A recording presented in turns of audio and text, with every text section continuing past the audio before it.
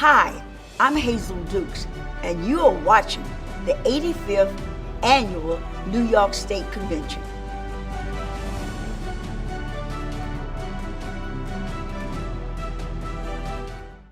Raise money for your cause and reach your fundraising goals from the safety and comfort of your home. Introducing virtual fundraisers from Garden City, New York Media.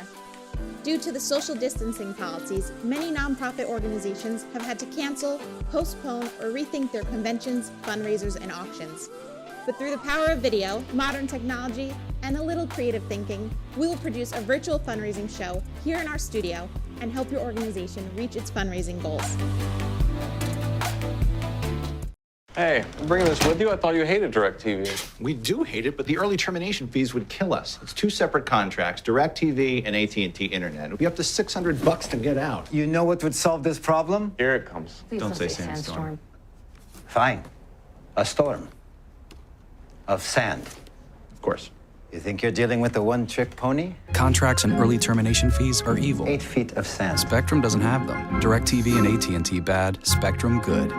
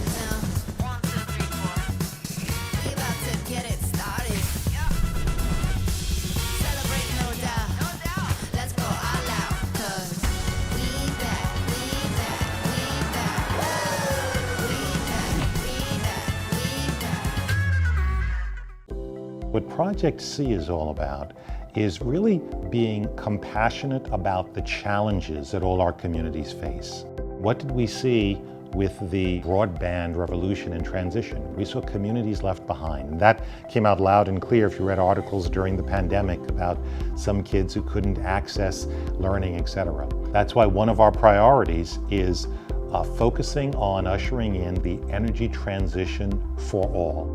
We've got to really make sure we're that customer's advocate, we're that customer's voice, and no one's left behind on this transition.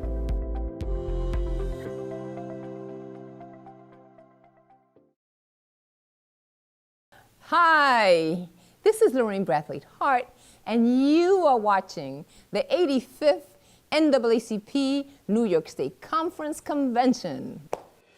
You are now watching the 85th Annual NAACP New York State Conference Convention. Good morning, ladies and gentlemen, and welcome to Day 2 of the 85th Annual NAACP New York State Conference Convention. I am your host, Tracy Edwards. And I'm your host, Carl Thomas Granville. Today promises to be filled with 5 workshops hosted by our chair members. That's right, Carl. Our NAACP Game Changers address the major areas of inequality facing African Americans, including our newest workshop, Environmental Justice, led by Mary DeSilva. But first, let's kick off the day with a song performance. Please welcome back Karen, Judith, and Diane Campbell performing an original song entitled NYC.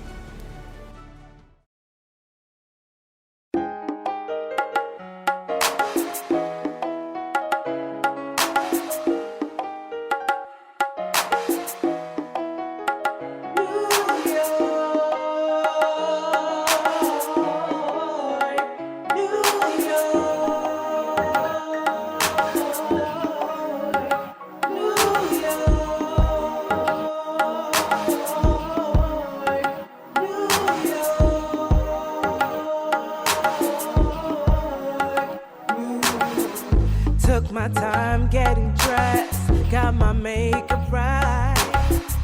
There's no need to stress, there's no need to fight. Got me a first class ticket to the city of lights. I can feel the music, there is something about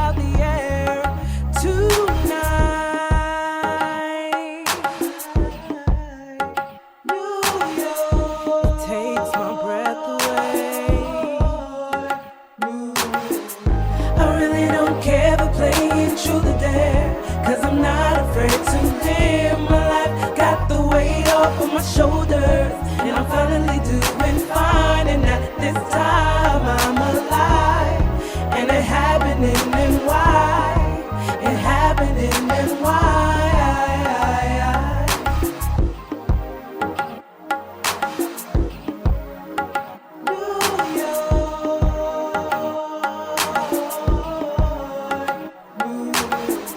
The city's energy always takes over me, and I can't control the feeling moving my body. It's like I'm floating upstream where there is no gravity. Every person that I touch, I want them to feel what's inside of me, 'cause it takes my breath away. I really don't care. I really don't care. I'm not afraid to live my life. I'm not afraid. No, no, no. And at this time I'm alive. I'm alive. I'm alive. And it happened and then what? I really don't care. I really don't. I really don't. Got the weight off of my shoulders, and I'm finally doing fine. And at this time I'm alive, and it happening and why, it happening and why. All the lost souls in the world, find your way. Won't you find your way to New York? Late night, carefree. Just follow me to New York. The 85th Annual NAACP New York State Conference Convention is brought to you by Spectrum, Macy's, Uber, National Grid, the Real Estate Board of New York, Pharma, JP Morgan Chase, Pfizer, Coca-Cola, Colgate, Entergy, Tishman Speyer, Verizon, Walmart, United Federation of Teachers, Johnson & Johnson, Garden City New York Media, AARP, Comcast, and UPS. Ladies and gentlemen, please welcome our New York State Governor, Kathy Hochul. Hi, everyone. I want to thank the NAACP for the invitation to address your 85th annual conference. I also want to give a huge shout out to my friend and president of the New York State NAACP, Hazel Dukes, who's been at my side for many years, and she also mentored my Lieutenant Governor, Brian Benjamin. You know, fighting for racial justice and equality is in our DNA as New Yorkers. And I've long bragged that the foundation for the NAACP, the Niagara Movement, began not far from where I grew up in Western New York. I tell you, I love this year's theme, always fighting forward, because those who know me know I love a good fight too. Fighting forward is about leading the charge for change. And the NAACP has been leading that charge for civil rights for more than a century. And I'm proud that we have such a strong alliance to move our state forward on the issues of our time. For example, voting rights. It is so disturbing to me that in 2021, the threat to voting rights is a serious reality. We're seeing nationwide efforts in states like Georgia, Florida, and Texas to silence Black and brown voices. I commit to you that this will not happen in New York under my watch. Instead, we need to make it easier to vote. And I stand with you to fight voter suppression. This past year and a half has been like no other. One of great challenges, one of facing devastating realities in our society. And it's exposed the racial inequalities in our healthcare system. During the pandemic, I've made it a priority to partner with NAACP chapters and faith leaders all across New York State to help overcome hesitancy and build trust, and to make sure that we continue to bring the vaccine to underserved communities of color. Because we all know the best tool to return to normalcy is the vaccine. And I stand with you to make sure that Black and brown New Yorkers have full access to the vaccine and now the booster shot so they can all stay healthy. We also know that many New Yorkers are still struggling to make their payments on their rent or their mortgage. And that's why I brought back the Assembly and the Senate for an extraordinary session to pass a new eviction moratorium, and why I made it a top priority to accelerate rent relief directly to the people who need it the most. We also need to fight the historic injustice created by redlining and other barriers to homeownership for African Americans. And I stand with you to tear down those barriers. At the same time, we must address the devastating economic impact the pandemic has had on our small businesses. That's why I expanded eligibility for the $800 million COVID-19 Pandemic Small Business Recovery Grant Program. Small businesses are the character of our neighborhoods, and I stand with you to make sure that they don't just survive, they thrive. We also need to address societal injustices destroying too many lives, like gun violence. Our young people need an alternative way. They need to know that there's a better life for them with good paying jobs and training. We also did something that's been long delayed unnecessarily. We established the framework for moving forward with legalized cannabis, because too many communities have been hit hard by indiscriminate incarceration for generations. Those communities deserve to have the resources flowing back to them. And finally, I don't have to tell you that our criminal justice system is broken. Systemic racism has only been made worse during this whole crisis, leading to overcrowded jails and disrupted communities and families. That's why just recently I signed the more or less legislation to prohibit incarceration based on a technical parole violation. You shouldn't be thrown back in jail for being late to a parole meeting or violating a curfew. And this is just one step. I stand with you to tackle the 21st century challenges to justice and equality in our state and beyond. So many impactful elected leaders got their start through the NAACP, and I'm thinking about Shirley Chisholm, great hero of mine, and Adam Clayton Powell. The NAACP is a conduit for talent into elective office, and I'll continue with you in that fight. That's why I'm glad that I chose Brian Benjamin as my lieutenant governor, a lifetime member of the NAACP. Brian understands what people are going through, and as my partner, he'll make sure that NYCHA residents have the dignity of a good home. So now, more than ever, I'm so committed to standing with the NAACP. Let us be strong and courageous as we fight these battles shoulder to shoulder. I thank you, my friends, for your partnership, and I so look forward to working together. With COVID-19 vaccines now being administered from Pfizer, Moderna, and Johnson & Johnson, it has never been easier to get a COVID-19 vaccination in New York. However, the Black community continues to express safety concerns with the vaccine. Can we trust the information being distributed about the COVID-19 vaccine? Our health chair, Lorraine Brathwaite-Hart, and her guest, Dr. Wayne J. Riley, will discuss myths versus facts in her health workshop. Hi, Lorraine. Good morning, and thank you for taking the time to attend the health workshop.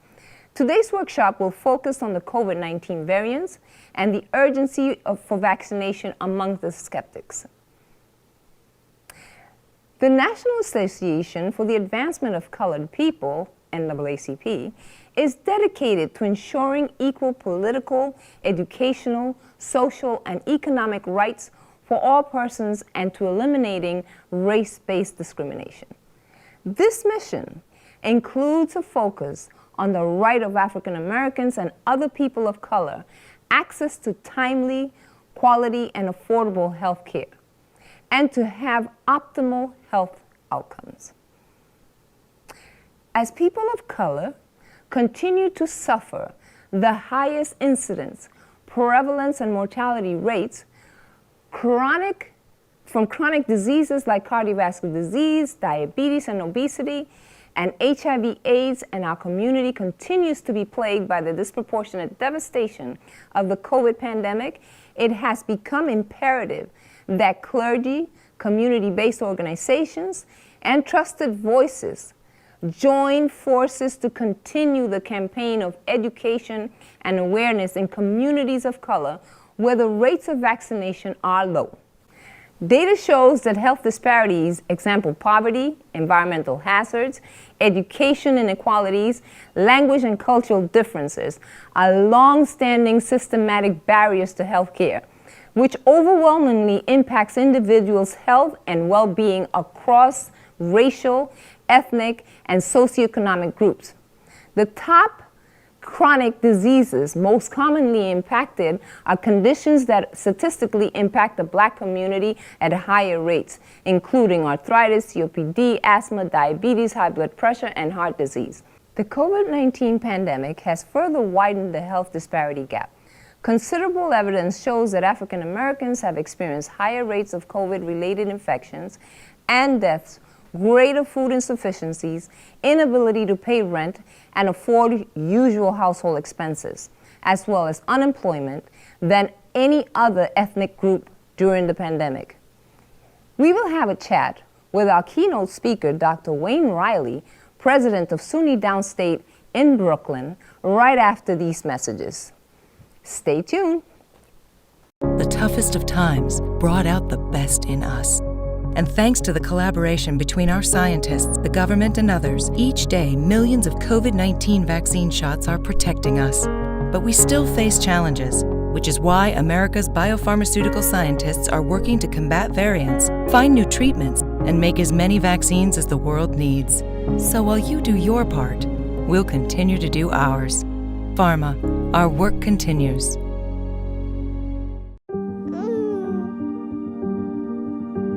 When you're the oldest baby company in the world, you learn something important. Babies grow up. They fall down.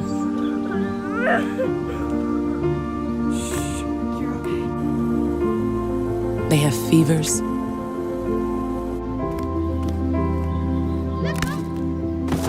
They break bones. Some develop acne.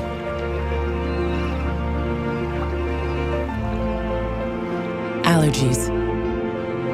And nearsightedness. They need to be stitched up, given a chance against HIV, protected from the sun.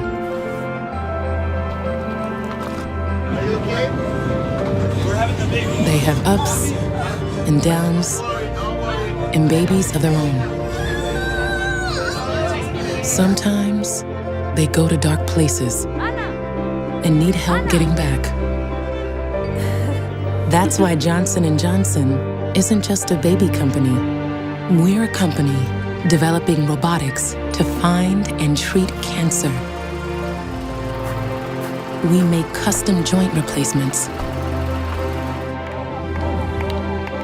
restore heart rhythms,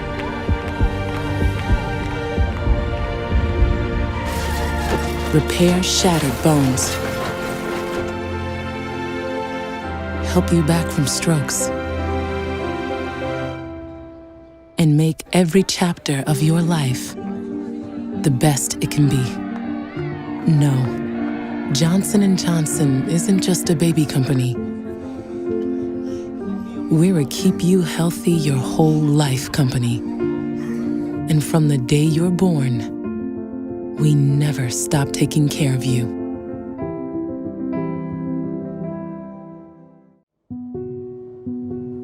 When you want to save humans from disease, ask science. It will make the breakthrough, because science is relentless.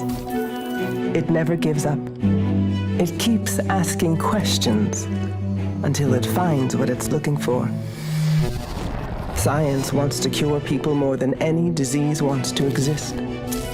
Just ask the ones it's already beaten. But science is humble. It never rests, because it has to reinvent itself every day, prove itself again and again. Until science makes the breakthrough, it isn't done. We believe science can cure every human disease, and we're going all in. Because in the end, science will win.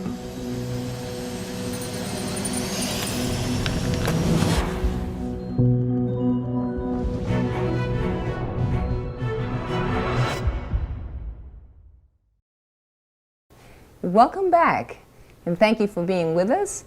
And now we have the opportunity to introduce you to Dr. Wayne Riley, President of Downstate Medical Center. Dr. Riley, could you give us a little bit of information on your background?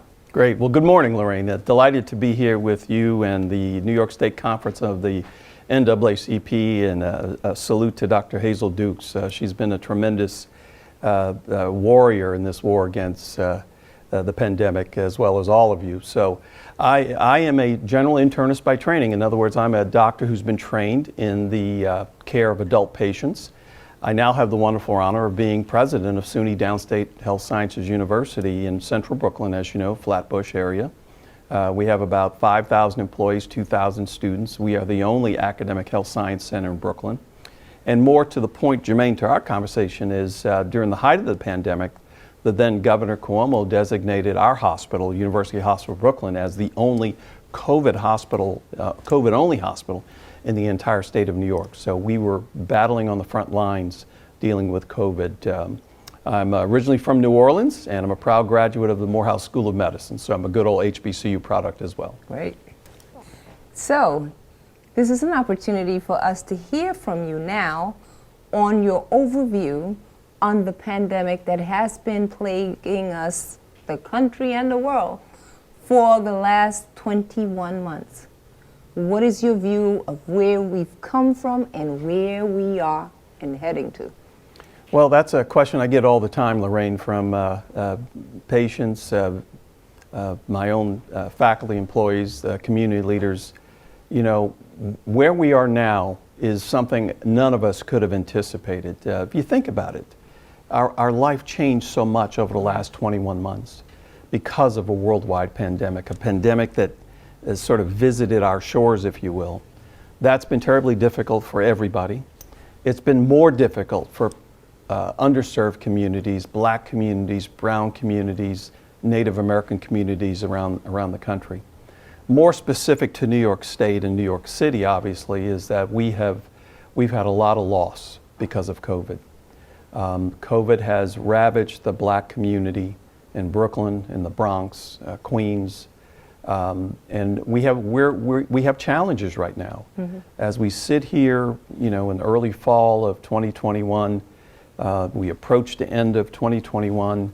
COVID is still a problem, and we need to redouble our efforts to get more black and brown citizens of New York, and indeed the whole country, vaccinated. Lorraine, I'm going to make a very simple statement that I've often said. Look, Black lives matters, but science matters to Black lives. And so that's the context in which I want to have this discussion, is to deal with the science, the skepticism, the history of African Americans and their, what I refer to as their approach avoidance about dealing with people like me, doctors, or the healthcare system in general about anything. And so, yes, we have a right to be skeptical. And you and I were talking earlier about the skepticism that African Americans, some of us have about medicine and healthcare and you know, the whole healthcare system. And we have a right to be skeptical. If you think back, during slavery, we were experimented upon. We were not treated for our medical conditions by slave owners. Or in some cases, slave owners sold us off to be experimented on by physicians. So that's contextual. I understand that. Secondly, we know about the great contributions of Henrietta Lacks, and that her, a black woman in Baltimore whose cells from her cancer were used after her death to generate more medical research with no attribution to Miss Lacks, no compensation for her cells. And she's gone on to save millions of people around the world just because her cells were then used to produce medicines and so forth. We know that history, and that's clearly something we feel very poorly about and are, you know, and angry about, and so we're right to be angry about that. And then we get to the Tuskegee syphilis experiment, which is, again, you know, I tell people our history is complicated as African Americans.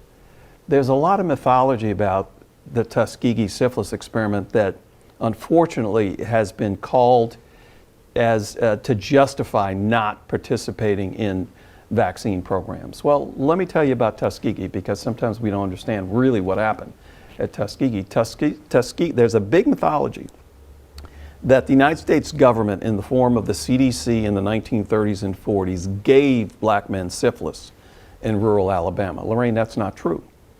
The United States Public Health Service found men with syphilis, approximately 350 men in rural southern Alabama, who had syphilis, but they never treated them for syphilis for 40 years. That was the unethical part of Tuskegee. They found these men with syphilis, but did not treat them. So I want people to understand, it's not that our government gave those men syphilis, because that's part of the vaccine hesitancy we're hearing, is that I don't want to take the vaccine because they gave those men syphilis down there in Alabama. They did not give those men syphilis. And the other part of the history of Tuskegee is black nurses and black physicians were part of Tuskegee.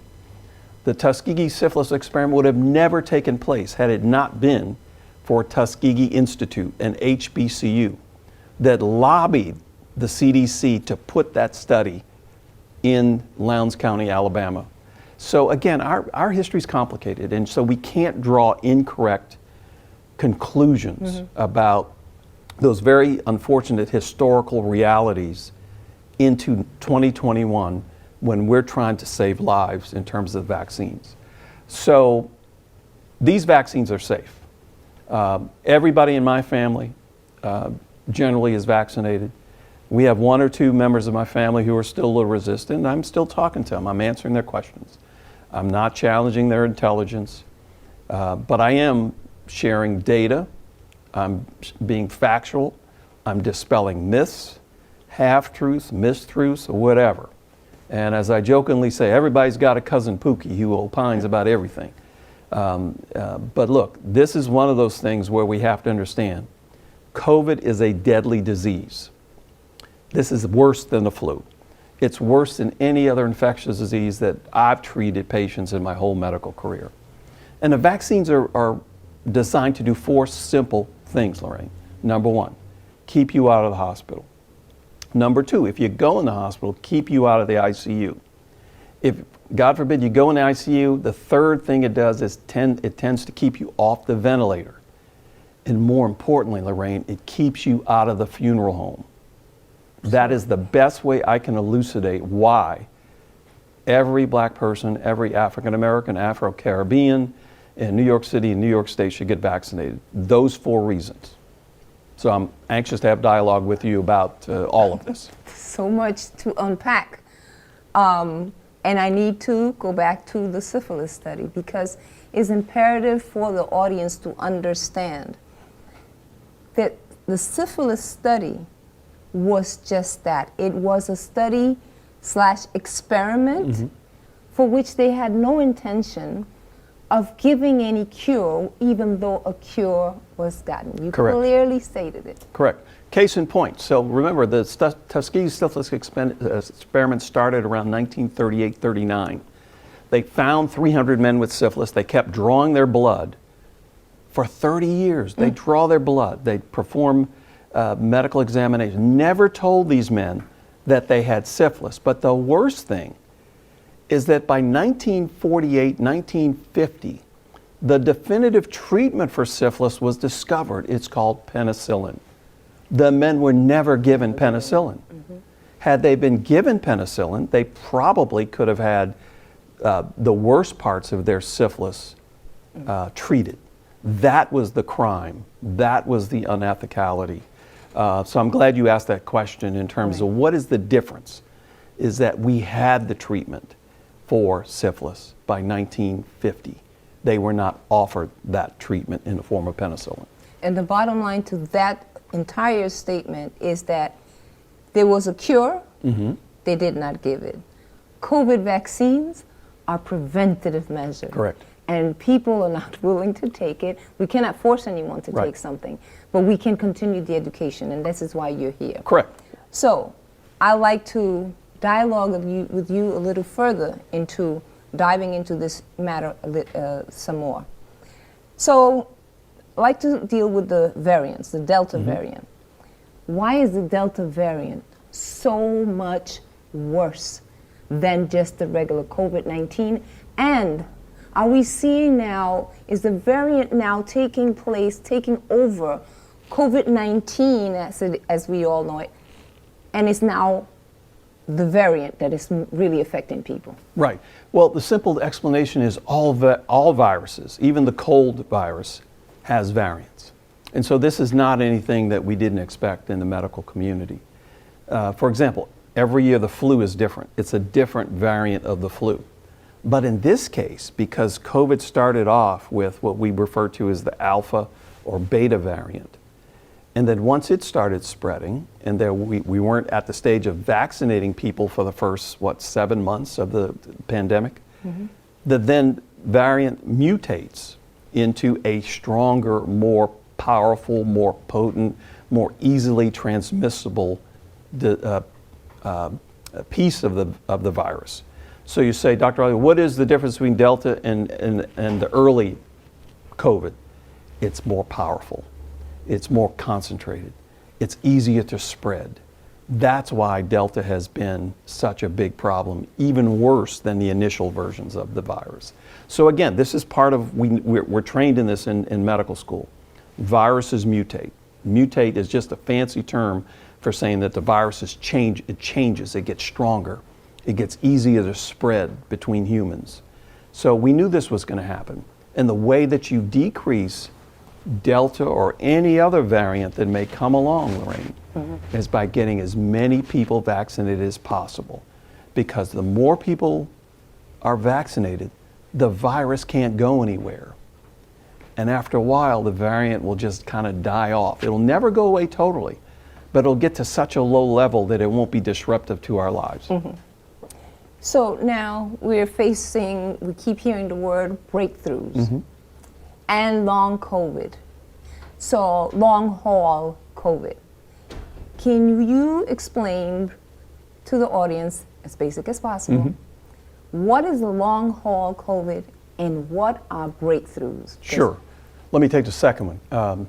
Long haul COVID is what happens in some patients who've had COVID. So in other words, a patient or a person rather, who has COVID, even though they may have fully recovered, they're still having problems.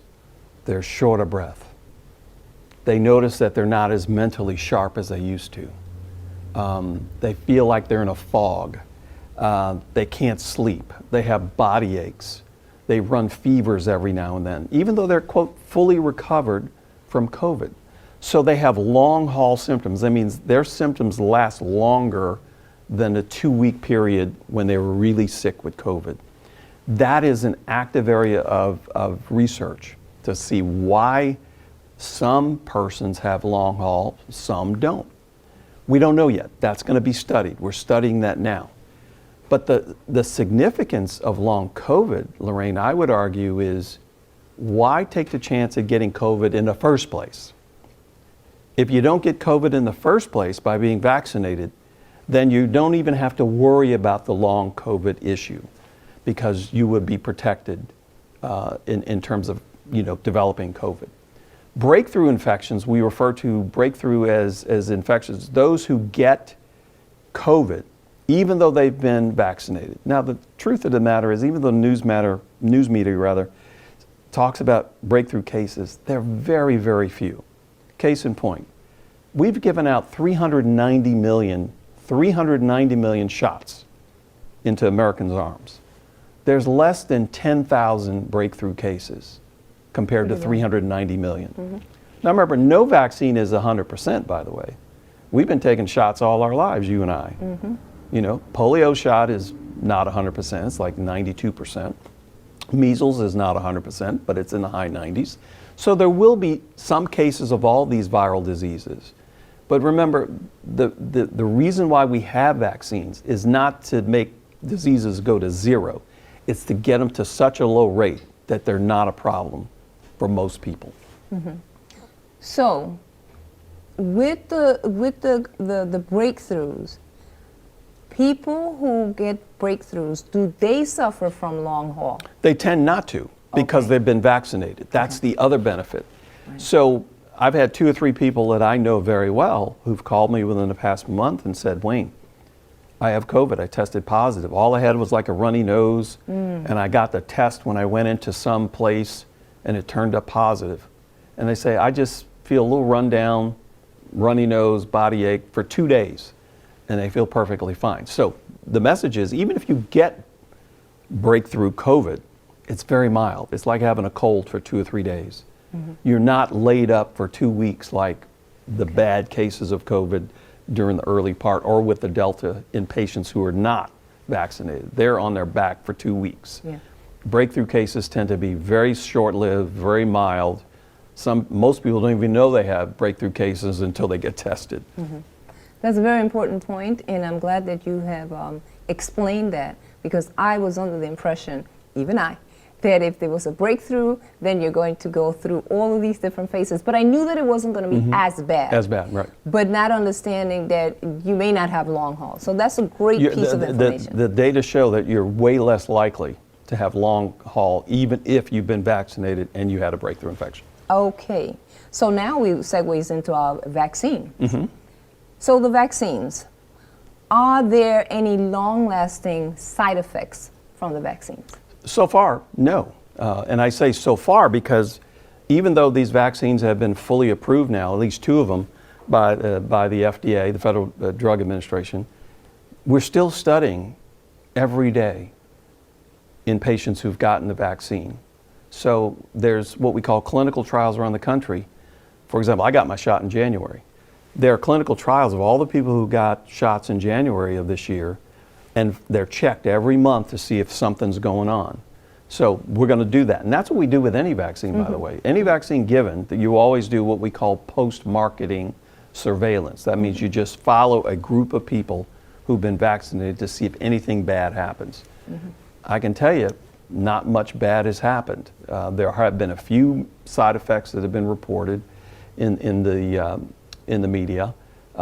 Johnson & Johnson had a small percentage of patients who developed blood clots, but they were very simple blood clots to treat. And in fact, the blood clots that you could get from a vaccine are way less severe than the blood clots you get from having COVID. Those we know have killed people. So again, this is called post-marketing surveillance, but the data suggests, again, 300 million shots, 390 million shots just given in the United States, over 500 million worldwide, and we've not seen huge issues in terms of side effects. So the concerns about it changing your DNA, affecting your fetus if you're pregnant, so taking the vaccine while you're pregnant, the concern with sperm counts lowered, and all of those different, those specific issues that people are very concerned about, your eggs, the female having their eggs tampered with if they take the vaccine. Those are not things that have shown to be true in any kind of way. No, case in point. We now know that pregnant women who get vaccinated, their antibodies, their protective antibodies from the vaccine are passed on to the baby in utero. So the baby born to a mother who's been vaccinated has some reasonable level of protection against COVID once they're born. I can assure you, Lorraine, my hospital today, we delivered babies. They were conceived sometime in the last 9 months. So there's been no issue with women getting pregnant. There's been no issues with sperm counts. And again, this is part of sometime the inaccurate information. The vaccines have no effect on fertility. They have no effect on the DNA, on our DNA. They have no effect on other aspects of our internal workings. I won't get too technical because they're not invasive. The vaccines put a little piece of the coronavirus into our system so that our immune system recognizes it and attacks it. But when it attacks it, it builds up the body's strength to fight it off in the future. So we've all heard the different. Another question: what are the differences between the vaccines? Well, Pfizer and Moderna are both mRNA vaccines. The best way to describe that is it's just like Coke and Pepsi. They're both colas, right? Pepsi's a little different than Coke. but they still coalesce. So the mRNA, the Moderna and Pfizer are the same way. They're both mRNA vaccines. One is a little stronger than the other, but not by much. One has a slightly different dosing schedule than the other. So those are simple differences just because there's two different manufacturers. Like I said, we all understand what Coke is, we all understand what Pepsi is. Well, that's the same thing with Pfizer and Moderna. Same type of vaccine, different company, little different dosing schedule. J&J is a third vaccine. That one, as of today, is a one-shot dose, and soon it'll probably be a two-shot dose. Again, a different technology with the J&J. But again, all three work very well. So if you walk into any pharmacy and all they have is Pfizer, all they have is Moderna, all they have is J&J, get it. Doesn't matter. Right, they all are, well, they may not have the same efficacy in terms of percentage, but they all work. Correct. And they all keep you away from the hospital. And yes, and out of the funeral home. That's right. Funeral That's the key thing. I want to keep people out of funeral home. Yeah. Right, exactly. So at this point in time, I think that we will have a break and we'll be coming back to wrap up this talk with you.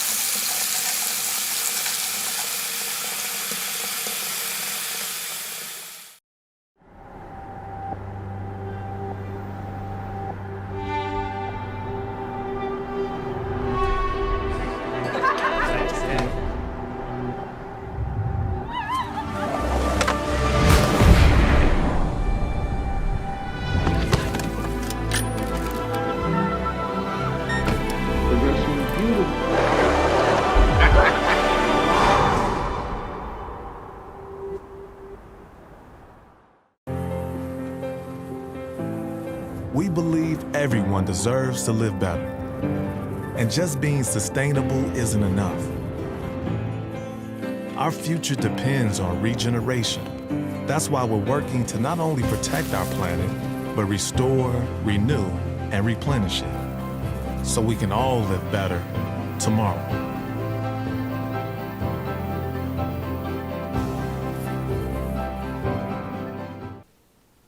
Welcome back.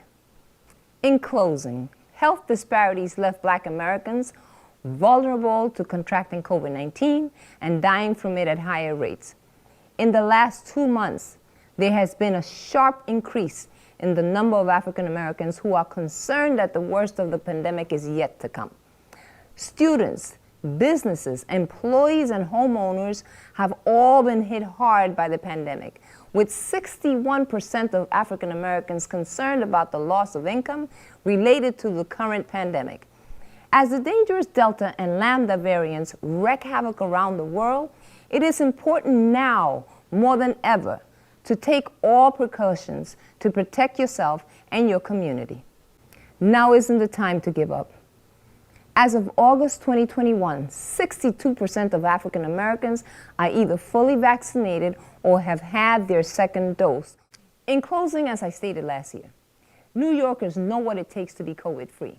Wash your hands, wear your mask, and stay socially distant. Remember, COVID is like a thief come to take your most valuable possession, and that is ultimately your life. Above all, be good to yourself and access the NAACP COVID No More guidelines, as it is a great resource. Thank you for having joined us, and enjoy the rest of this convention. Now, our panelists will present a live Q&A. So Lorraine, you already have a couple of questions in the chat.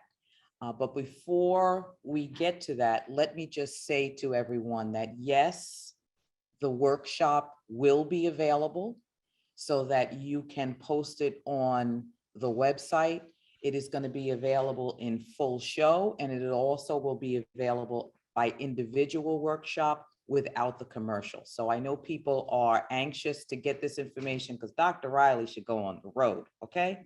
Because he was excellent. So Lorraine, I'm not sure if you saw the first question, but it was, what is the doctor's opinion on mixing vaccine shots? And then I'll turn over the rest of the facilitation to you. But if I see any questions that you miss, I'll jump right in, okay? Thank you so much, Tracy. I really appreciate that. Okay, you are not unmuted. You can't hear me? Can you hear me now? Yes. Oh, okay, great. Thank you. Thank you, Tracy, for that introduction.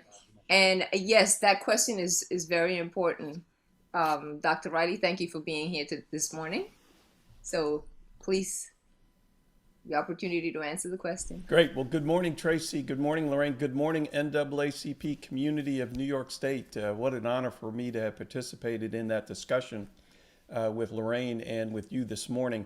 With regard to the mixing and matching of vaccines, we don't have the data yet to say that it works. If you ask me as a physician, I think probably within 6 months that we'll have some new data that will say it's probably okay. But as of today, on October 9th, we don't have the data. So and that's why the CDC has been telling Americans, look, we're looking at if you can interchange vaccines. We just don't have the data to say definitively that it will be okay. Based on the science, I think in the end, it probably will be okay. But again, because we never do things in medicine and science just based on my belief or a belief of one physician or one researcher, we wait to see the data. So in other words, what they're doing now is called a mixing and matching study. They've given a group of patients one vaccine, and then they give them a second vaccine, and then they're measuring their antibody levels to see if the antibody levels are in the good range. So those are called mixing and matching studies. That's what's underway right now, comparing Moderna with Pfizer or Moderna and Johnson & Johnson. And like I said, as of today, we don't have the data. I think we will have it within 6 months. So again, we got to let the science give us the true data before we can make a recommendation on that specifically.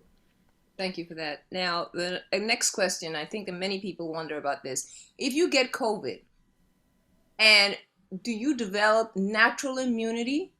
And do you need to take the COVID shot after you recover from having COVID? Yes, this is something I'm so glad that somebody asked this, because as you know, there's a very prominent NBA player, I can't remember his name, but he was quoted as saying, hey, I'm not getting the shot because I had COVID and I have natural immunity. He's only half right, only half right. It is correct that after you have COVID, you do have some protection, some immunity. But the problem is, and the data is very clear on this, if you've had COVID, your protection drops off within 2 months after you've recovered from COVID. So that's why the CDC recommendation, my recommendation, anybody who calls me and said, Doc, I had COVID 6 months ago or 3 months ago, I tell them the same thing, get the vaccine. Because when you add the vaccine to someone who's had COVID, their antibody levels skyrocket. And so they skyrocket, which means they are more protected than if they just relied on short-lived immunity. Remember that natural immunity that people are talking about is short. It will not last you longer than 2 to 3 months. So why take the risk of recovering from COVID and then getting COVID again? Where you can just get the vaccine, and that will greatly mitigate the possibility that you'll get a bad case of COVID, as Lorraine and I discussed on the presentation earlier. So yes, natural immunity is only half of the issue. The other issue, you still need to get a vaccine. Is that sort of like a booster in essence? If you got correct, it's almost like a booster, because your body's already been exposed to COVID. Now you get the vaccine, the first two, it boosts your immune system. And that's separate even from the whole booster discussion, which somebody will probably ask about shortly as well. Yeah. So there's a question about, should someone wait to get the COVID shot if they've gotten a flu shot? Is there a wait period between the two? No, the data suggests you can get them the same time. Now, what I do tell family members is I tell them don't get it on the same day. So in other words, if you're the spouse, you get it on one day and the spouse gets it on the next day. And just for the simple reason, sometimes after you get a flu shot, you feel a little washed out. And, you know, you don't want two people in a household, you know, sort of feeling washed out. So that's the only recommendation. But yes, you can get flu and COVID on the same day. In fact, my own wife told me yesterday she got her flu shot and her booster shot for Pfizer on the same day, and she's had no problems. Mm-hmm. So there's another question regarding blood clots. The question is, so does COVID itself give one blood clots? Because the issues has also been that some vaccines have created blood clots as a side effect. Does COVID itself give you? Yes, COVID itself. So in other words, a patient who has never been vaccinated, blood clots are a big problem in COVID patients. The reason why COVID it's caused what we call hypercoagulability. I don't want to get too technical, but it makes your blood thicker. When your blood is thicker, it can't go through the blood vessels. It can't get into your heart. It can't get up to your brain. When blood is thick, it's like molasses. We all know what molasses is, and syrup, right? So COVID makes your blood real syrupy. When the blood gets real syrupy, it tends to clot. And the problem with COVID is that it causes clots in your entire body. And that is difficult for us to treat. Treating clots in the lungs, you've heard of pulmonary embolus, right? Yes. PE. Right. That is a huge clot in your pulmonary artery. You have clots in your brain. We have major blood vessels that go in our brain. You can have clotting there. You can have clotting in your arteries in your legs. So that's why COVID clots are worse than a side effect that you could get a clot from a vaccine. Okay, so there's a question about Moderna. Will Moderna offer a booster shot? Yes. They're working on it, I assume. Yes. No, the Moderna filed within the last 24 hours, I believe, for approval for their booster shot. So yes, those of you who got Moderna within the past year, and you meet the criteria of being over 65, conditions, healthcare worker or teacher, you will be able to get your Moderna shot, I would suspect, even before Thanksgiving, if not by the end of the month. The FDA is meeting next week to make the formal approval. Moderna has submitted all their data, so we will have a second booster shot within the next month or so. You can currently get a Pfizer booster if you've had the 2 doses and you meet the criteria I just mentioned. And like I said, with Moderna, you will be able to get a booster as well. The other good news is, yes, J&J has submitted their data to the FDA for their booster. So we will have booster shots for all 3 vaccines, I would say by Christmas at the latest. Okay. There is a question we wanted to deal with in terms of the hesitancy issue. And the question becomes, do you think that the distrust between people of color and the government is due to long history, which you did mention, and is the most prevalent issue determining people to get vaccinated? And the second part of the question, how much do the determinants of poverty play into this? For example, lack of transportation. Suppress it, don't even think about it. Or someone please mute yourself. Go ahead. Thank you. Yeah, I lost the last little bit because of the cross chatter. What was the second part, Lorraine? The last part of it is, how much do the determinants of poverty play into this? Example, lack of transportation, etc. Absolutely. You know, we call this, the fancy term, we call it the social determinants of health. And all that means in New York State NAACP community is all things we are challenged with in the Black and brown community. It's housing, it's education, it's access to primary care doctors, it's nutrition. Those are the social determinants of health. And then you look at the overlay of chronic conditions that we tend to have in our community: high blood pressure, diabetes, emphysema, COPD, prostate cancer, lupus, sickle cell. Those are pre-existing conditions. So what we know about COVID, the COVID virus is very focused on people who have coexisting conditions. And that's why we've been hit so hard, because of the high rate of of social determinant of health issues, and overlaid by chronic conditions. So that is sort of the bad mix that has led to us having a significant problem with COVID. Now, with regard to the hesitancy, I think the first part of that question was about hesitancy, right, Lorraine? Yes. Yeah, the hesitancy, again, as we talked about, look, we have earned the right to be suspicious. But that being said, when there is clear science that could prevent us from dying, we need to embrace it. And, you know, I have spent my career as a physician trying to make sure Black folks get the same quality of care as white folks, no matter how much money they make. And in this case, this is yet another clear example. I can tell you in January, when the shots first came out, there were wealthy New Yorkers calling all over town trying to cut the line to get the shot. Mm-hmm. If wealthy white folks are trying to cut the line to get to something, that ought to tell us all something, that we need to get in the line too, because we were at the front of the line to get the shots, based on the high rates of chronic conditions in our communities. So again, hesitancy is okay, but hesitancy can be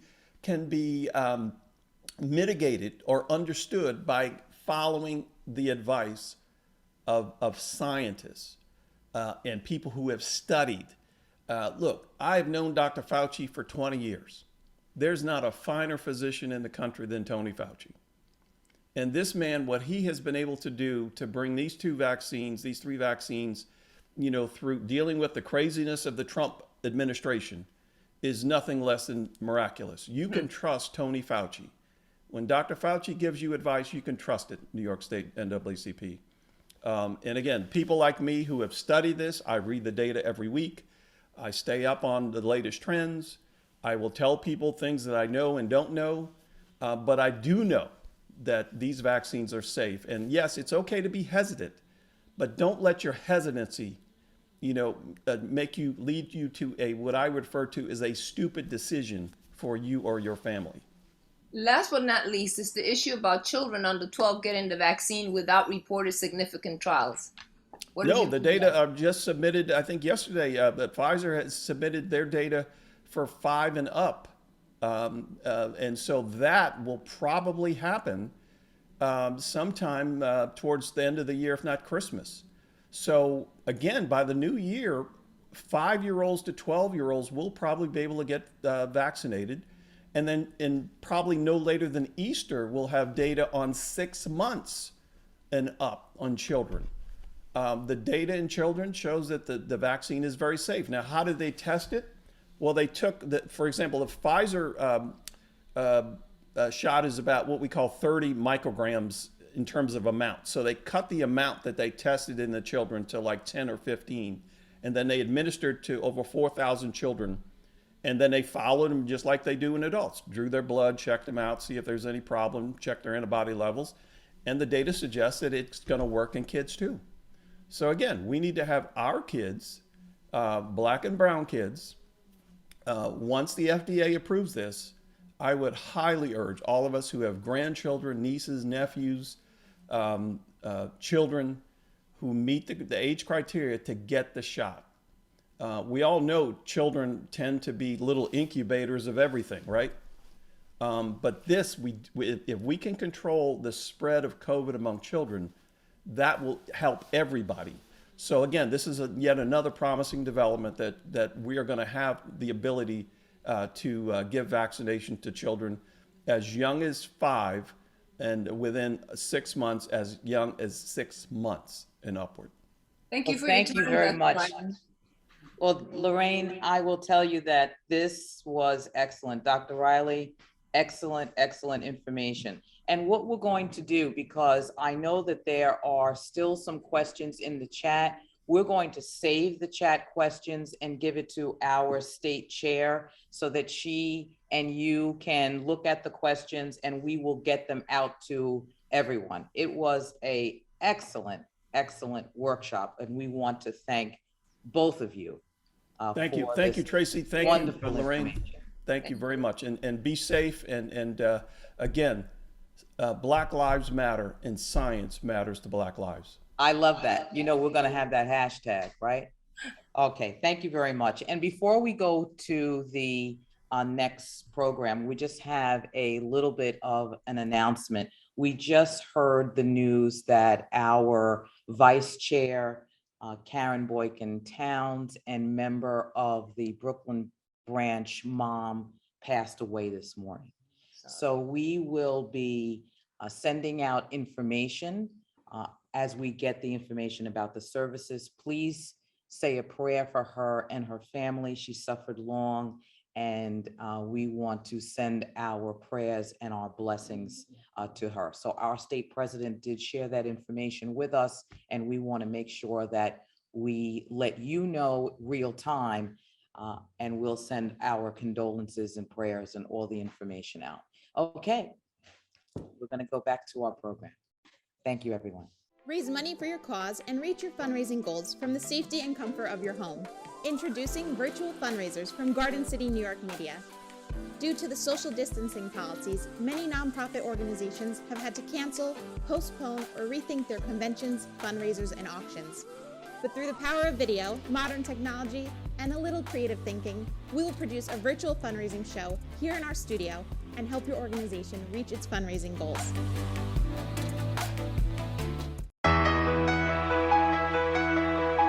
For those living together and those living apart. For classmates, graduates, and teachers making the best of it. For the restaurants delivering to our doorsteps. For the frontline workers putting it on the line every single day. For this great nation determined to be stronger on the other side. Thanks to all of you, we'll be together again.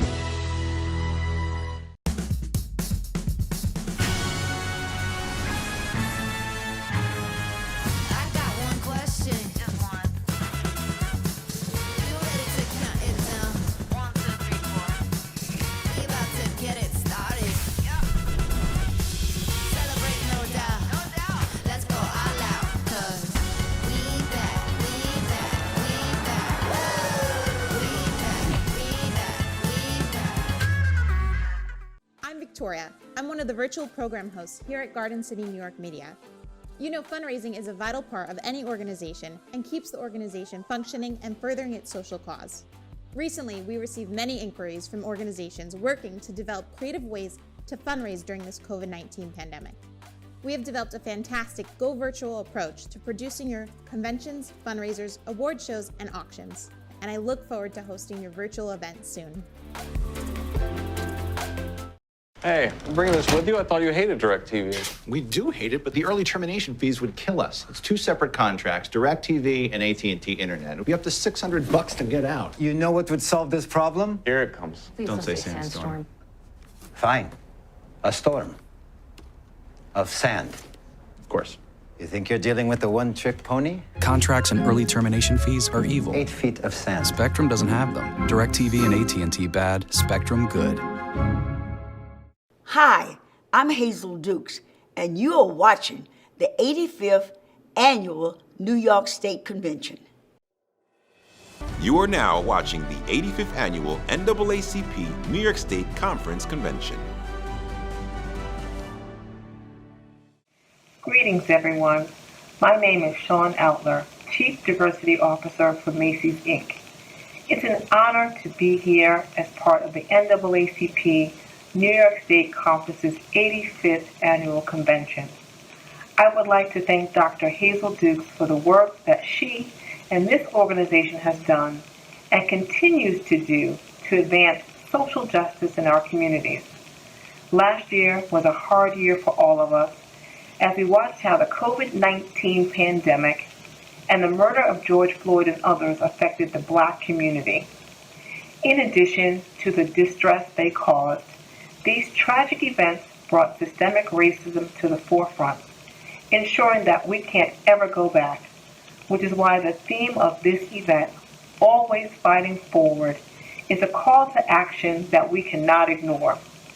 In looking to the future, We know that driving real, sustainable change is more than making a statement only when a crisis occurs. It's about taking action each and every day. That means speaking up when something isn't right, making sure we are all well informed, and working together to impact change. At Macy's Inc., the pandemic and the Black Lives Matter movement presented us with an opportunity to deepen our stance on important issues and what we stand for. We re-examined our diversity and inclusion strategy and committed to accelerating our progress toward our goals. In addition, we committed to addressing racial injustice and the need for systemic change, both internally and externally. We declared ourselves to be an anti-racist company and are partnering with a number of organizations, such as the NAACP New York State, to drive the necessary change. In addition, we are building a workforce that accurately represents the communities we serve and empowering our colleagues to unleash their individuality. We are working to support and develop diverse suppliers while also increasing our business with them enterprise-wide. And last, we are investing in economic and workforce development and awarding scholarships to cultivate future leaders. There is more to do, but the long-term change doesn't come from what is done in the moment, but from the work that is done as part of a commitment. The change we're working hard to achieve may take some time. However, let us not become weary, for at the proper time we will prevail if we don't give up. I'm proud that Macy's Inc. continues to partner with Dr. Hazel Dukes and the NAACP New York State to drive this important work. We join you in always fighting forward together. Thank you. Thank you for the opportunity to deliver a few brief remarks on behalf of pharma. It's an honor to update you all on some of the groundbreaking work our industry has been doing to advance equity, expand access to our medicines, and combat the COVID pandemic with vaccines that are helping to save countless lives. All across our country, critically important conversations are occurring surrounding diversity, equity, and inclusion. Our industry is no different. We continue to push for the necessary, positive, and long-term systemic change that is needed to achieve true equity. We are investing in Black and Brown America by creating pathways to our industry for people from all backgrounds. This means building on investments in the sciences and STEM education from grade school to graduate school. And it means diversifying our business practices so that we open the economic engine of our industry to all communities. This also means expanding opportunities for Black and Brown people to work and succeed in our industry. We are focused on actively advancing policy solutions and research that address the social determinants of health so that we can better address health disparities that have long existed but that have been exacerbated by COVID-19. As you all know, COVID has had a devastating and unequal impact on Black and Brown communities. Data shows that while Black people account for only 13% of the U.S. population, we make up 22% of COVID-19 deaths. And sadly, this only accounts for cases where race is known, so it's possible that the disparity is much greater. The fight to save lives and get this pandemic under control is personal to me. I lost a favorite uncle at the onset of the pandemic, and it is an honor for me to play a small role in helping to spare other families the pain my family has experienced. Our industry will continue to lead this effort. We are addressing the systemic challenges and skepticism that keep Black and Brown communities from participating in clinical trials because of historic wrongs. This part of our work is critically important because clinical trials can give people access to potentially life-saving medicines and higher quality of care. Enhancing diversity in clinical trial participation may lead to evidence that better reflects the patients most likely to use the medicines if approved. We are dedicated to earning the trust and addressing the systemic issues that prevent Black and Brown communities from enrolling in clinical trials so that people who want to participate in trials can do so. There is a great amount of work still left to do, and pharma is committed to the work. We are committed to being strong partners with organizations like the NAACP New York State Conference so that together we can do our part to bring about the real, lasting, systemic change that this moment requires. Thank you again for allowing me to address you all. God bless. Hello, New York. I am so excited to be with you all today as we celebrate 85 years of the New York State Conference of the NAACP. As some of you know, I got my start in politics as a member of this conference. As a high school freshman in Rockland County, I reactivated and served as president of the Spring Valley NAACP Youth Council and led our work to register voters and organize my community around passing our local school budget in the East Ramapo Central School District. I went on to serve as second vice president for the New York State Youth and College Division, and then as chair of the National Youth Work Committee on the board of directors. Mentors and advisors like Hazel Dukes, Valerie Cohen, and Diallo Shabazz helped me to become the leader that I am today. Since getting involved in the NAACP 2 decades ago, I've seen firsthand just how powerful our civil rights community is, especially here in New York State. For 85 years, the New York State Conference has been on the front lines of the fight for social justice, including racial justice and other forms of justice. We've helped break barriers and chart new paths, from getting more funding for our public schools in New York State to holding law enforcement accountable. And after 85 years, we have yet to encounter an obstacle we cannot overcome once we put our minds to it. Having said that, the last year and a half has challenged and tried us all in ways we could not have anticipated. I mean, really? A deadly pandemic? A white supremacist insurrection at the United States Capitol? There can be no question that the past year and a half has taken a toll on all of us. Oftentimes, folks speak of the resilience of Black people, don't they? And while we certainly are resilient, I would submit that we should not always have to be. In 2021, we should not still be marching just to protect the fundamental right to vote. We should not still have to fear for our lives at the hands of law enforcement. We should not have to fight the erasure of slavery and other forms of history from textbooks. We should not have to defend our very existence. Every day in Washington, I'm fighting to create a world in which we don't have to continue fighting these fights. I'm fighting to pass voting rights legislation like the Freedom to Vote Act and the John Lewis Voting Rights Advancement Act to secure our sacred right to vote.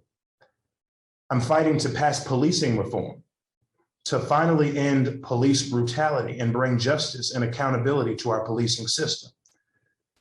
I'm fighting to pass a once-in-a-generation expansion of the social safety net to ensure that Black Americans and all Americans have the resources and support they need to thrive. And in the process, I'm working to break down the systems and institutions that have upheld our oppression for far too long. From the Jim Crow filibuster, which has been used for decades to block progress for Black Americans, to the far-right Supreme Court that dismantled the Voting Rights Act in the first place and ushered a new era of racist voter suppression. As you all know, this work is never easy, and it cannot be done alone. But I know that there is nothing we can accomplish once we come together. Together, we can and we will build a more equitable and just world for all. I'm so proud to be fighting alongside all of you, and I can't wait to see what we do together. Thank you so much. Now, our education chair, Christine Waters, and her panelists will discuss solutions on how the state of New York can work to build a more culturally diverse system on the road to equity in our school system. Take it away, Christine. Educational disparity was never more evident than when the pandemic hit last spring. New York has been working to improve conditions since then. New York State now has an unprecedented opportunity to make the necessary changes now that we have a governor, commissioner, and chancellor who bring their diverse experience to be united for public education, and we now have sufficient funding for infrastructure updates as well as supportive programs. Many schools reopened this year with a plan to reopen fully with social distancing, masking, and ventilation for safety. The COVID-19 variants have disrupted academic progress and process, and we have had to adapt to the ever-changing policies and inadequate infrastructure that has become outdated. There are those who have attempted to derail the conversation with divisive dialogue. And in May of this year, the New York State Education Department issued a guide for diversity, equity, inclusion, a call to action for fighting forward to focus the conversation back toward creating a culturally diverse system for equity. And now, I would like to welcome our keynote speaker, New York State Chancellor Lester W. Young. I am both humbled and honored to speak with you today at the NAACP's 85th New York State Convention. The greatness of an organization can never be separated from the greatness of its leader. Your president, Dr. Hazel N. Dukes, is a tireless leader. And I'd also like to thank Education Chair Christine L. Waters for organizing today's session. Additionally, I would like to recognize the many distinguished speakers and panelists that you will hear from. The theme of the convention, Always Fighting Forward, is one that resonates deeply. One of this organization's founders, W.E.B. Du Bois, stated, "The right to learn is undoubtedly the most fundamental, and we should fight to the last ditch to maintain the right to learn." One of the keys to a successful future is access to a high-quality education. However, we all know that educational opportunities are not equally distributed to all students. For too many New Yorkers, the old normal is a very unhealthy place, a place where people are traumatized daily by their circumstances and by a persistent lack of opportunity. This must change, we must change, and our schools must be an integral part of that change. So we must use this time as a transformational opportunity. Let's be clear, this transformational opportunity is not just about helping schools improve what they've always done.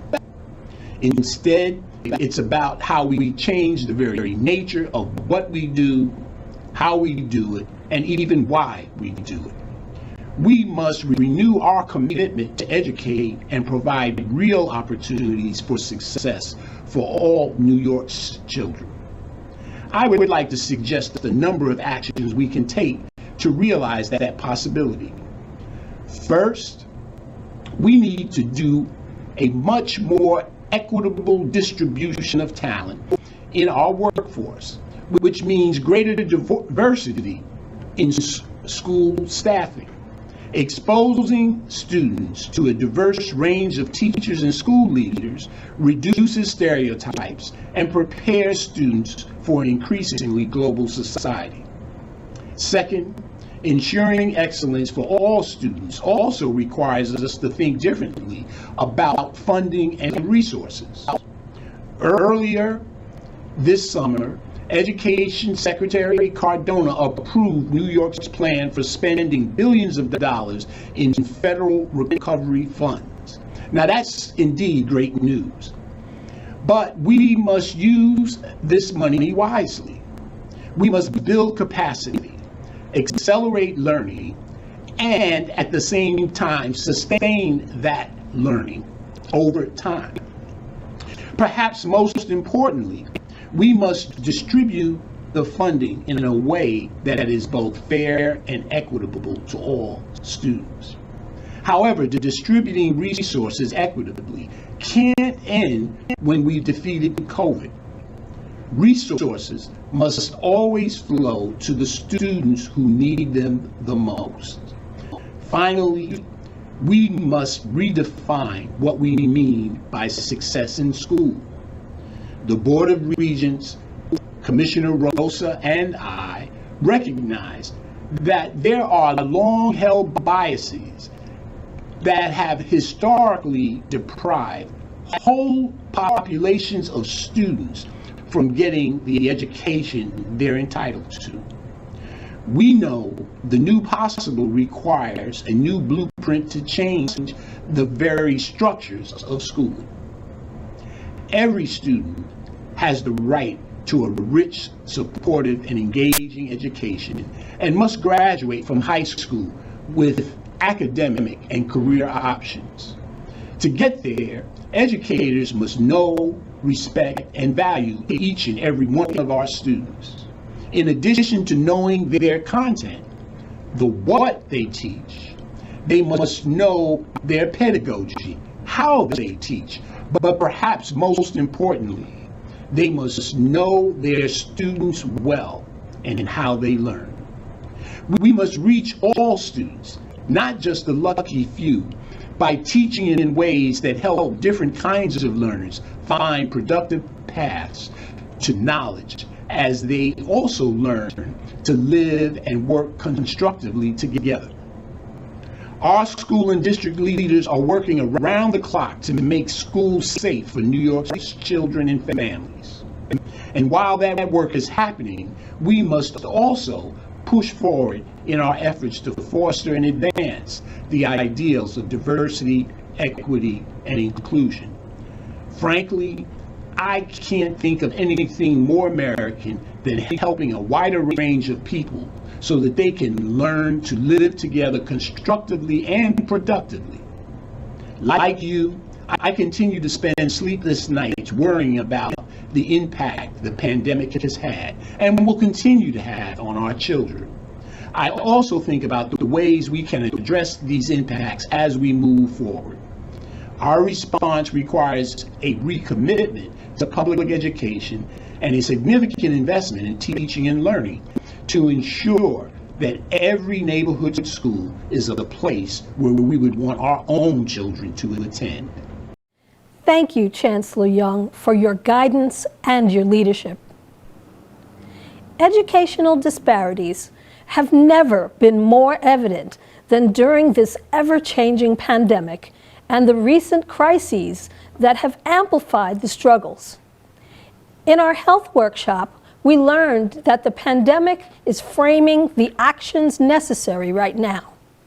How do we protect our children and families from a killer virus?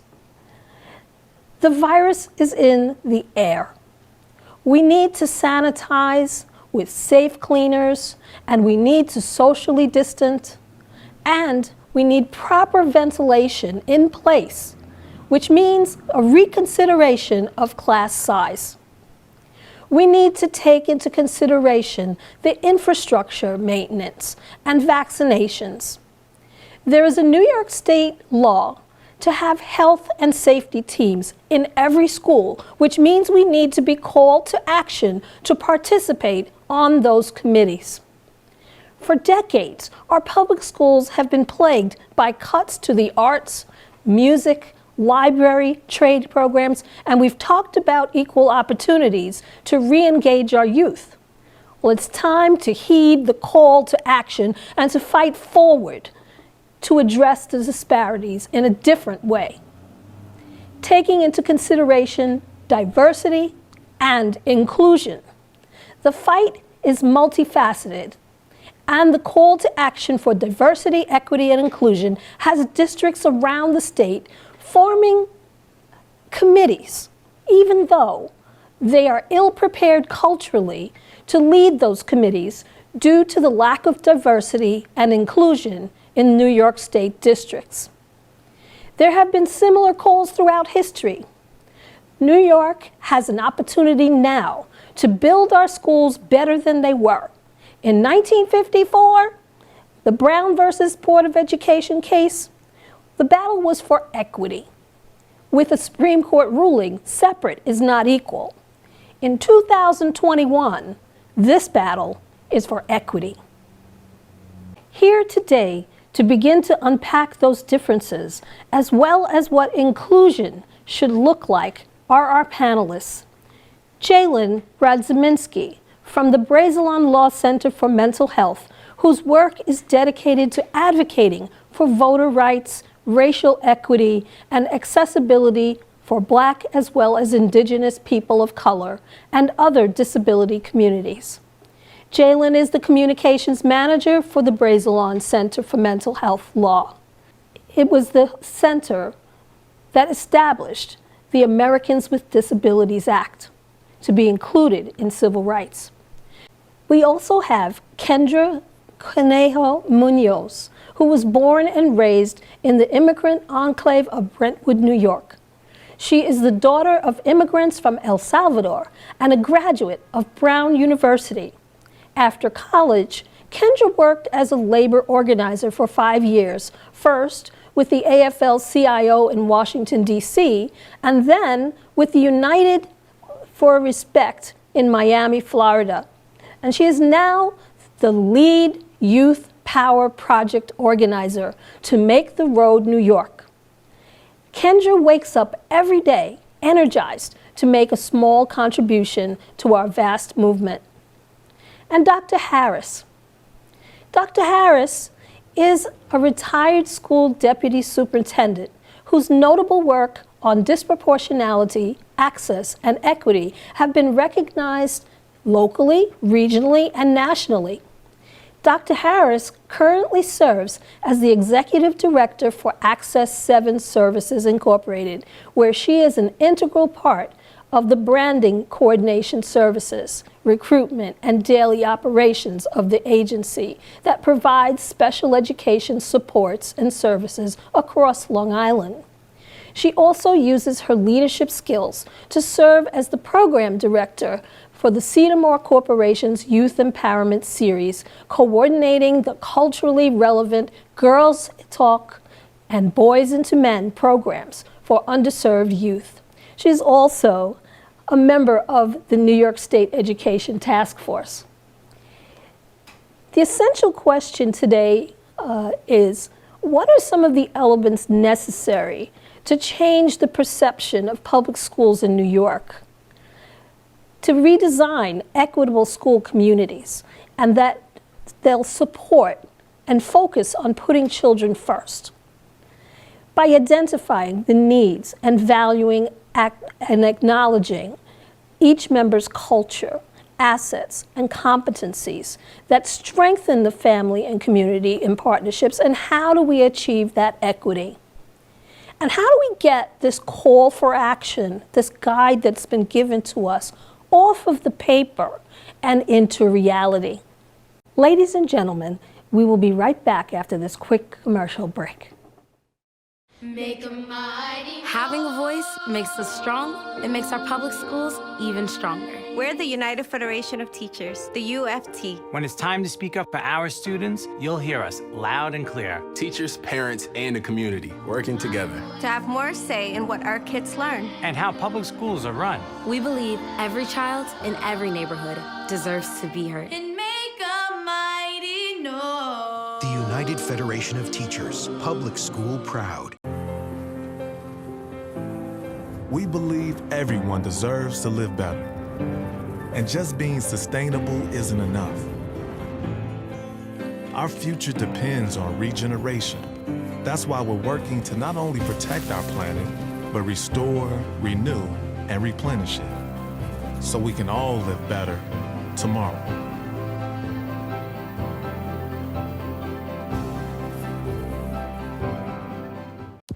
When others feared what was to come, you saw a sliver of light, opportunity. And while some tried to go back, you're going all in, rethinking, reinventing, smashing through new barriers and old fears. And we're right there with you, in the trenches, still grinding, still climbing, as you rally and rise. You are the one who can make this whole world turn. So be bold, be brave, be unstoppable. Welcome back, and right now we are going to be continuing our discussion by going over some essential questions. For example, what exactly is the difference between equality and equity. And how do we make changes to our public education system that will help to redesign equitable school communities? And I'd like to reintroduce Dr. Harris to talk about this. Well, thank you. Thank you, and thank you, Christine. One thing I think is important for us to realize, equality and equity are very, very different. That's why I like this graphic so much that we're about to show. Not every youngster, student, or person needs the same thing. Equality means being fair, everybody getting the same thing. Equity means everyone gets what they need. And what individuals need is very, very different based on their own particular circumstances. So, equity, equality, very, very different. Equality is fairness. Equity really focuses on an individual person. My background in special education helps me understand this tremendously. In special education, we focus very, very specifically on the individual needs of a youngster. One kid, not a system. So equity is just about one person, or one school, one building, one district, being able to have what they need to provide outstanding services and supports to youngsters. What do you think, Kendra? Well, I agree with that completely. Number one, thank you, Dr. Harris, and You're thank welcome. you, Christine. I would say one way to make sure we have an equitable education for all of our students is, number one, making sure they're in the classroom. I think New York State often focuses harsh disciplinary punishments as the go-to, and we know that young people need to be in the classroom. So we at Make the Road New York and the Youth Power Project, specifically where I work with our young people across New York State, we are fighting for a bill called the Solutions Not Suspensions Bill. And what this bill will do is end the harsh disciplinary punishment in New York State and instead use restorative justice as a critical approach to discipline in schools. The four major pieces to our bill are ending suspensions for students from kindergarten to third grade. It would be reducing the opportunity for suspension for minor infractions such as tardiness or a dress code violation. It will reduce the number of possible days a student can be suspended from 180 days, which is the current number, to 20 days. Wow. And most of all, it will increase the opportunity for restorative justice in schools. Okay. What exactly would restorative justice look like? So for restorative justice in the schools, it would mean that there are adults that are specifically there and trained to engage with the students in preventative ways. So instead of having to handle a situation with an altercation with students after the fact, these would be adults that would be consistently speaking with young people, engaging with them on their particular need, right? As Dr. Harris was saying, the equitable piece of this is making sure that all students get the education and resources that they need. Basically, what are some of the things that we can do in terms of helping students with mental health issues? And what is some of the work that's going on at your center that would actually help with that? Definitely, and I was really engaged with what Kendra was saying. So at the center, Bazelon Center for Mental Health Law, we're currently engaged in litigation right now, as well as spreading awareness for our replacing school police with systems, alternative systems that work. And building off to what Kendra said, the report, it talks about the historical presence of policing in schools and youth with mental health struggles, and how those type of alternative models can really support our kids, not just in years of crisis like this, but historically and currently. For instance, Black students with mental health disabilities are 4 times more likely to be removed from schools, and it really goes into those sort of facts. So having restorative justice and having behavioral support systems, and instead of removing them from classrooms via police, giving them the skills to be able to mediate their problems that they can carry on later in life. That's what our current report talks about that we've been working on. And in addition to that, and your question, just helping students be as integrated as possible. I know in addition to those barriers, I know we spoke about things before about the digital divide, and District 75 is an area that we're currently doing litigation in, and our legal team is also working with Disability Rights New York, disability rights advocates, so that children with disabilities aren't being segregated from their siblings and neighbors, so that they don't have to travel 40 minutes to another district to be able to get the disability mental health services that they need. So that's kind of where my mind goes with that question, making sure in every school district we have those sort of support systems, but then on a legal standpoint, making sure that our youth has access to the resources they need in every school, not just in one concentrated district. Thank you. Yes, and she was mentioning the thing about the digital divide. And what is some of the work that you've done, Dr. Harris, around that digital divide in your programs?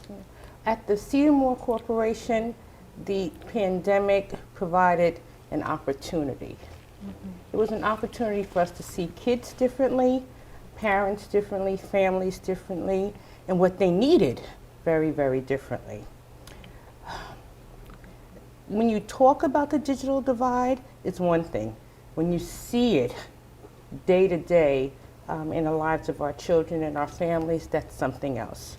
We created a virtual series. We did virtual collegeology to help kids prepare for college, the applications, the SATs, the entire process. We did that virtually. We did self-care Saturdays. So many girls were home by themselves, struggling emotionally, and didn't have a way to really share exactly what was going on and how to help themselves and then continue to be in school electronically. So we did self-care Saturdays. We did boys into men workshops, having men, we called it the Mamba mentality, having young men talk to our boys about what they were experiencing and giving them some strategies to cope with the stress of isolation. So many things we did. Through that work, we realized that we needed something more. So we created what we call a digital literacy center, where we're partnering with 2 universities to provide instruction, direct instruction to families, but also to kids. Because that divide is so significant, it's painful when you see it up close. There's a lot of work to be done. The equitable part, as we started the conversation, is meeting kids where they are to give them what they need. And that's what we've been trying to do at Cedar Moore throughout this entire pandemic process. Right. And since we've been doing things digitally, and they've been on the computers, they've been expending extended amounts of time on there. And we know that that extended time has actually created another problem, where they are having difficulty sleeping properly because the blue light that's being emitted from the computer is now interrupting their circadian rhythms. And so we need to be able to make sure that we can identify those students who are having those types of issues. What are some of the suggestions that you have for being able to provide for those students? Well, I always start with meeting kids where they are to give them what they need. Right. Now, for some of us in our community, special education is not a word that we like to talk a lot about. People avoid it. I don't want my child classified. I don't want my child labeled. There's really nothing wrong with them.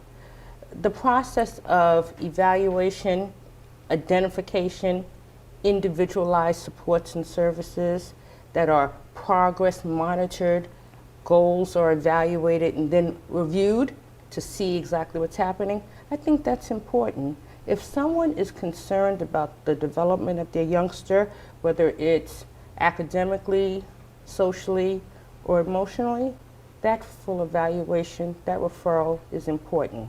There's something really special about special education if it's done well. And I think we need to give our kids, our families, our parents the information about the process to allow them to have access to those services. Right. And in terms of that, I'm looking at the fact that we need to be able to communicate better. So what does that look like for the students that you're encountering, Kendra? Absolutely. Communication, right, is key, and that is the heart of restorative justice, right? When we talk about restorative justice counselors, my brother is a restorative justice counselor in a school in Canarsie, in Brooklyn. And what the conversations that he's having with his students every day they not only provide emotional support, but they also allow the students to interact with each other in a safe space. So I'd like to share with you a story of one of my young people from our Youth Power project on Long Island. And I'd rather her tell the story. You can see the video right here.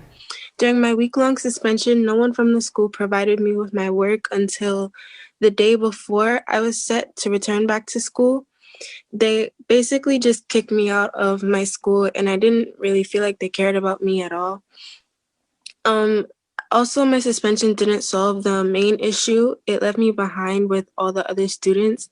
And when I returned from my suspension, my friend had actually told me that my teacher had told my suspension story to the classroom without my permission, and I felt very violated. This suspension honestly caused me a lot of stress and unnecessary trauma. And as I start to think about this upcoming school year, I do feel numb. My community, made of Black and Brown people, have been hit the hardest by this pandemic, in addition to the pain caused by natural uprisings for racial justice. It's very overwhelming that to think with all of this going on, there is still a threat of suspensions hovering over me and all of my peers for any minor infractions. During this time, we need compassion and understanding instead of punishment and threats. So as you can see from her story, she was not given the proper work for her school, and then her privacy was violated when that teacher shared her experience. Her feelings about the situation are important, and they could have been prevented had there been conversations with adults who were particularly engaged in restorative justice practices in her school. It was very important for me personally to have heard her voice in that. And we so often don't hear the voices. In subsequent workshops, because we are going to be having subsequent workshops with some of these same people, we want to be able to bring them to the conversation, because many of them will have more to say about how to solve and find these solutions. And just so people understand, the traditional discipline focuses on the offender and the response to a past event. It doesn't teach an alternative behavior, and it's focused on punishment. And we can shift that offender into a victim role when that happens. But restorative practices gives the victim a voice, and it identifies motivation and impact of action. It teaches alternative behaviors, and it repairs the damage that was done, not only for that child, but also for the community and the other students who are in the classroom. So as a state, we need to move towards more training in these restorative practices. And from what we understand, Kendra, New York State is falling behind So can you tell us a little bit more about what's going across the nation? That's absolutely right. New York State, when we started fighting for this bill 7 years ago, New York State was a leader in reducing suspensions and keeping students in school. But as of this moment, states like California have already led the way by passing bills that eliminate suspensions from kindergarten to 8th grade to make sure that all students are, have the right to stay in their classrooms and learn and have alternative disciplinary approaches that support the students in their educational journey. While the Solutions Not Suspensions bill is not the leader in the nation at this moment, we believe it is an important first step for all of our young people in New York to make sure that they are given the support they need. Right. And so restorative justice focuses on teaching students empathy and problem-solving skills.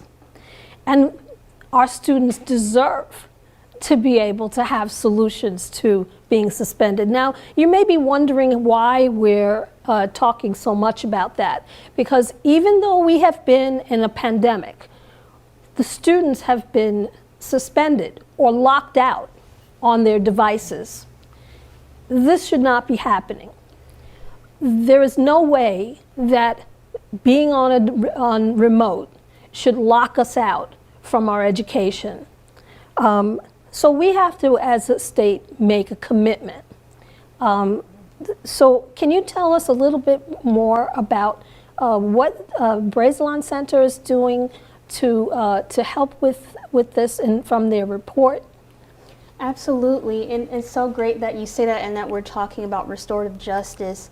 In the report, we talk about police presence in schools, and I guess this also overlaps with the digital divide. There's more likely to be suspensions, so I think it complements really well about the Solutions Act, because we're pushing for the Counseling, Not Criminalization Act, that instead of funding instead of providing federal funding for police officers, we can instead invest in those type of restorative justice and better mental health practices to help the students thrive.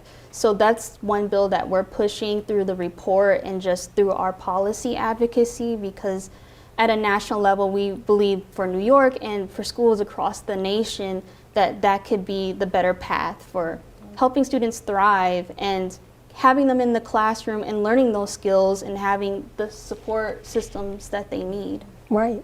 So what we need to do is what I'm hearing you say is that we need to be able to make that commitment to have these things, to bring people back to community, to bring the necessary things that each individual child needs.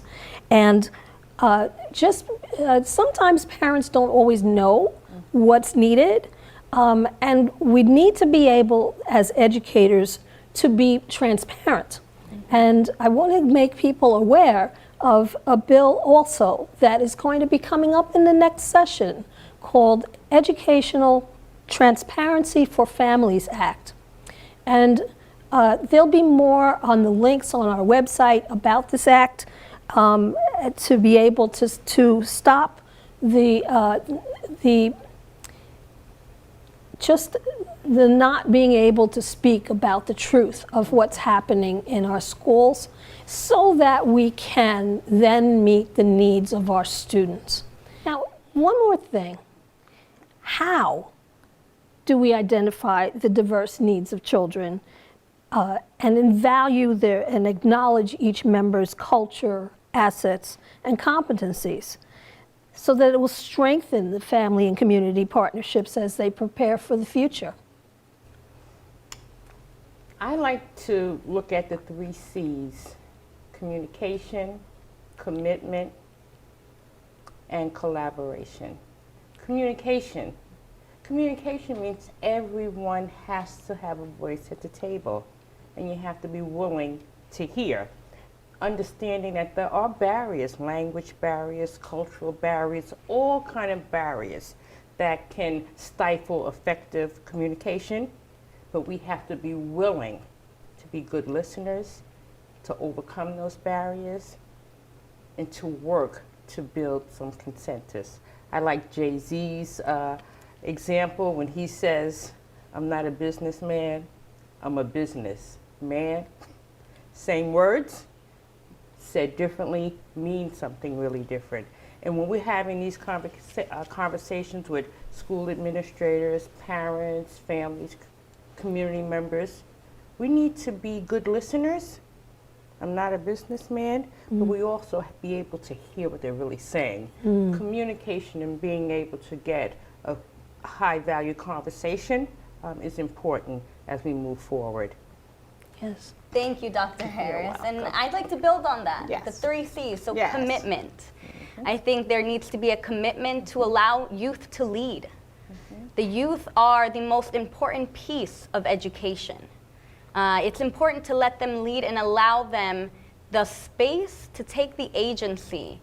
So for example, our youth leaders are the ones lobbying our elected officials to share with the elected officials their experiences in schools and why they want to pass the Solutions Not Suspensions bill this legislative session. Suspensions affect Black students, Latinx students, Indigenous students, students with disabilities, and LGBTQ students disproportionately compared to their white counterparts. And we need an end to suspensions. We need solutions for our young people. And to follow the trend, I guess I'll talk about collaboration. The Bazelon Center, you know, we do a lot of communication. We use litigation to force that commitment at times, but that's not going to happen unless we collaborate together. So legal professionals, with policy experts, with the youth that are directly impacted, even amongst our communities, the Black community, making sure that we collaborate with the disability and mental health movements, right? Because like you said, it affects all of us. So if we aren't collaborating at every systemic and interpersonal level, we're not going to get the change that we need to see to fight forward. So I strongly forward those 3 C's. Well, thank you very much. I would like to reiterate some of the things that you just said.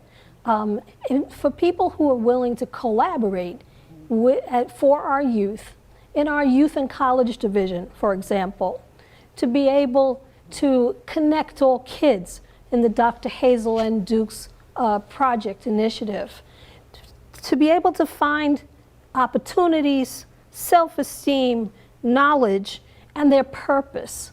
And so I would like to thank you for all coming today for this discussion. And we're going to be continuing these discussions in the months to come, and also on the question and answer period following this message. Now, our panelists will present a live Q&A. Well, thank you very much, Christine. And now I'm going to turn it over to our New York State Education Chair so that she can facilitate some Q&As. Christine, lots of comments and questions in the chat. I'll leave it up to you. Thank you so much, Tracy. And thank you to all of my panelists who are here with us today to answer some of the questions. And thank you for the state conference for engaging in asking the questions. There was a call to action, and one of the questions that keeps coming up and has been restated in very many different ways in the chat is, how can we ensure that districts are engaged in preparing their parents and their employees in understanding culturally responsive teaching and not confuse it with critical race theory? How do we get this information across to people? And what is being done in this area to make sure that the people who are teaching are actually people who are equipped to teach the culturally responsive curriculum?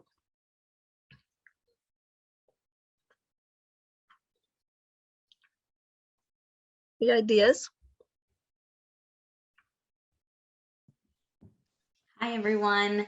Good morning. It is so great to be here with all of you. Thank you again for allowing us the time and space to share. My name is Kendra. I use she, her pronouns. And to this question, I would like to just reiterate something that I saw in the chat, right? Which is, as we're preparing our educators and parents and our community, right, to enter in a more restorative justice framework in our schools in regards to discipline, I think it's important, right, that we are changing the cultural mindset in the schools, right? We're making sure that there are enough teachers that look like us. I didn't have a Black teacher until I was in 8th grade. I didn't have a Latinx teacher until I was in 10th grade. And my school is majority Black and brown students. And I think it's really important to make sure that the teachers who are in our classrooms every day and the administrators, right, and the people making the decisions in the district's administration also reflect the school's population. So I think that's a really important piece of this, because we know that without changing those dynamics, we are going to keep continuing this repetitive notion of, you know, criminalizing young Black and brown students. And I will pass it to one of my fellow panelists if you wanted to add anything. Hi, this is Jalen. I go by she, they pronouns, and just really grateful to be here.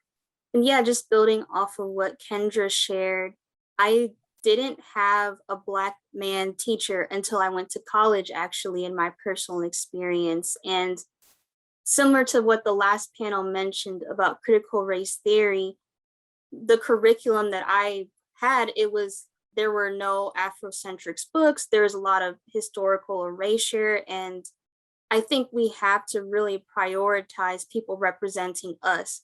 A lot of the Black men and Black women staff were actually in school suspension settings, not representing us in the teaching and the leadership positions. So I think just that self-reflection and being empowered in that way really stood out to me in the last panel and speeches, but also just really being able to incorporate different mental health and problem-solving skills rather than removing students from schools, seeing ourselves represented in a racial standpoint, but also having acknowledgement of mental health skills as well, I think are just incredibly important, especially in this climate.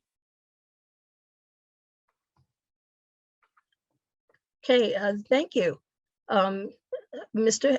Dexter Hedgepeth is here with us in place of Jackie Harris. He is representing the Cedarmore Corporation, and they are involved with helping young people to become empowered. And Dexter, if you could tell us a little bit more about what Cedarmore is doing to help this process. Absolutely. Thank you for having me. And it's an honor to fill in for Dr. Harris and to be with you all this morning. The Cedarmore Corporation is what really Dr. Harris summed up in her video. It's meeting the kids where they are and seeing what those needs are. And that's how the Cedarmore Corporation was started and developed back in 1996 with Bishop Frank Otha White, when there was a lot of gang activities, when there was a lot of different things happening on the street. He decided to start a basketball tournament at the Martin Luther King Park in Freeport. And from that developed this whole big thing of Cedarmore Corporation, where we're empowering young people, and from a need in the community of basketball to now to the creation of a digital learning center and dealing with the times that we're in with this pandemic. We see that those 3 C's are important. Commitment and communication and collaboration is so vitally important. And I think that is one of the major things and reasons why we really need to support the NAACP, as well as companies at Cedarmore Corporation, in our involvement in our schools. We neglect the PTA parent meeting, but it's those meetings, it's these conferences, those assemblies that we need to get involved with to make sure that our young people are represented as well. Okay, thank you, Dexter. Um, one of the things that people have been asking about is how do we train the people who are already in the system and to become more culturally responsive. Right now, we have been having a call to action, as we said, from the diversity, equity, and inclusion. And in NAACP Rome branch, there is a pilot going on that is partnering with the New York State Education Department to have a diversity, equity, and inclusion project. And this past week, we actually had about 18 districts from around New York State come together and talk about having a memorandum of understanding on how we as branches can then support the efforts to be able to make sure that people are more culturally aware. And we had quite a bit of response.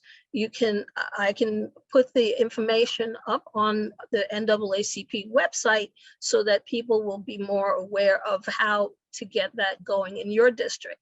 The other thing that I see happening is that there are districts that are actually hiring officers for diversity, equity, and inclusion in their district and having real conversations.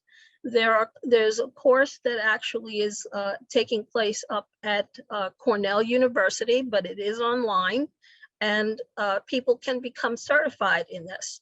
And we need the professional development to happen, not just for the teachers. We need to be able to have that professional development happen for the parents, and not just the parents, the grandparents, because in many instances, while the parents are out to work, they are with their grandparents, they're with a caregiver, they're with a daycare center person, someone other than their parent, who needs to be able to understand that this is what we're doing.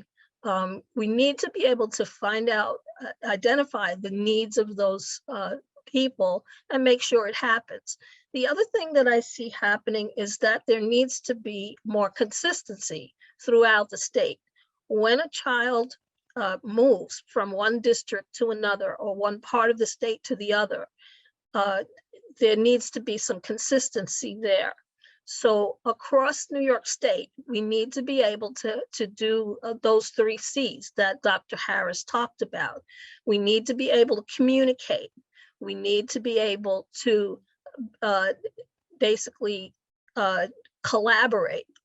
And we need to be able to just plain get it out there and be honest and have our dialogue, so that when people are talking with each other rather than over each other, we need to be able to learn how to listen better. So what can we do in terms of being able to make sure that the interview process is fair? Because here, these are questions that we actually needed to ask Dr. Young about, basically trying to make sure that the process for recruiting and interviewing and supporting the teachers and retaining the teachers in the districts are fair. So a couple of the other things that people are asking, what can we do as branches to support this process? Would someone like to take that? What can we do as districts to support this process? Kendra, what do you think? Sure, I can go, and I'll be short because I saw Jalen unmute too. So one thing that I really sincerely appreciated is, Christine, when you invited Make the Road New York's Youth Power Project to come in and share a little bit, right? And that's where we initially shared the video of our young person and shared some statistics from around the state. Just being able to have that conversation with the other education chairs and members of other branches was incredibly helpful, because then we could hear that they were also hearing suspension stories in their districts as well during the pandemic. So that exchange of information is incredibly important. And I know that from that conversation, your group decided to support Make the Road New York's Solutions Not Suspensions bill when you had a conversation with former Governor Andrew Cuomo about this bill. And you shared that he was actually not aware of the bill, right, but that he would support it when it would come up for a vote, right, or when it needed to be signed. So I think being able to have these conversations and create these relationships are incredibly important, right? Because sometimes we know that there's power in numbers, and as a larger organization like the NAACP and Make the Road New York, us coming together to join forces actually makes a difference when we're talking about lobbying for a bill that will ultimately work to end the school to prison pipeline. Right. Jalen, thank you, Kendra. Jalen, there is a case that's going on in Staten Island for District 75. And I was wondering if you could tell us a little bit more about that and how it might relate to being able to get restorative practices in our districts. People are asking, how can we get involved?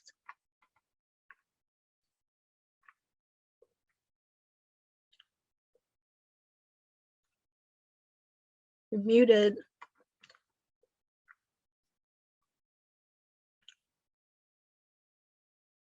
There you go. Sorry, I wasn't able to unmute myself. Apologies for that. But yes, and to Kendra's point too, I think it really helps to be able to collaborate with each other. So the case that the Bazelon Center is working on is in District 75, Staten Island. And it's also with a couple of other disability rights organizations. And what's happening is the lawsuit there is alleging that District 75 school district is segregating students with disabilities.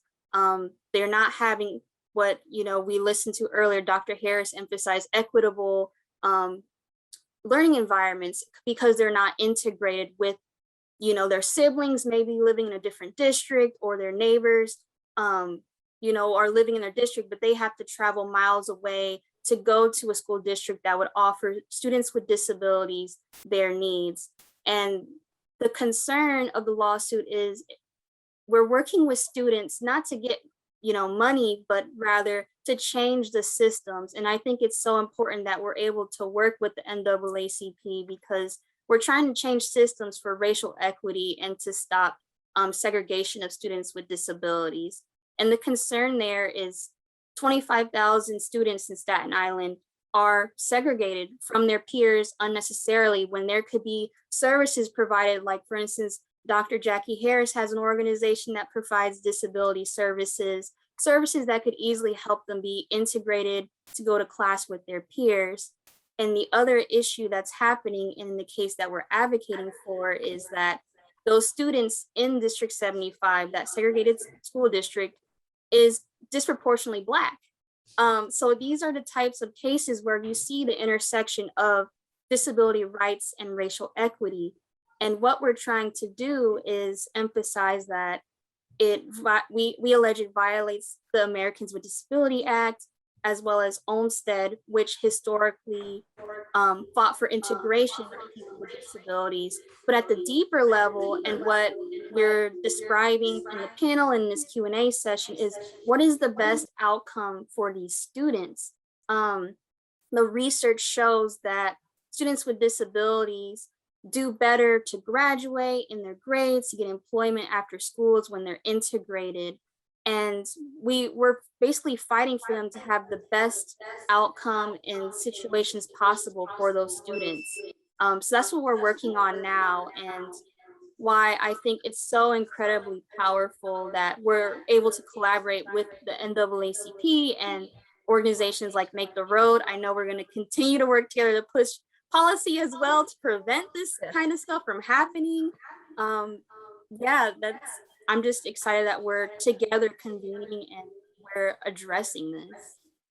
Well, I want to thank all of you. Christine, thank you very much for all of your great panelists. I know Dexter was having some technical difficulties unmuting. So Dexter, what I'm going to ask you to do, if you could write anything, any information in the chat that you want to make sure that we get out to the entire leadership team, because there are some additional comments and questions that people have in the chat, and we really want to make sure that your voice is heard.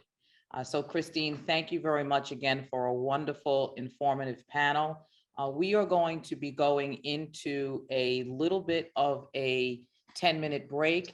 Everyone should have received their ballots if you are qualified from National. So please vote. Voting is now open, and we will see you back in about 10 minutes. Thank you, everybody. Thank you. Attention NAACP members. For those of you eligible to vote in our elections, the polls are now open. You should have received an email earlier with voting instructions. The polls will be open from 11 a.m. to 3 p.m. today, and the results will be emailed to you after the votes have been tallied. Encourage your friends and families to become a member of the oldest and boldest civil rights organization in America with a lifetime membership to the NAACP. Lifetime memberships are lifeblood to the NAACP, and the more memberships we have, the stronger our organization gets. Learn more at NYS.NAACP.org.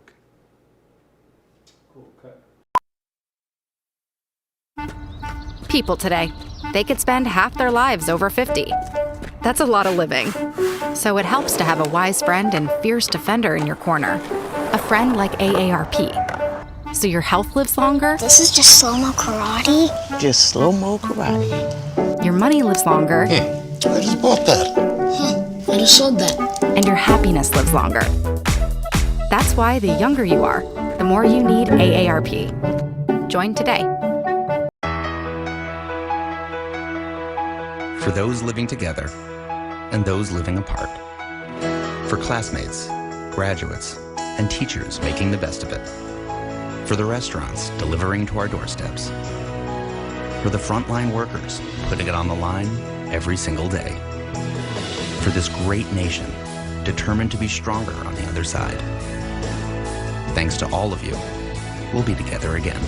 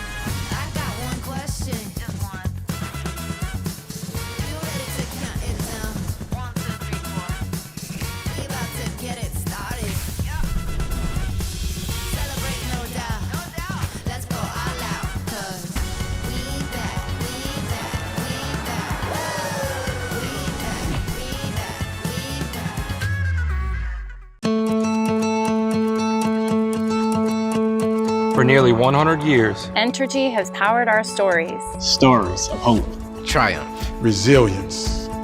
1.3 million customers. More than 5,000 Louisiana employees. Each one a story. From rebuilding marshlands to opening new doors for students. Entergy ensures that all of our stories shine brighter. Because together, we power life.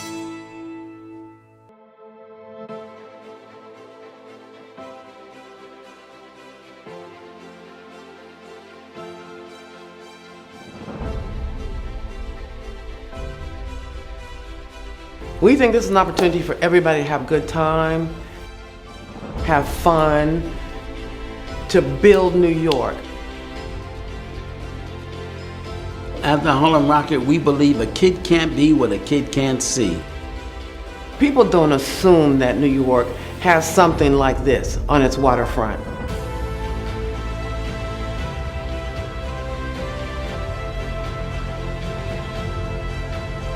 I want to share the experience with kids who've never had the opportunity before. This is a game changer. That's what we bring to the community.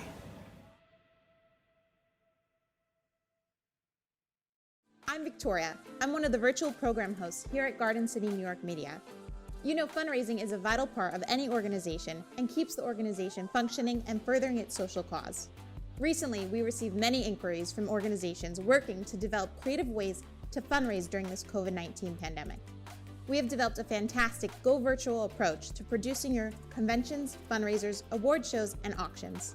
And I look forward to hosting your virtual event soon.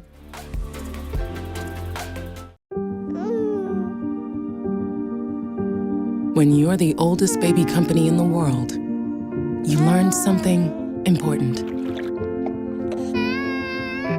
Babies grow up. They fall down.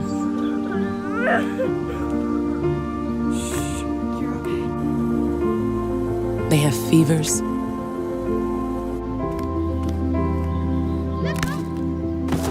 They break bones. Some develop acne.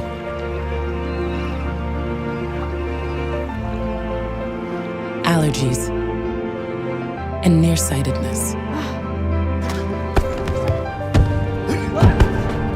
They need to be stitched up, given a chance against HIV, protected from the sun.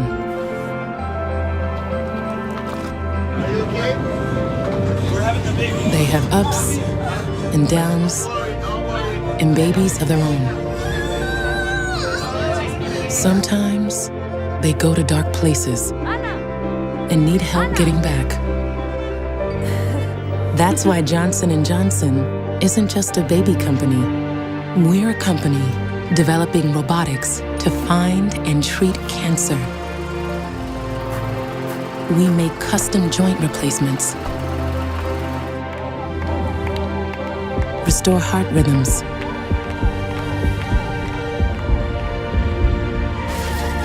repair shattered bones, help you back from strokes, and make every chapter of your life the best it can be. No, Johnson & Johnson isn't just a baby company. We're a keep you healthy your whole life company. And from the day you're born, we never stop taking care of you.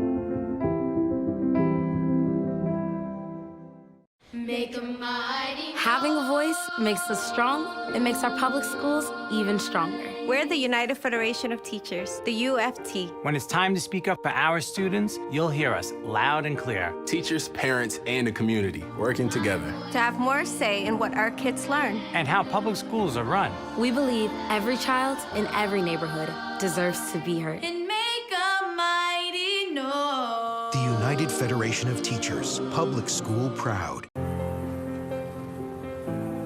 We believe everyone deserves to live better.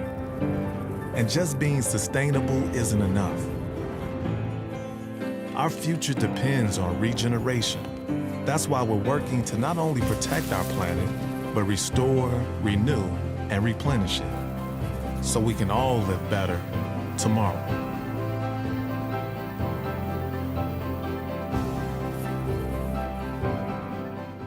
Hey, I'm bringing this with you. I thought you hated DirecTV. We do hate it, but the early termination fees would kill us. It's two separate contracts, DirecTV and AT&T Internet. It'd be up to $600 to get out. You know what would solve this problem? Here it comes. Please don't say sandstorm. Fine. A storm. Of sand. Of course. You think you're dealing with a one-trick pony? Contracts and early termination fees are evil. 8 feet of sand. Spectrum doesn't have them. DirecTV and AT&T bad, Spectrum good. The toughest of times brought out the best in us. And thanks to the collaboration between our scientists, the government, and others, each day millions of COVID-19 vaccine shots are protecting us. But we still face challenges, which is why America's biopharmaceutical scientists are working to combat variants, find new treatments, and make as many vaccines as the world needs. So while you do your part, we'll continue to do ours. Pharma, our work continues. Reach your target audience and build brand awareness of your business with a professional commercial from Garden City, New York Media. Our experienced production team specializing in creating attractive and effective commercials for your brand, product, or service. We'll deliver your message to thousands of potential clients and customers on TV or on digital media. Give us a call today to get started.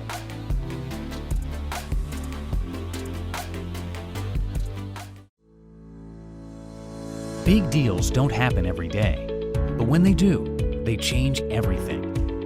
When the Real Estate Board of New York launched RLS syndication in August, one of the largest real estate markets in the world took a giant leap forward. Syndication is a game-changing service for the industry. It improves the visibility of listings by centralizing accurate and timely information through a single feed. Our network of websites includes the New York Times, Realtor.com, Homes.com, and the List Hub network, among many others, representing over 100 national and international destinations for brokers and consumers. Join syndication today. Be part of the deal. When you want to save humans from disease, ask science. It will make the breakthrough, because science is relentless. It never gives up. It keeps asking questions until it finds what it's looking for. Science wants to cure people more than any disease wants to exist. Just ask the ones it's already beaten. But science is humble. It never rests, because it has to reinvent itself every day, prove itself again and again. Until science makes the breakthrough, it isn't done. We believe science can cure every human disease, and we're going all in.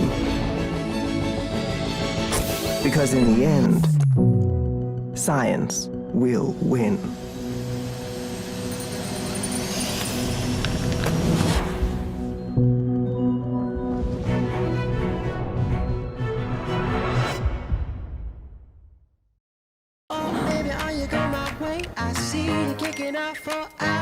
So baby, don't know you at all. I'm not crazy or a fiend. Not stalker and a fiend. La, how you know what I see? Let's go. Oh, okay. Got a feeling.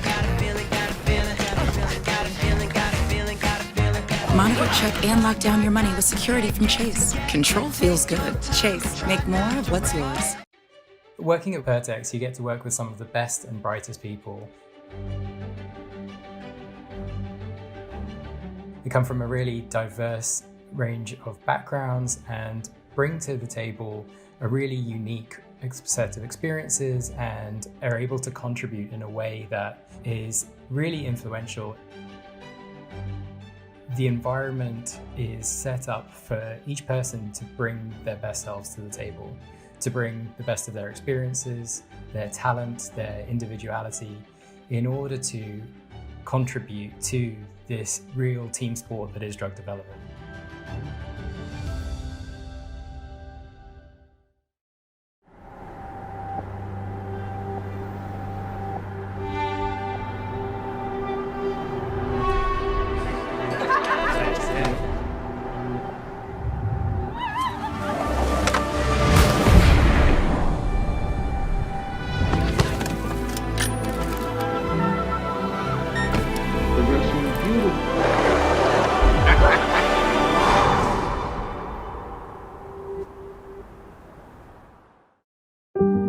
Johnson & Johnson is a baby company, but we're also a company that controls HIV, fights cancer, repairs shattered bones, relieves depression, restores heart rhythms, helps you back from strokes, and keeps you healthy your whole life. From the day you're born, we never stop taking care of you. We did it again. Verizon has been named America's most reliable network by RootMetrics. And our customers rated us #1 for network quality in America, according to J.D. Power. #1 in reliability 16 times in a row. Most awarded for network quality 27 times in a row. Proving once again that nobody builds networks like Verizon. That's why we're building 5G right. That's why there's only one best network. When others feared what was to come, you saw a sliver of light, opportunity. And while some tried to go back, you're going all in. Rethinking, reinventing, smashing through new barriers and old fears. And we're right there with you, in the trenches, still grinding, still climbing, as you rally and rise. You are the one who can make this whole world turn. So be bold, be brave, be unstoppable. Raise money for your cause and reach your fundraising goals from the safety and comfort of your home. Introducing virtual fundraisers from Garden City, New York Media. Due to the social distancing policies, many nonprofit organizations have had to cancel, postpone, or rethink their conventions, fundraisers, and auctions. But through the power of video, modern technology, and a little creative thinking, we will produce a virtual fundraising show here in our studio and help your organization reach its fundraising goals.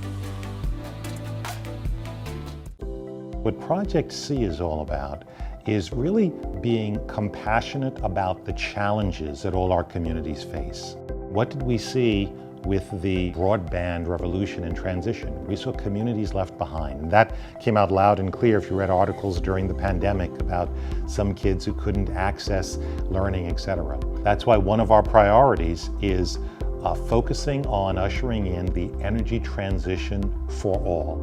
We've got to really make sure we're that customer's advocate, we're that customer's voice, and no one's left behind on this transition.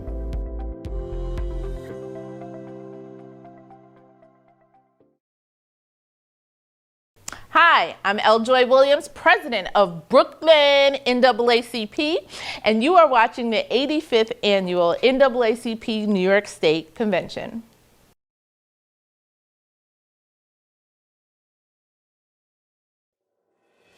You are now watching the 85th Annual NAACP New York State Conference Convention. Thank you very much. Charter has a long-standing relationship with the NAACP, working in parallel with the association's goals and objectives. We're a big company, proudly serving millions of customers here in New York and across the nation. We are the leading TV, internet, and phone provider here in New York State. Employing over 93,000 people across 41 states, Charter is committing to having a diverse workforce that is reflective of the customer and the communities that we serve. However, we understand that this is not just about diversity that helps us achieve our company's objectives. At Charter, we understand that the need for inclusion goes hand in hand with diversity. And that is why we are committed to continually integrating these aspects in our policies and actions across our entire footprint. Without achieving a culture of inclusion, we will be challenged to truly achieve our business objectives. Charter recognizes the importance of fostering an inclusive culture, and we build upon the strategic initiatives and programs within the company to ensure that every employee within our organization feels respected and engaged and willing to support our company objectives to exceed customer expectations. It is also this commitment to diversity and inclusion that brings us to this convention and makes us proud to sponsor organizations such as the NAACP. We are part of this community. Our offices are here. A vast majority of our employees live in the communities we serve. We are continuously investing in the local community. On behalf of Charter Communications, we look forward to continuing to work with you to furthering a diverse and inclusive community. And we thank Hazel Dukes on her leadership here in New York State. Thank you very much. We at the NAACP are always working toward equality, whether it's fighting for election reform, advocating for voting rights, or working towards fair districts. Here to explore these topics is my friend Joy Williams, president of the Brooklyn NAACP, with our election reform and redistricting workshop. Hey, Joy. Thanks, Tracy, and welcome Game Changers to the Elections Reform and Redistricting Workshop. We have a lot to cover, so I'm going to dive right in, beginning with elections reform. We are all engaged in advocacy across the country, particularly our national office on elections reform and voting rights. And here in New York, we know there is a lot of work to do. Joining us for a conversation on the reforms needed here in the state of New York is Senator Zelnor Myrie, who represents the 20th Senatorial District in Brooklyn, all right, Brooklyn, and is chair of the Elections Committee. Senator Myrie, thank you so much for joining us. Great to be with you. So let's start from the beginning as to the reason why the committee just recently had a number of hearings across the state regarding elections reform. Well, Eldra, we know that democracy is the infrastructure in which the rest of our society is built, but the guardians of that infrastructure are our local boards of elections. They're the ones that have to administer the elections. They're the people that you interact with when you go to the polls.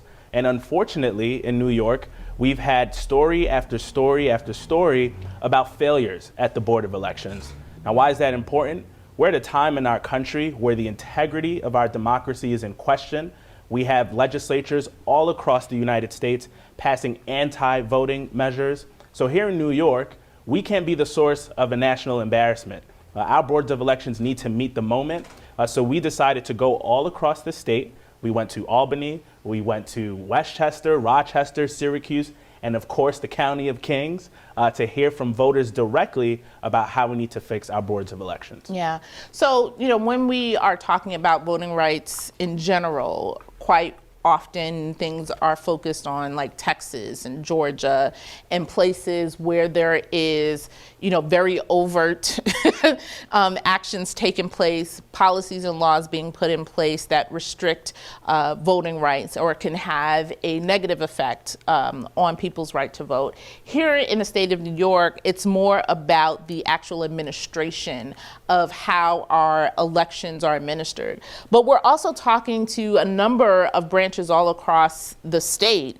You know, they're NAACP members, but they also may be election, you know, they work for the Board of Elections or they're helping to administer elections. And I'm sure you heard from a lot of NAACP members across the state about some of those problems. They're not as sexy as, you know, some racist person trying to prevent you from registering or voting. So talk a bit about what are some of the problems that the committee heard during the hearings. You know, I think it's an important point that you bring up, that we got a lot of members working in our boards of elections that come to work every day in good faith. They want to do the right thing. They want to execute the elections in a fair and equitable way, but they're hindered by some of the structures. And that's a lot of what we heard throughout the state. People say that the bipartisan nature and construction of the boards leads to stalemates. Others said that simple things like moving a poll site to a place where there aren't black people, as we have seen across the state, that is a form of voter suppression that doesn't make the news, that isn't as sexy as you mentioned, but is just as oppressive when you have seniors who are used to going to the same polling site for years and years and years, having that moved without enough notice. We heard from individuals who took pride in being a poll worker. One gentleman said, I have a son that has served in the Marines, and while I am not able to serve in that capacity, I feel like when I'm a poll worker, I'm serving my country. We had other folks who said, I have bad arthritis in both of my knees, and there's nothing that you can do to stop me from waiting online to get to the polls. But that person shouldn't have to wait online to get to the polls. They shouldn't have to wait for an inordinate amount of time. We heard a lot of complaints about the lines. We heard a lot of complaints about accessibility for the disabled. We heard a lot of complaints about language access as well. And so we have a real job to do here in the state of New York. I like to say that my job as the elections chair is to take New York from worst to first. Right now we're about in the middle of the pack. And so I'm hoping that we can continue to do that with a bunch of the reforms that we're thinking about and that we've already made. Well, let's jump to that. What are some of the reforms that should be included in, probably already included in our legislative advocacy, but talk about some of the reforms. I know same-day voter registration.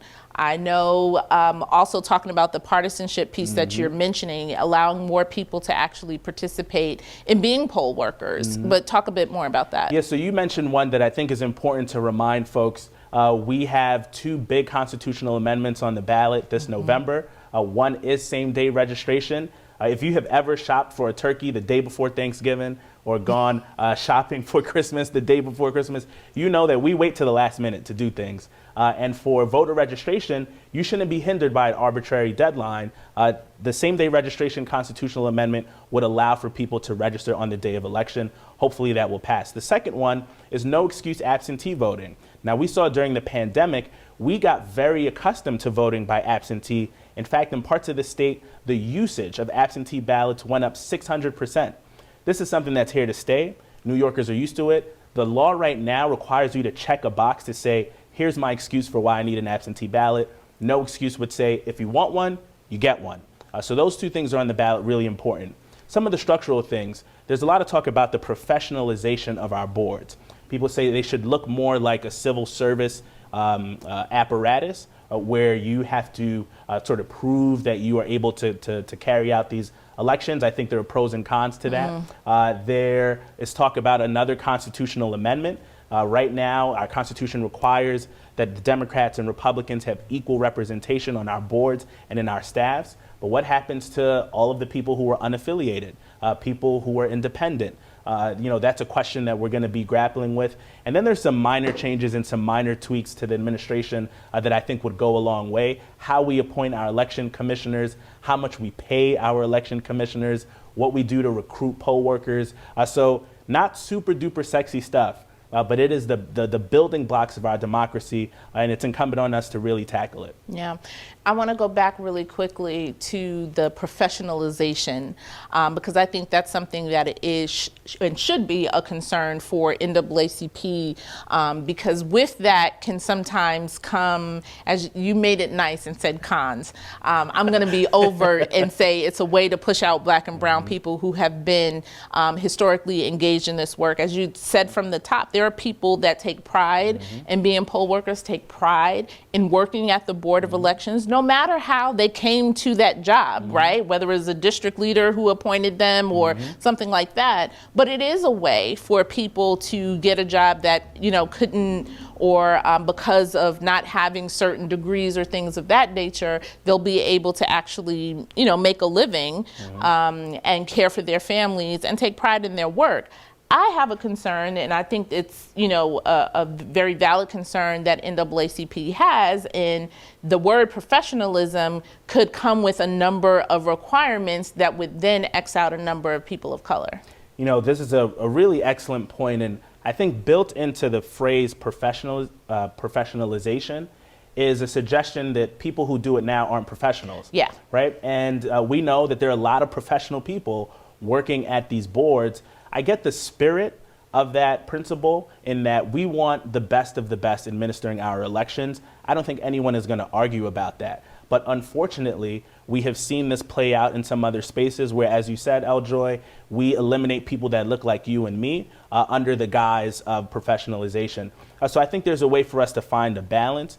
You want the best people working at the polls. We have to recognize that a major swath of the workers are temporary. If you're a poll worker, you're not working at the Board of Elections year round. Yeah. And so there is a question of how you manage a temporary workforce for something that is so important. I think there are ways for us to find the balance, but to center people having opportunities to serve if they want to serve, even if they don't have the credentials that you might expect in some other space. And particularly when the, quote, credentials are far and few between, right? Like, it's not like, you go to school. Yes, there are some people that go to school like for this or whatever, who should be commissioners and things of that nature. But then there are, other trainings and things that would allow you to continue that work that we have to make sure that we provide an avenue for people to participate in, and not going to like Wisconsin, to do a training or get a certification in order to participate. So, I want to close really quickly talking about some of the things that have been on our agenda for some time, mainly the Voting Rights Act of, here in the state of New York, and some other things that are on your committee's horizon for the upcoming legislative year. So we have, unfortunately, a conversation in this country that is going in the wrong direction. Since 2013, the Supreme Court eviscerated our Federal Voting Rights Act, and so the protection that had for voters that look like you and I has been completely obliterated on the federal level. And here in the state of New York, I've introduced the John R. Lewis New York Voting Rights Act that would allow for us to institute some of these protections right here in the state. And it matters because we have voter suppression. It's not just a New York City problem, it's a statewide problem. And we need to enshrine these protections in our laws so that these boards of elections that sometimes institute policies that disproportionately affect Black and brown people, that they be held accountable and that there be a mechanism to stop them if that's the case. So I'm very proud to sponsor that legislation. I'm very proud to work hand in hand with you and NAACP. I think we have an opportunity to get this passed next session. So I'm looking forward to coming back and saying we did it. All right. Well, thanks so very much, Senator Myrie, for joining us. We're going to take a quick break, and when we come back, we're going to give you a crash course on redistricting. We did it again. Verizon has been named America's most reliable network by Root Metrics, and our customers rated us #1 for network quality in America, according to J.D. Power. #1 in reliability 16 times in a row. Most awarded for network quality 27 times in a row. Proving once again that nobody builds networks like Verizon. That's why we're building 5G right. That's why there's only one best network. This is a mother catching up with her son. Hi, honey. Hey, Mom. You gotta turn the camera around. All I see is Mr. Waffles. Oh, just a minute. Or more like trying to catch up. But making the time to connect, that's what really matters. Is it better? There you are. Despite the distance between them, they both are on the same page when it comes to saving energy and money with product rebates and programs from National Grid. Oh, dear. She's saving here, and he's saving there. You look too skinny. I need to feed you. I'm not too skinny. You always say that. People today, they could spend half their lives over 50. That's a lot of living. So it helps to have a wise friend and fierce defender in your corner. A friend like AARP. So your health lives longer. This is just slow-mo karate? Just slow-mo karate. Your money lives longer. I just bought that. I just sold that. And your happiness lives longer. That's why the younger you are, the more you need AARP. Join today. When you're the oldest baby company in the world, you learn something important. Babies grow up. They fall down.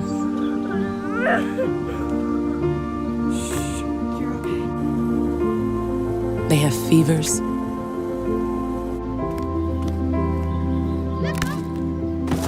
They break bones.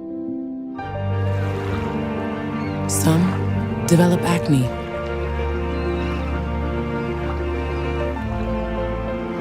Allergies. And nearsightedness. They need to be stitched up, given a chance against HIV, protected from the sun.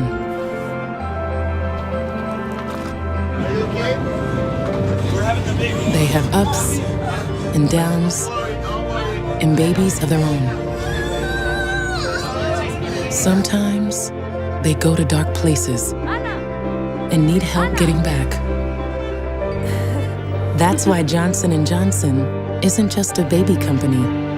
We're a company developing robotics to find and treat cancer. We make custom joint replacements, restore heart rhythms,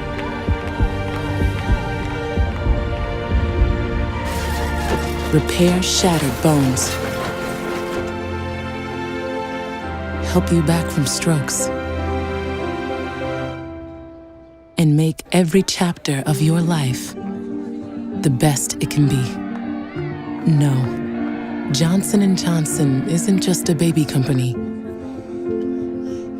We're a keep you healthy your whole life company. And from the day you're born, we never stop taking care of you.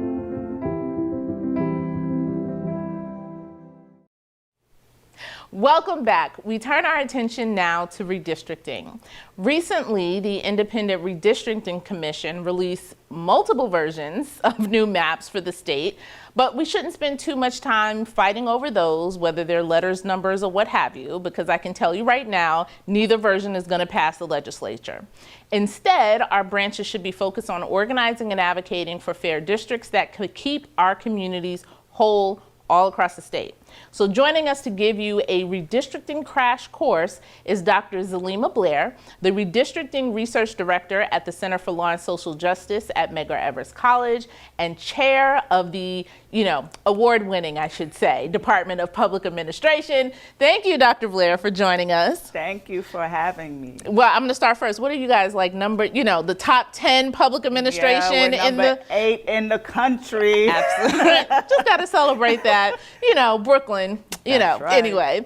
But I want to start with redistricting crash course. Okay. What is redistricting? Mm-hmm. For a number of people, they may be new to NAACP, new to redistricting in general, and sort of just need a baseline of what we are supposed to be doing. Yes, I like to say redistricting is like the varsity of the civic engagement courses, right? It is up there, and it is the constitutionally mandated, right? So we're required to do it. Redrawing of legislative lines at the federal, state, and local level. So every 10 years after the census is released, the decennial census, we redraw political boundaries to make sure that populations are equal so that one set of population does not receive more representation than the other. Yeah, so that's the basics, but here in the state of New York, we have a new process as to how we're doing redistricting that came out of an election. Okay. Why elections are important, why it's important to turn over your ballot and read the other things that are on there. Right. But we now have this redistricting commission in addition to the general process of going through the legislature. Talk a bit about that. All over the country, good government groups started this process that they wanted the redistricting process or redrawing of legislative maps to be independent of political pressure. That's hard to do because it's actually the legislatures who actually choose these individuals, and redistricting maps are legislative documents, so it has to be passed through the legislature. The object or the objective was for more community input, was for more groups to get involved, was to have everything being done by residents of those districts and to have real community input. Unfortunately, the redistricting process here in New York State started out with a lawsuit, and so it was more politicized than everything else because it was supposed to be funded, it wasn't funded, they weren't able to hire the people, and the community still doesn't have the tools or public spaces to really provide the input that they need or to comment on these particular maps. It took a long time for them to get the software. It took a long time for the census results to be released. And if it were not for centers and groups like Center for Law and Social Justice, the community wouldn't even have an understanding of what they should be commenting on. So that's a problem. And there are stepping stones to this redistricting process. One, after the commission is formed, they're supposed to inform the community about the hearings, what they want to see in these particular maps. Groups are supposed to be educated on where your boundaries are and what you're supposed to be commenting on. Unfortunately, a lot of groups don't know that they're even supposed to participate. Nonprofit organizations, church leaders, hospitals, all the individuals who advocate for specific social issues, they're not even sure that I'm supposed to come to these hearings, right? So that's a problem. And then, after that, when the maps are drawn, they don't even know that they're supposed to come back and comment again. How many people know that as of September 15th, political maps have been drawn, and that it takes a 30-day process for them to then come back and comment again? So most hearings begin on October 16th throughout the state of New York, but New York City and some of the outer areas outside of New York City, like Long Island, Westchester County, those will take place in November. So here's your crash course on some of those things that you need to be aware of, because this is going to impact you on whether or not most people say they don't need to go see their elected official. Chances are you might.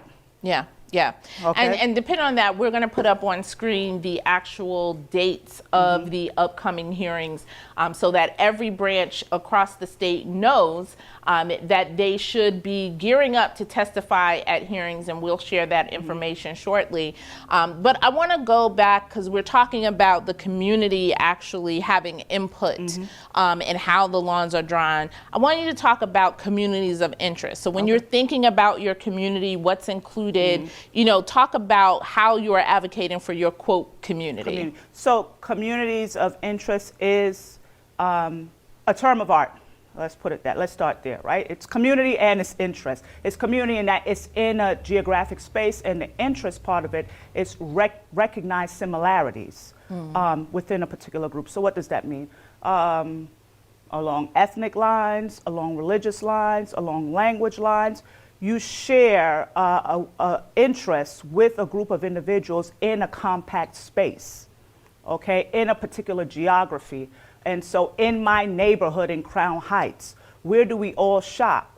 Where do all our kids go to school? So there's these social factors that you take into consideration when you consider your political boundaries, when you consider who am I, or what I'm supposed to speak about when I talk to these individuals or when I comment on these maps. Everyone knows where their neighborhood boundaries, or you're supposed to know, begin or end, right? You know, or there could be lots of arguments about it, because I'm sure you can do a whole bunch of arguments on when if Classen actually is the end or the beginning of Bedford-Stuyvesant. Some people say Bedford. You know, and I'm sure it's like that everywhere, which is different because in certain parts of the state, like I know here on Long Island, because I went to school and lived out here, right? You may have a pretty defined, this is Roosevelt. Roosevelt includes these, you know, these blocks and these communities, but in different parts of the state, it may be different.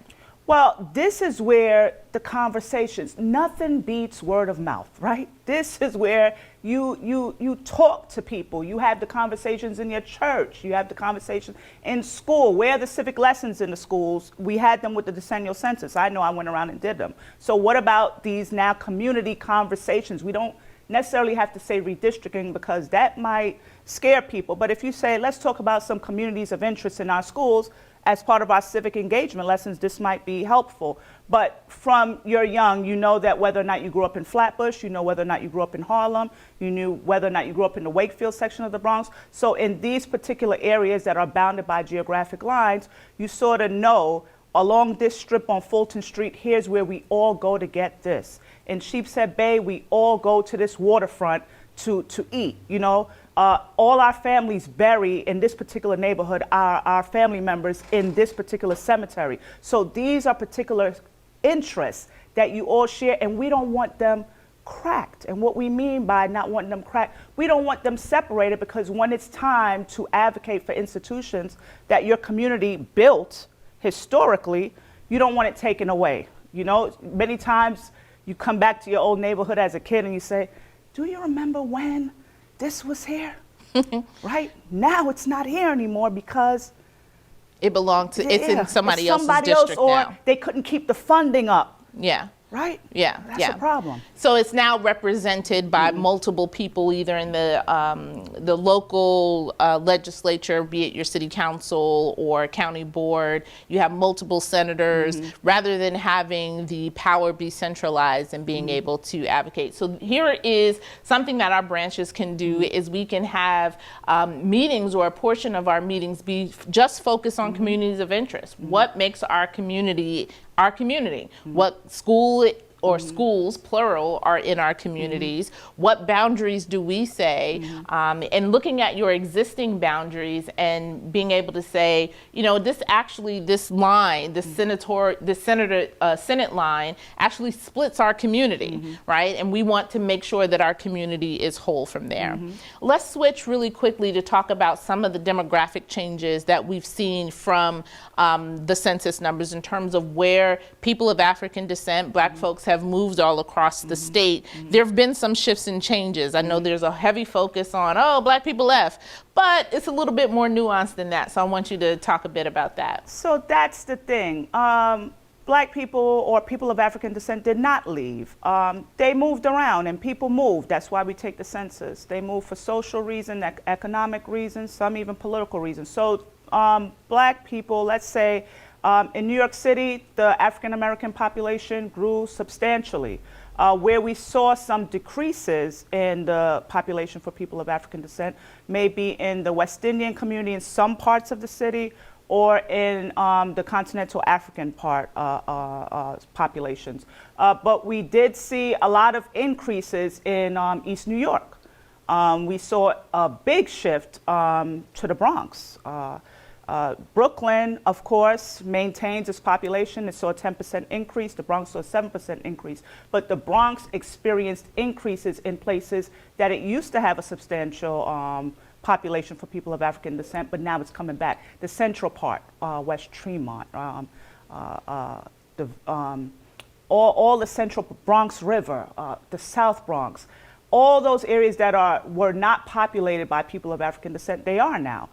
Westchester County always had, right above the Bronx, always had a heavy confluence of West Indians or Caribbeans, and they still do. Mount Vernon, New Rochelle. New Rochelle is experiencing a number of influx of the Caribbean population for reasons that we're talking about with communities of interest, better schools, etc. Buffalo maintains its population. So every single area that I've been looking at for people of African descent, we saw an increase. Now, in the types of legislative districts that we're looking at, we may not notice those increase. Why? Because of how the districts were drawn 10 years ago. But if you stick to communities of interest this time around, you will see the increases. You will see the shifts. You will see that there are opportunities to create additional areas that people of African descent have been moving around in.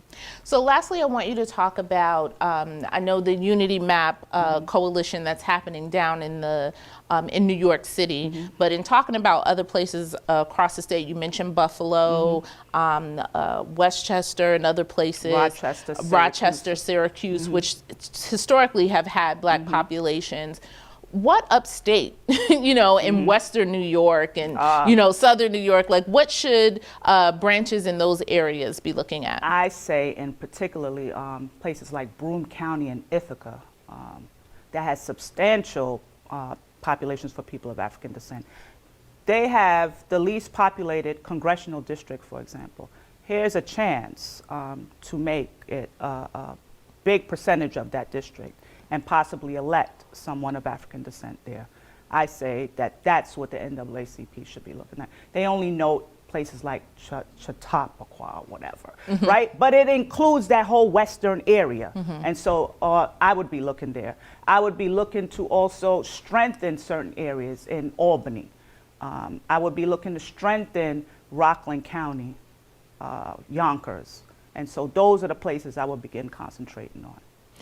Well, we have a lot of work to do, branches. And as we mentioned, we're going to put up the schedule for the redistricting hearings. And as I said in the beginning, yes, the Independent Commission has released 2 versions of MAP. Again, going back to the partisanship, there's a Republican version and a Democratic version. But what we should be focused on is having conversations within our communities. It's an opportunity for our branches to go out into the community, bring people in via Zoom, or if you're in person and vaccinated, and bring people into the conversation to talk about the community at large, what the boundaries are, what the like interests are, and then take that information and be able to testify at the upcoming hearings. Talk a bit about, we have a few more minutes, what should people include in their testimony to the commission about their community? That's a great question. And so people should always say where they live. Of course, you introduce yourself. If you're tied to an institution, you should talk about that. You should say how long, your length of time as a resident in this community and as a part of this institution. And to get to the meat of it, you should speak about the populations that you serve and maybe why you've fallen short on expanding services to these individuals because the community was not able to come together. So for example, for years, East Flatbush and Flatbush have been split along congressional lines, and so they weren't able to pull together those participants to get the types of funding they need for these nonprofit organizations, right?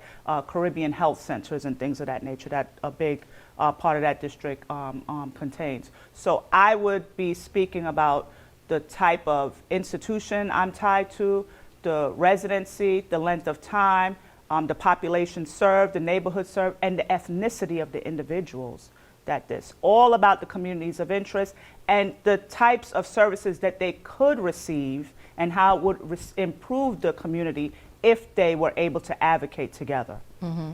And lastly, there are some things you shouldn't say when you are testifying, because we can't go in there and just be like, we want to create a black district, right? No. So you should never speak about race. It's all about communities of interest. You should always keep it about, anything cultural. Mm-hmm. And because, I went to school, for example, with a lot of people of Hispanic descent and a lot of Caucasians. And so we had a common interest, right? That what we wanted to do. And so the courts maintain that communities of interest transcends racial lines. And if we want to protect that, and sometimes it is about that, but most importantly, it's transcendent. And so you want to make sure that it can still be protected in the courts and that we don't go any step backwards because we've come this far. Thank you so much, Dr. Blair. We're going to take a quick final break, and then I'll be back to talk about our resolutions process. When you want to save humans from disease, ask science. It will make the breakthrough, because science is relentless. It never gives up. It keeps asking questions until it finds what it's looking for. Science wants to cure people more than any disease wants to exist. Just ask the ones it's already beaten. But science is humble. It never rests, because it has to reinvent itself every day, prove itself again and again. Until science makes the breakthrough, it isn't done. We believe science can cure every human disease, and we're going all in. Because in the end, science will win.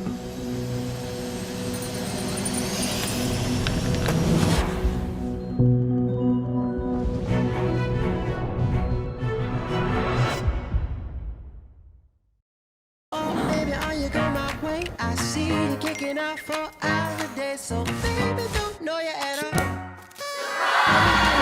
I'm not crazy or a fiend. Not stalker and a fiend. La, how you know what I see? Let's go. Oh, okay. Got a feeling. Monitor, check, and lock down your money with security from Chase. Control feels good. Chase, make more of what's yours. So as you can see, we have a lot of work ahead of us as it pertains to elections reform and the redistricting process here in the state. But now I want to turn our attention to our resolutions process. And this is primarily for our legislative agenda for the next legislative year. If your branch will be doing a resolution of an issue that should be included in our legislative agenda, please make sure it is sent to the state office by the end of December 31st to be exact. So that means you have plenty enough time for your branch committees to actually present it to the branch members, for them to vote for it, and then for it to come to the state office. From there, the resolutions committee will be taking all of the resolutions submitted, will be discussing them, may reach back out to you for additional information before we make the decision to include it in our legislative agenda. Thank you so very much for joining us for this very important conversation, and please make sure you share it with your civic engagement committees and with the larger community. Now, our panelists will present a live Q&A.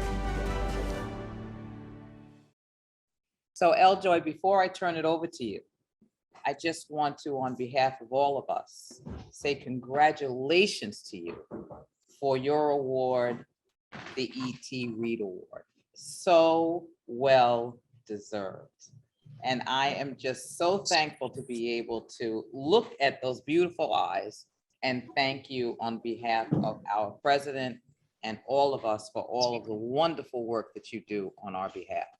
Thank you. Thank you so much, Tracy. And I was so surprised. But, I have to, as many times as I've talked to Miss Dukes, she's a good secret keeper, it seems. So, and Janine and everybody else. So I'll have to, I'm getting all of you. All right. Well, congratulations. Then I will leave it up to you and Dr. Blair. Thank you. Thank you so much. So thanks, everyone. I hope the panel that we presented was informative, gives you additional information that you can take back to your branches. Now, I saw in the chat that as Dr. Blair was talking, and she was mentioning particular cities and areas across the state, that folks were saying, well, what about Rochester? And what about this? And what about that? And so this is your opportunity now to use that chat function and ask your questions so we can talk to Dr. Blair a little bit more about redistricting. And then I want to save 5 minutes for the end of the Q&A for us to talk about the ballot proposals that will be on November's ballot, because I know a number of you have questions about that as well. So I want to go first, Dr. Blair. Everybody has questions about their individual areas. And there is a report coming out this week that you have authored, along with some charts and information that sort of detail the shifts just in New York City of communities of African descent throughout New York City. But let's turn our attention to the other parts of the state that you were mentioning, like Western New York, Rochester, Albany, and others, on some of the changes and shifts that you've seen, just to expound upon that a little bit more. Yes, so we've seen through the decade, with a peak in around 2014, 2015, a real increase in, I saw someone put Ulster County, yes, that whole Poughkeepsie area, Dutchess County, things that are just right above, places that are just right above New York City that people could easily commute to. And so there is a rise there. Albany, as people and individuals graduate from college in those areas, Albany and Broome County and Syracuse, they tend to stay there for a while. And so we see that some of our younger individuals, they end up having a job and relocate there. And so it's a good place to live because good cost of living, schools, et cetera, and they develop a community there, family there, et cetera. So we see that there's always an increase, and as economic development actually spurs in some of these areas that normally was not there before, and as businesses relocate there, we saw the rise of people of African descent. And we know why people move, for economic reasons and for social reasons. And so we saw an increase in people of African descent in these surrounding areas right outside of New York City. And of course, Westchester County and Long Island, Nassau County and Suffolk County, they will always see spillovers, if you will, from New York City for a number of social reasons, and we leave it there. Yeah, so I know we're doing a lot of organizing regarding drawing our own maps down here in New York City, but I want to specifically continue the focus on other parts of the state right now outside of New York City, where the local officials or groups that are organizing and creating maps may not have the interests of people of African descent at heart in other places of the state. And so, let's talk them through, one, they should have a meeting specifically focused on their area, specifically focused on redistricting and talking about their communities and their boundaries. But what are some of the other things that they can do to advance the interests of their community? Well, some of the things, besides for having their local meetings and their chapters, they really need to create the awareness that this is occurring at the moment. And they need to create outlets for people to participate in this process. It's not hard. It's a similar process to the census. Lots of times when people did not have access to the internet and things of that nature, they went to the library. And so the local public libraries, if you will, could be a place where free software could be used to do this kind of work, to draw circles around this is where my community of interest is, and I would appreciate it if this would be kept whole. So on the individual level or on a group level, I'm talking about two different aspects, individual and group level, this could be done in the community, in community institutions, and more so to connect to the institutional level with the Independent Redistricting Commission. It is important that that information, when gathered, is then taken and presented at one of the hearings that will begin shortly. The more people that are saying the same things in these hearings about keeping their communities whole, the more likely they are to listen to these suggestions and keep the communities whole. But they have to hear from the community. Yeah, that's a really important point, because you know, quite often when we're telling people you can draw your own maps, people may feel a bit hesitant that I don't know how to draw maps, I don't know how to do that. But simply going to, you know, a Google Maps or getting a map of your community and drawing a circle, a square, a triangle, whatever it is, and saying, this area needs to be kept together in one Senate district or kept together in one congressional district, or this makes up my community. And sending a picture of that is your testimony. You know, and it doesn't just have to be the president of the branch testifying about those different items. You need additional, like all of the members of your civic engagement committee or other organizations within your community to also testify to this point, just to make it really simple, that you don't have to get as technical to, you know, like take a class to learn how to draw a map, but you can literally take a picture or Google Map and draw along the lines that way. And so even for the person, that's correct. And even for the person that say to themselves, I'm not a visual person and I rather speak about it, map drawing could be done in words as well. When we're speaking to each other, we're saying, we think that our boundary, or we know that our boundary ends here, begins here. Here's where the northern border is. Here's where the southern border is. Here's where the eastern and western. So you can easily advise as to where your neighborhood or your boundary begin and end. And you can state why you feel that way, because we all shop on this particular strip, because all of our children attend the same schools. We attend this church service. We attend or this cultural political fair. Yeah, exactly. We attend this political meeting. You know, this is our home. And so no one can state that better than the person that lives there or worked there.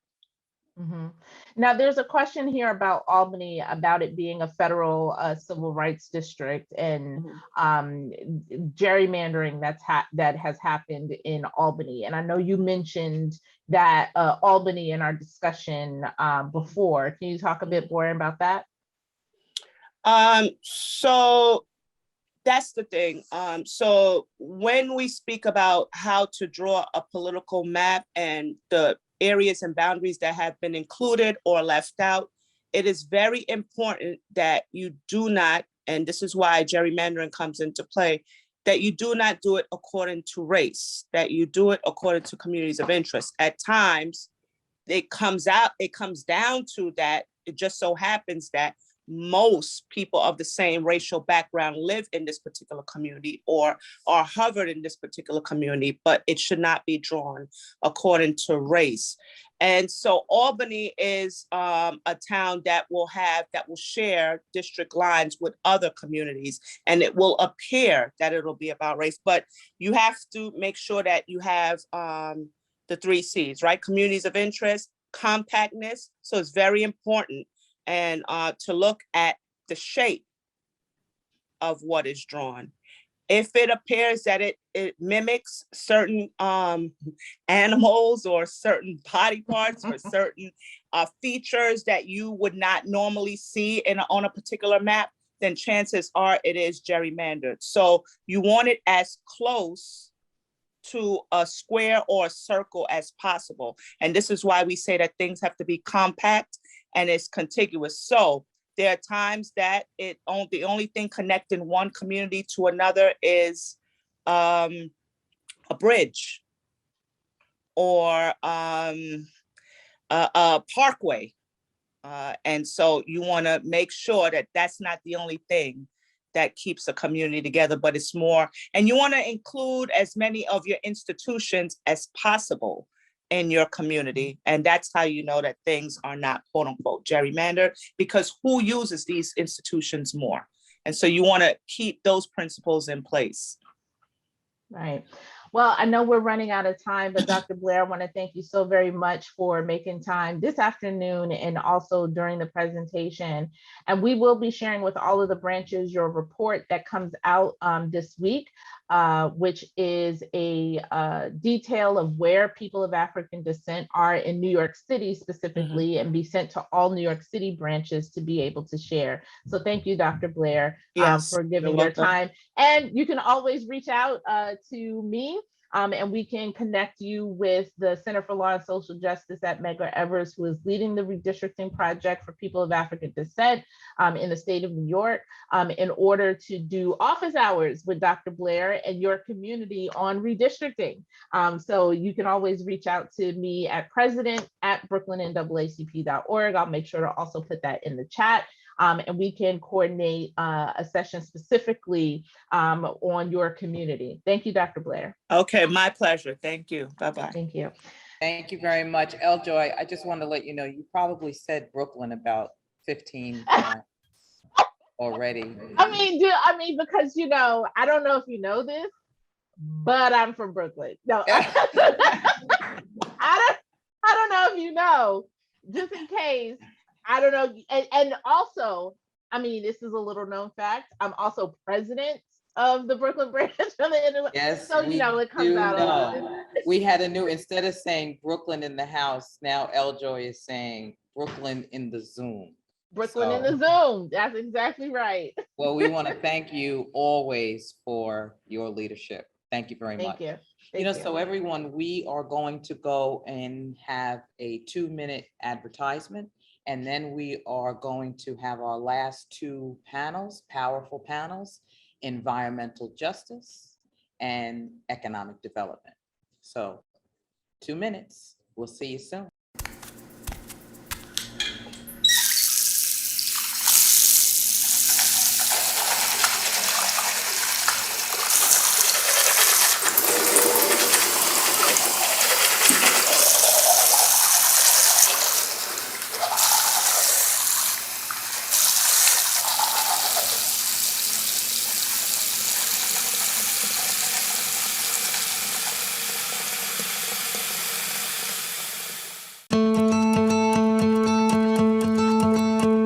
For nearly 100 years, Entergy has powered our stories. Stories of hope, triumph, resilience. 1.3 million customers.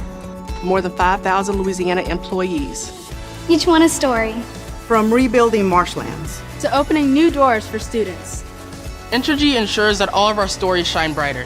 Because together, we power life. I'm Victoria. I'm one of the virtual program hosts here at Garden City, New York Media. You know, fundraising is a vital part of any organization and keeps the organization functioning and furthering its social cause. Recently, we received many inquiries from organizations working to develop creative ways to fundraise during this COVID-19 pandemic.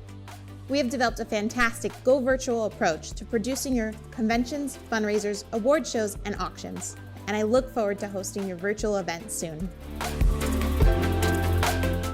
Hey, I'm bringing this with you. I thought you hated DirecTV. We do hate it, but the early termination fees would kill us. It's 2 separate contracts, DirecTV and AT&T Internet. It'll be up to $600 to get out. You know what would solve this problem? Here it comes. Please don't say sandstorm. Fine. A storm.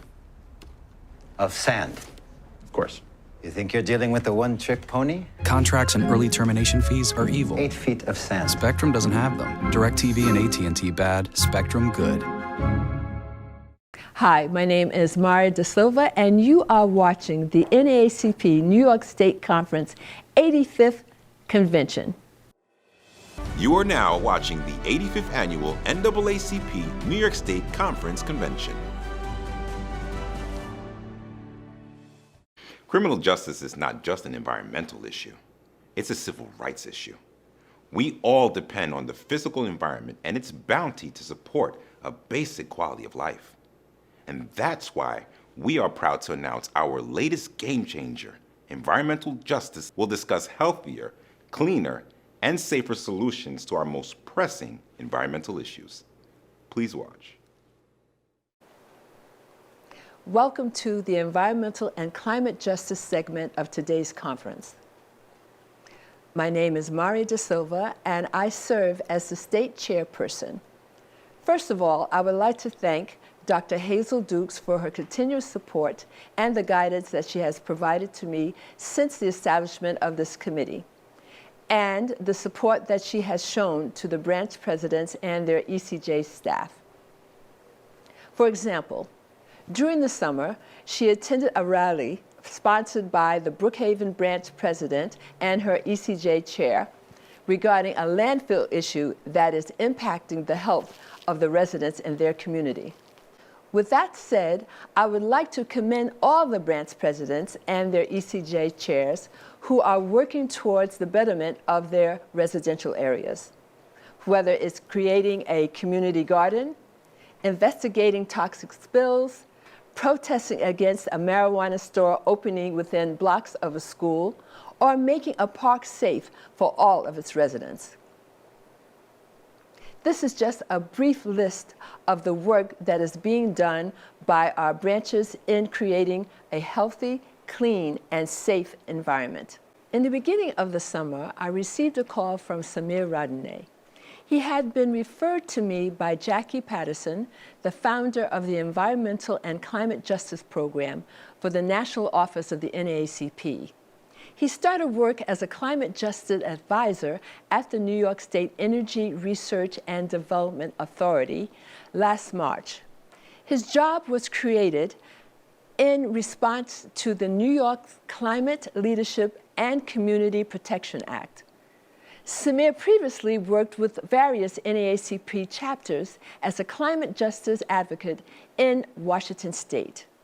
In his presentation, Samir will describe the CLCPA and the crucial opportunities for NAACP members to get involved in public hearings and relevant program development opportunities. Let me introduce Samir.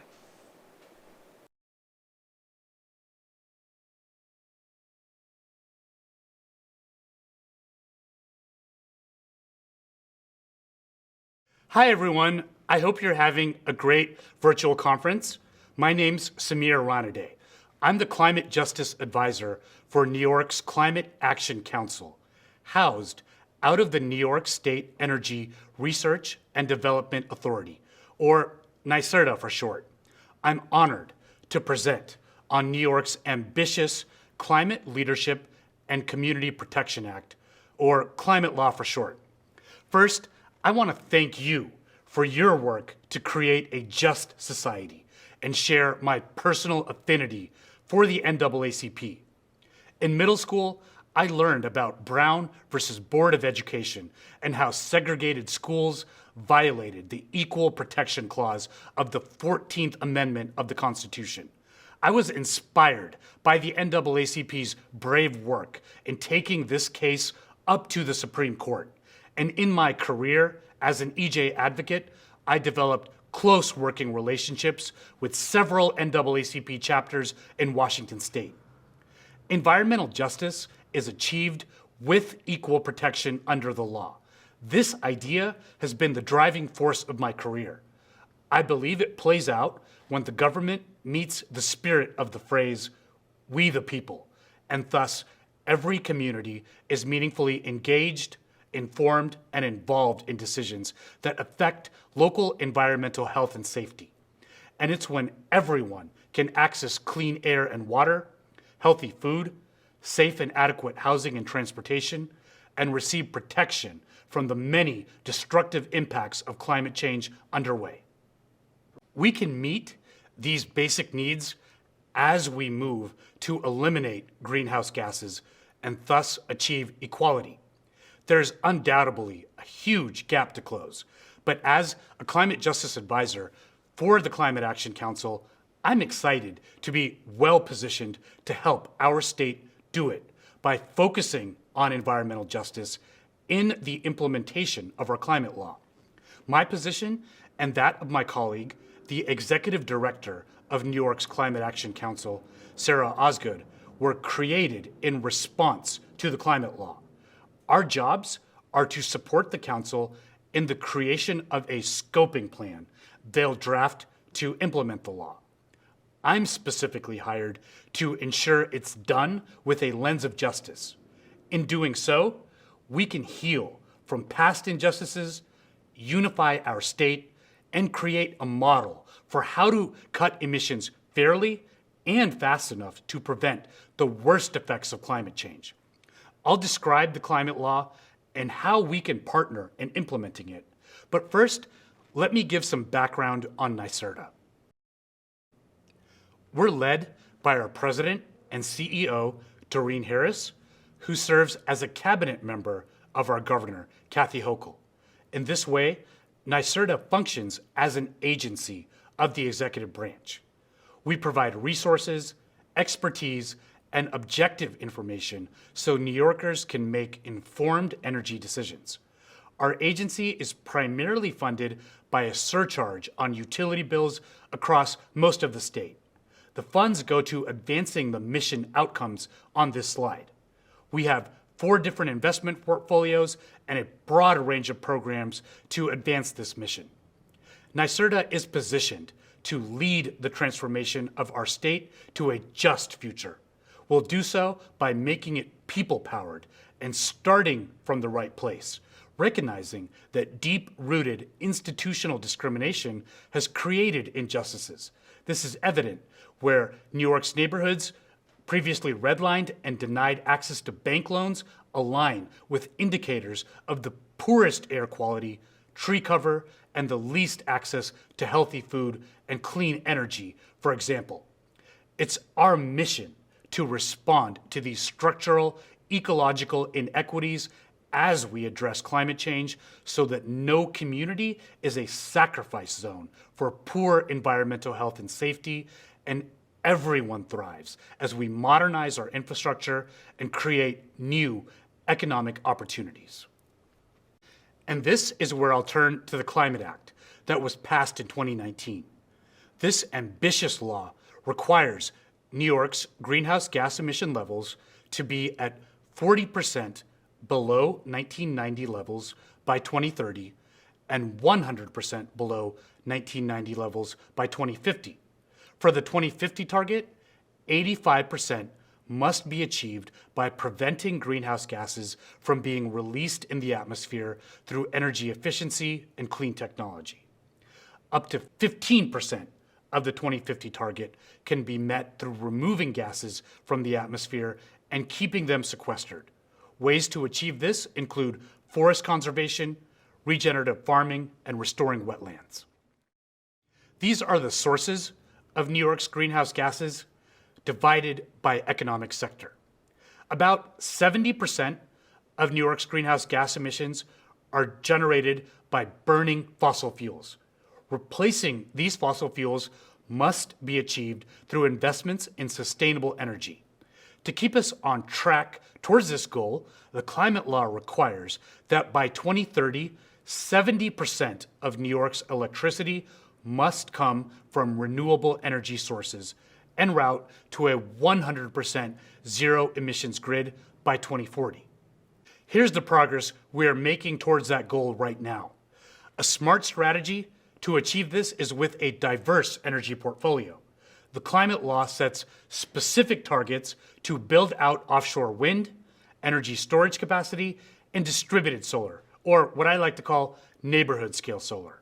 There's also a requirement to conserve energy, which can be achieved through upgrading drafty buildings and making manufacturing more efficient. This brings me to an important point. These forthcoming energy investments are exciting opportunities, And to ensure they're done equitably, the climate law requires New York to aim for 40% and no less than 35% of the benefits of investments it makes in clean energy and energy efficiency to occur in disadvantaged communities. The legislature used this term to indicate a structural disadvantage, whereby the quality of services and amenities, physical infrastructure, environmental conditions, and social support systems in some communities are unequal compared to other communities in the state. State entities now have a charge to eliminate these disparities as we tackle climate change. It's important to note the 40% number is the investment floor, not the ceiling. To define what constitutes a disadvantaged community, the climate law established a climate justice working group. They're currently developing a draft definition that's on track to be released by the start of December and will then be open to a 120-day public comment period.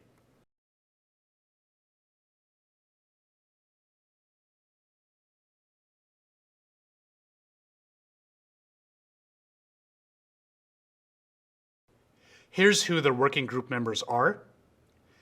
And a huge part of EJ is making our air safe enough for anyone to breathe. To achieve this, the climate law requires the state to establish community air monitoring systems, which Governor Hochul just announced would be placed in 10 areas identified to have the most harmful air pollution. The state will consult with the Climate Justice Working Group to develop community-driven programs to precisely target these emissions. Achieving the targets in New York's climate law will require new and updated policies, programs, incentives, and ways to communicate information. We'll need to dramatically improve the way we heat and cool our buildings, manufacture products, manage waste, generate electricity, grow food, and transport people and goods. To guide how we make these improvements, the climate law requires the creation of a scoping plan. To write that, it established a 22-member Climate Action Council. The council is co-chaired by NYSERDA President and CEO Doreen Harris and the New York Department of Environmental Conservation Commissioner Basil Sagos. 10 of the members are leaders of state agencies and power authorities, and the other 10 are representatives from academia, industry, and nonprofit organizations who collectively represent a broad cross-section of the public. The council is currently reviewing draft scoping plan recommendations from advisory panels and will release a draft scoping plan at the end of this year, which will then be open to public comments over the course of 2022. The scoping plan, the air monitoring network, and the disadvantaged community investment criteria will provide the blueprint to ensure we make the transformational societal and market changes necessary to achieve the climate law's goal. But the work of moving towards our goals has already begun through the existing laws and programs that state agencies across New York are already tasked with implementing. I want to highlight some of the ways, but certainly not an exhaustive list, of how you can be involved. One, in line with the NAACP's Centering Equity in the Sustainable Building Sector, we're supporting clean heating and cooling community campaigns in the counties you see in the slide, which support communities in implementing multi-year outreach and education campaigns to electrify homes, apartments, and businesses with clean technologies. NYSERDA also provides rebates to replace dirty and more expensive fossil fuels with clean heat and cooling pumps. This can reduce pollution, improve indoor air quality and comfort, and create jobs.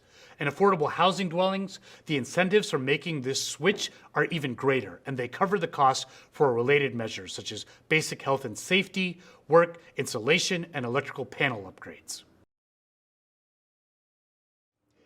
If you own a home or business and install solar, there are rebates to reduce the cost. This rebate can increase if you own and or manage a building that's regulated affordable housing. And even if you rent an apartment or home, you can subscribe to a local community solar installation. The most common offer of community solar guarantees savings of 10% on your power bill. And as part of our exciting Solar for All campaign, if you're income qualified, you can get a community solar subscription for free, which can amount to a $15 per month credit. For now, this incentive isn't available in New York City, but it is in many other large cities in the state. Community-based organizations like the NAACP that are interested in doing the necessary groundwork to develop solar and solar plus storage projects that benefit low and moderate income households can get grants provided by the pre-development program. Email Chris for more details. We have programs to prioritize clean energy job creation in disadvantaged communities. These include on-the-job training and internships to support new hires and interns to prepare them for clean energy jobs. We also just launched a Climate Justice Fellowship where we'll pay for employers to support the professional development, training, and mentoring of full-time fellows who currently reside in disadvantaged communities or are from priority populations.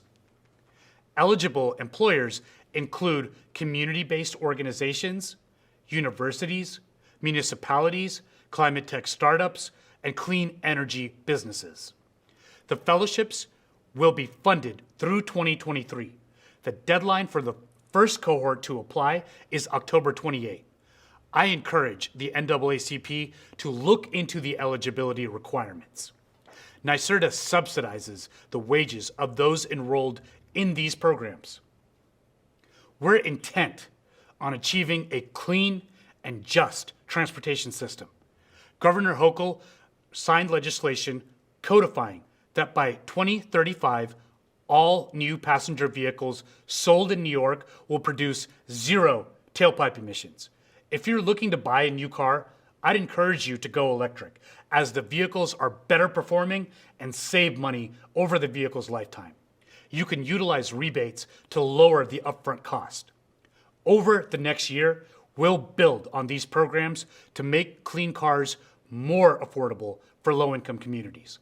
Importantly, the Climate Action Council is considering policies to reduce automobile dependence through equitable, transit-oriented development. This will help undo the effects of discriminatory zoning and housing policies and ensure that high-quality transit and walkable and bikeable communities are available to all New Yorkers. You can check if your town or city is involved in programs like this through looking up Clean Energy Communities, which provides incentives to achieve this. And we're working to create a body of community stakeholders to help shape the design of the programs I just described to ensure they're available to all. This is an opportunity for collaboration with the NAACP New York chapters. In this vein, I'll conclude by summarizing some ways we can work together. I'll make sure you're aware of all public comment opportunities related to the climate law. Most immediately, later this month, we'll be seeking community input on the barriers and opportunities to disadvantaged community ownership and access to services and commodities in areas like clean energy for your buildings, sustainable transportation, and community resilience measures against the impacts of floods and extreme weather. There will also be public comment periods on the criteria for disadvantaged communities, which must receive 40% of the benefits of all state-led sustainable energy investments. The benefits go beyond reducing greenhouse gases. For example, weatherizing drafty homes can make homes healthy by upgrading old building stock, providing comfort during extreme heat and cold, lowering energy bills, and creating jobs. As you decide how to engage, think about the changes you want to create and the benefits you want to realize in your community and the barriers that you see to doing that. Please don't hesitate to contact me. I'm happy to meet one-on-one and also visit your individual chapters to discuss particular ideas and issues. I'll be in contact with Mari as more details emerge on the things I've described and that you've seen on all of the slides. Together, we'll achieve climate justice in our state and make it a model for others to adopt. And now, I'm excited to turn it over to my dear friend Mari for the Environmental and Climate Justice Workshop.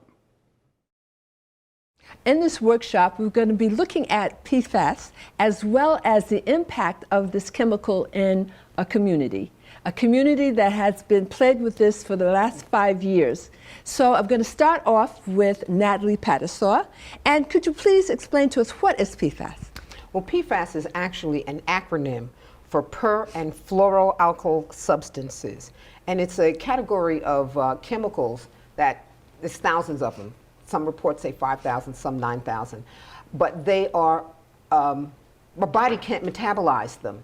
So you can't eat things that are that have or contain PFAS, and then it excretes to the body. It accumulates in the body, and it has negative health implications for people. Mm-hmm. For example, what substances? What could you explain what we might be using today, and it's in our body?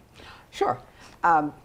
It's in a broad range of consumer products that range from the clothing that you wear, if it's wrinkle resistant, or if it is water resistant or stain resistant. The chemical that they treat it with is a PFAS in the PFAS category.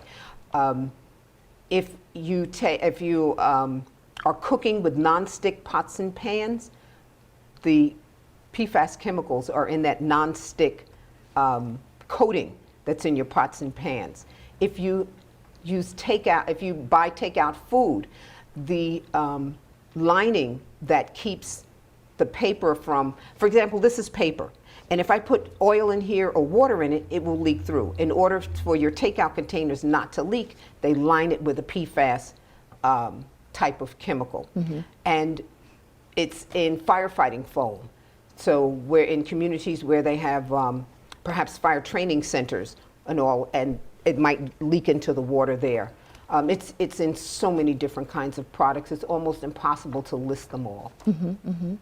And Kyle, could you explain to us, given that brief information that she's given us, the impact in your community regarding PFAS? What happened?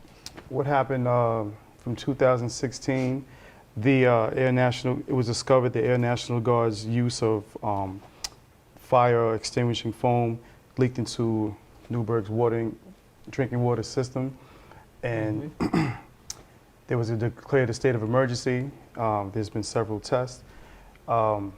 Since then, currently, we are still seeking to do testing.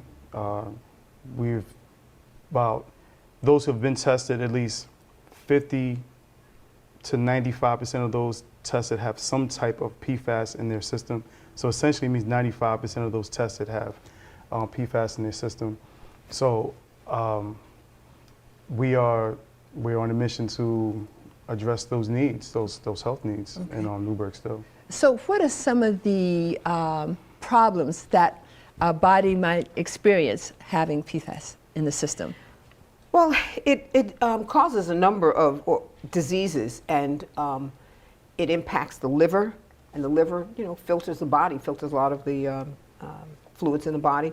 The pancreas, your neurological system, so that's how your brain functions. It's particularly harmful for infants and babies and toddlers because their neurological system is forming, and if it doesn't form, then you have a child that has different kinds of perhaps behavioral problems or ability to learn. Mm-hmm. It impacts your immune system. And one of the things that as we're adjusting to our new normal with COVID and masking and sanitizing everything, it reduces your immune system's ability to fight off diseases. So that's critically important right now. And so there are so many different things that it does, and various types of cancers as well. Mm-hmm. So how much of this chemical is harmful? Could you give us an example? All of it. is harmful. But I know, an example, the federal standard is 70 parts per trillion, not million, not billion, but trillion. So that's an extremely small amount. If you were to, an example that they often use, if you were to put a few drops of it in an Olympic-sized pool, it would contaminate the pool. The whole pool. So you don't need a lot in order to contaminate the water. And in New York State, the former governor, Cuomo, reduced the acceptable level to 10 parts per trillion. So if you have a trillion drops of water, you can only have 10 drops of this chemical in the water.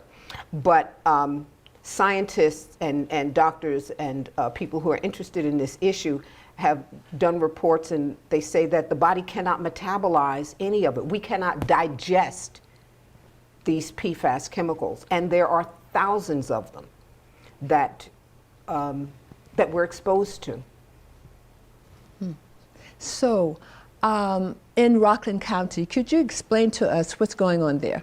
Well, yes. In Rockland, we, as I mentioned, the governor changed lowered the allowable amount of this class of chemicals, and so we've discovered that in a number of our wells, because Rockland County only has well water, we don't have water that comes in from the Delaware, Catskill, New York City watershed.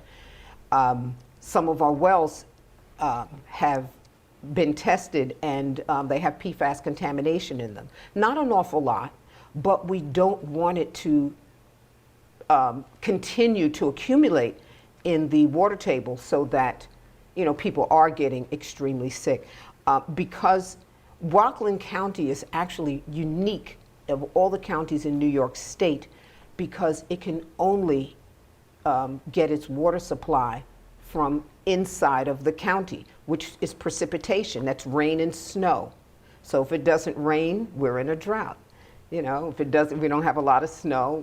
Our water can, our water resources get reduced.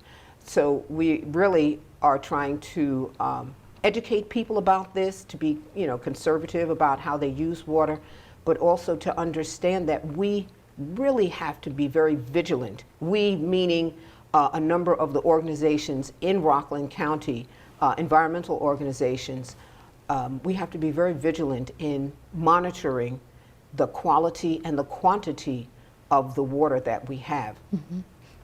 Okay. And Kyle, could you bring us up to date what's happening in Newburgh? Beyond the testing that is going to take place, there's several coalitions that are coming together.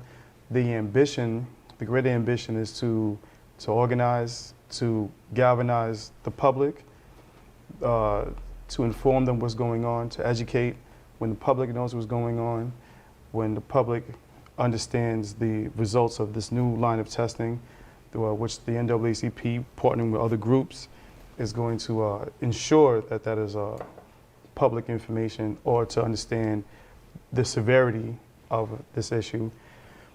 After the public is informed of the issue, the results of these tests, we want to go to our local officials and do what makes America great, and participate in government action. Where would they go to get tested? Local hospital, Department of Health, or? In Newburgh, St. Luke's, the hospital in Newburgh, is partnering, the state is partnering with St. Luke's on a number of issues. They're partnering to, first, you can go there to be tested.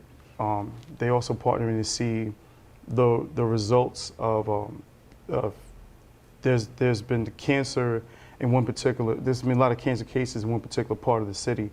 So they're testing from data from 1995 to 2003, and they're trying to see how these rates, based on people who've been around the city that long, drawing their blood and trying to measure what's going on. So I would say in Newburgh there's definitely partnership with this PFAS issue. So around this area, Newburgh, New Windsor, satelliting places, you can go in. Because those in the medical community know that this is a forever chemical. Your body cannot dissolve it. So the more you know, the better off you will be to address those issues you need to address. I would venture to say, if I can add to that, also that this is a test you would have to ask for. This is not a standard test that you doctors would normally look for. So you would need to ask specifically for that. Okay, all right, excellent, excellent. So what you're saying is that you're galvanizing the community, you're educating the community about what's going on in Newburgh as well as in Rockland County. Yes. I know, how do you convince people that some of the things that have been using forever and is dear to them, like the no-stick pans or whatever, that this might be detrimental to them, you know, that kind of possible resistance, you know? That's a great question. And if I had the answer, honestly, I would go and do that and everybody would throw out their nonstick pots and pans or other kinds of things. But the interesting thing is that there are options that people can have. You can, of course, get other kinds of pots and pans. You can get stainless steel or cast iron or other made of other kinds of substances. You can buy different kinds of clothing. See, the problem is if you don't know, then how do you avoid it? There are certain kinds of filters that you could have, and quite frankly, the water utilities, some of them are making adjustments to how they filter and purify the water. But if you've got the money, you can get a whole house filter with granulated activated charcoal or a reverse osmosis system, but they're costly. So that automatically rules out a lot of people who are low income. You see, the problem is that the companies who have polluted the water are not now, I was going to say they're not accountable. They really aren't. But in Hoosick Falls, they just got a $65 million settlement because they sued the companies that they found that were doing this contamination. You see, the other problem is that it's so widespread, unless you can narrow down where the pollution is coming from, then who is accountable? And ultimately, it's us, the taxpayers, that we have to pay to get things cleaned up. But we're really trying to identify where this pollution is coming from. In your community, they specifically found out that it was at the airport or the firefighting facility. So what type of literature research a person could do on their own? What would you suggest? Articles or? There are a number of organizations who are working on this and trying to bring this to the public's attention.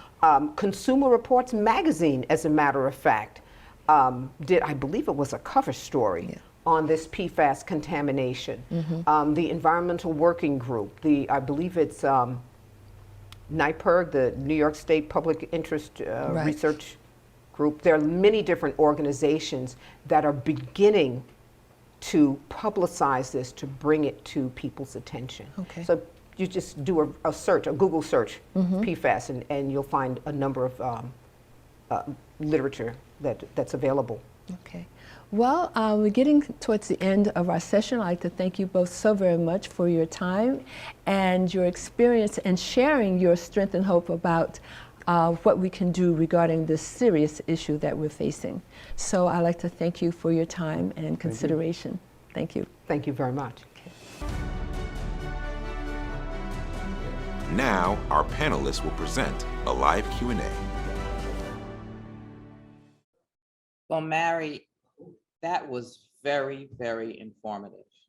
And I know that I can't wait to get home to look at my pots and pans, but I'm not going to be able to even know about this whole PFAS stuff. So as people are asking questions in the chat, what I want to do is just ask you myself, doesn't the EPA like list products? Maybe you can ask one of the panelists so that we could be more informed about the household products and what the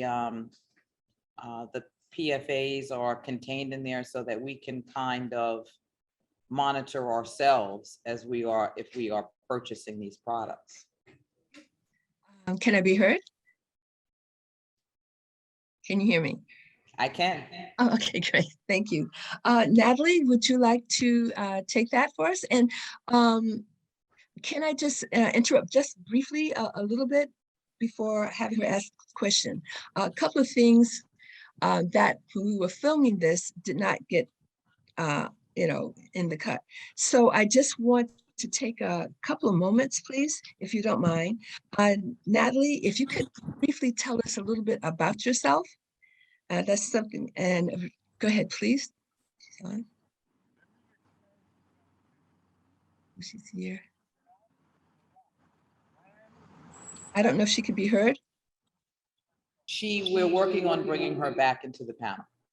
Okay, great. Kyle, so I'll just go to you, please. Could you tell us a little bit about yourself, why you got involved in this, and what is your position in the NAACP of your chapter, your branch? Yes, thank you.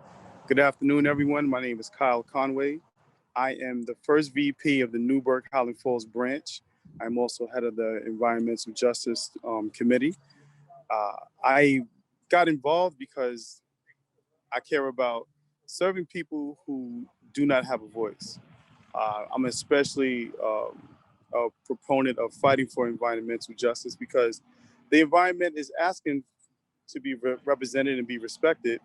It's just speaking in a different language that may not be understanding. So it's up to us to really represent Mother Earth. And Mother Earth is talking. We got to respect and honor what she needs and what she wishes for.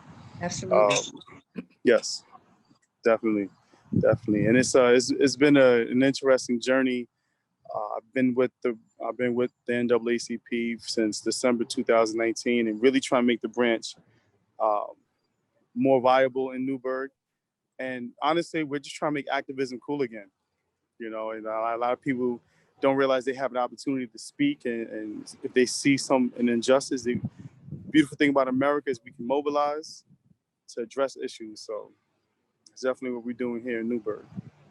Thank you. And I'd like to turn this over to Natalie. Could you give us, let us know how you got involved and what you do? Thank you. Thank you for having me. It is a pleasure to participate in this seminar, in this conference and discussion. I am an adjunct professor within the SUNY State University of New York system, and I have been teaching classes on pollution for, I don't know, maybe 15 or more years. I also teach physical geography and environmental science classes.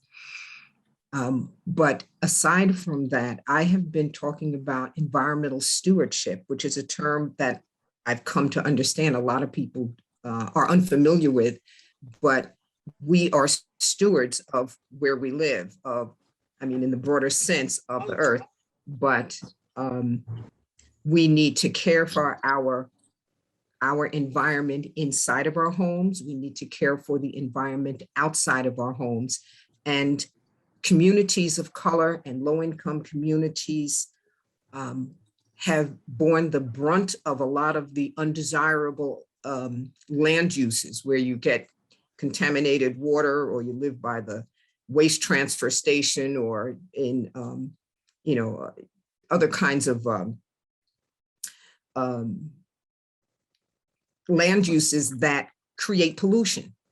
So, and I have been talking to community organizations and church groups for at least the last 20 years on how we, communities of color, have a lot more power and authority to change the environment in which we live. But we need to work together. We need to partner with organizations. We need to work with with students in elementary and all the way up to colleges, because that's where change comes. If we look at study any kind of when I say revolution, I don't mean necessarily guns and fighting, but any major societal change, a lot of it comes from young adults. And those of us with more life experience and connections with people who actually institute change, we need to work arm in arm with each other and also with other communities and other not-for-profit or government organizations, government agencies. It's, I feel, just imperative that we need to understand this. So I talk about it a lot.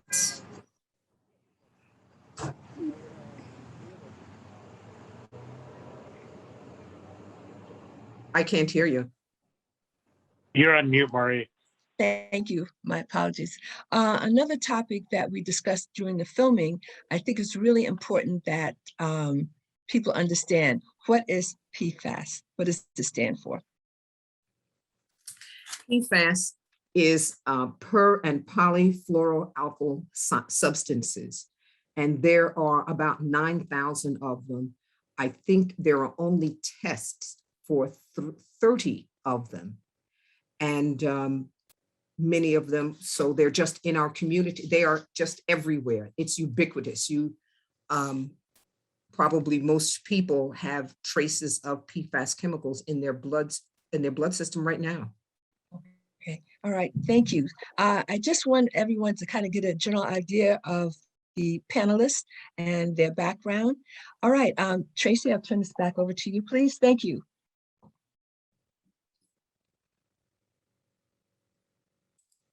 Okay, so there's some questions in the chat. And Mary, if you'd like, would you like me to read them or would you like to read them yourself? Because there's a list of questions for the panelists. Well, you could read them. Yes. Okay, all right, that's fine. Set your own trend there, Mary. What types of thyroid irregularities, larger in the areas of high rates of PFAS, and what cancers are typically more prevalent in communities with the higher levels of PFAS?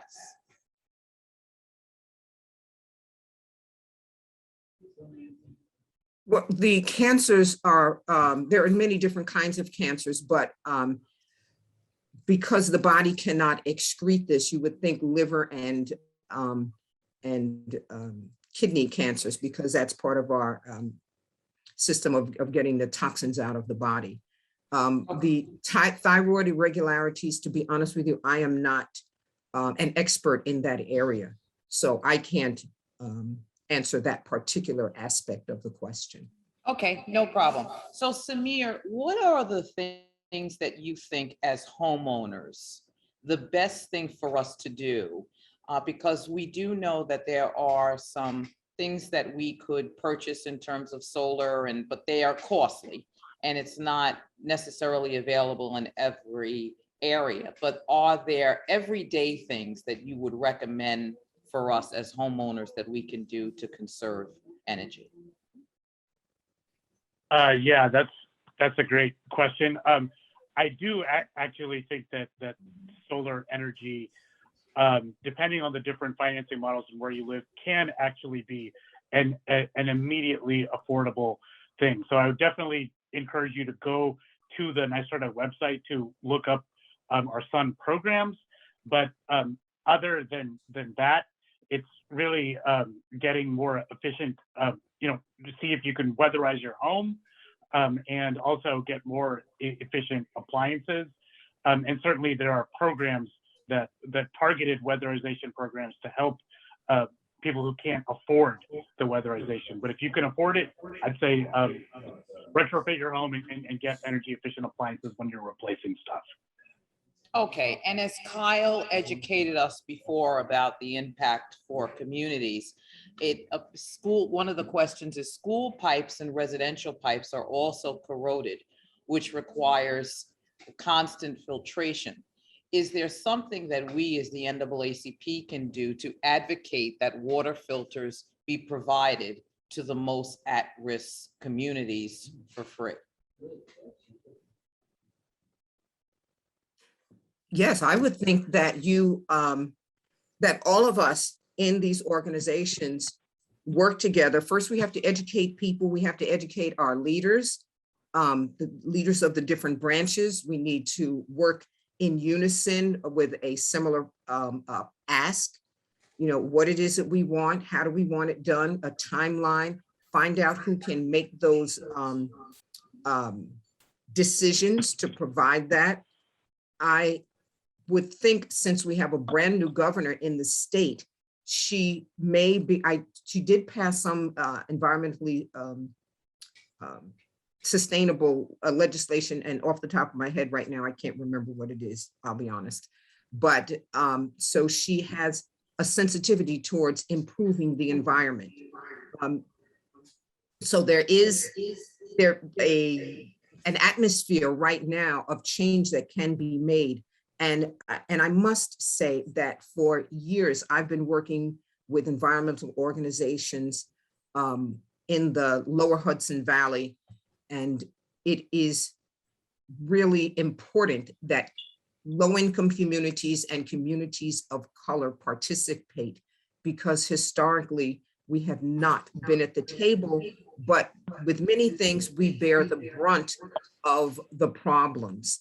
So we can organize better, tighter, and raise a stronger voice to make those changes. We have an ally here in NYSERDA who can help guide us where we might be able to get some support there. Samir, I hope I'm not putting words in your mouth, but No, just give me a thumbs up if, okay. Okay, and Kyle, could I just ask you to add also, is there anything that you want to add to this discussion that we haven't covered? Everything has been covered, I would say, in terms of advocacy. What we're doing in Newburgh, Albany is SUNY Albany is coming down, giving testing the residents of Newburgh, and the results of the test is we're going to use that, and we're going to utilize our local government officials, especially in Newburgh. It's voting time, and we're going to make sure people make sure the government does what the government's supposed to do, which is protect the people. If you're an elected official, you are essentially a public servant.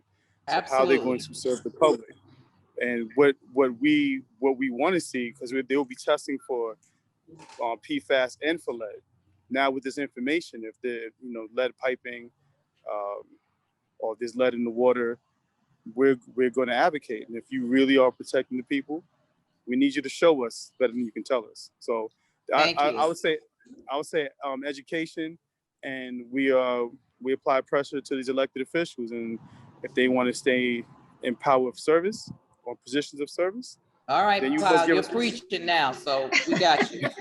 So, Samir, are there architectural investments being made as well as the Climate Protection Act? Are you aware of? Because there are a lot of residents that live along the coastline. Sorry, was that a question directed towards me about the? Yes. Yeah. It needs to be obviously done equitably and smartly, and ideally, I mean, we would invest in restoring our wetlands and having good alert systems in place and things that can reduce the power of the floods and their impact and their ability to cause harm. But it very well, I'm not like a super expert on this, but it very well could be the case that places houses cannot be in certain areas. So there would need to be, just a just transition out of that for those people if they need support in moving to another place. But that definitely could be an option. But there's other resilience measures too to storms and hurricanes, like I alluded to, that we could also invest in. Okay, well, I do know that we are out of time, and there are a couple of more questions, both for Samir and for you, Natalie, in reference to PFAS and other things that we could do to be more energy efficient.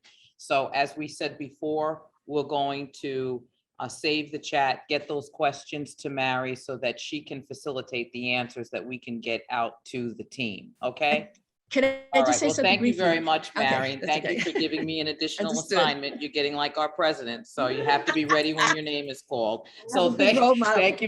thank you very much for this wonderful, informative panel. And we'll see you. And the next up, last but certainly not least, is our economic development with Gary Thomas. Thank you, Thank you. everybody. Thank you all. Attention NAACP members. For those of you eligible to vote in our elections, the polls are now open.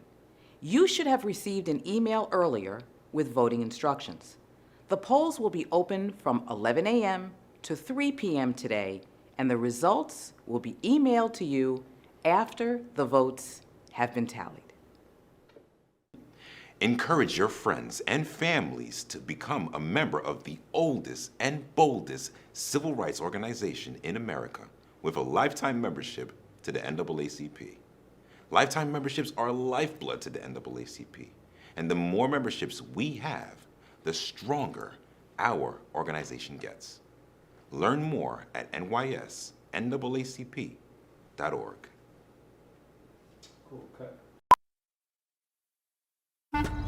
People today, they could spend half their lives over 50. That's a lot of living. So it helps to have a wise friend and fierce defender in your corner. A friend like AARP. So your health lives longer. This is just slow-mo karate? Just slow-mo karate. Your money lives longer. I just bought that. I just sold that. And your happiness lives longer. That's why the younger you are, the more you need AARP. Join today.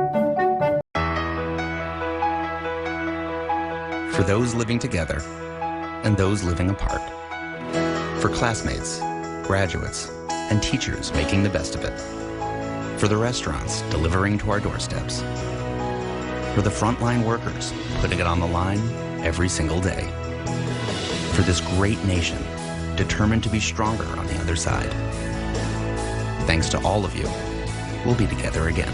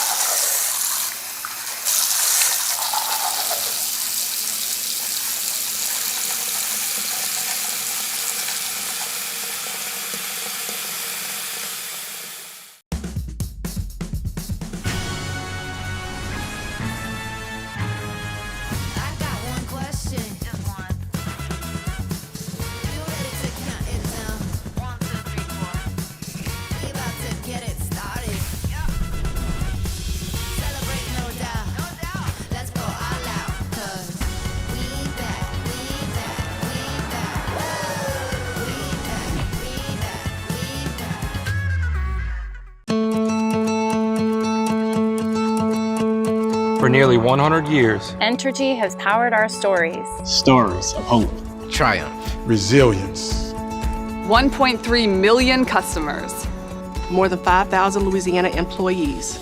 Each one a story. From rebuilding marshlands To opening new doors for students. Entergy ensures that all of our stories shine brighter. Because together, Together, We power life.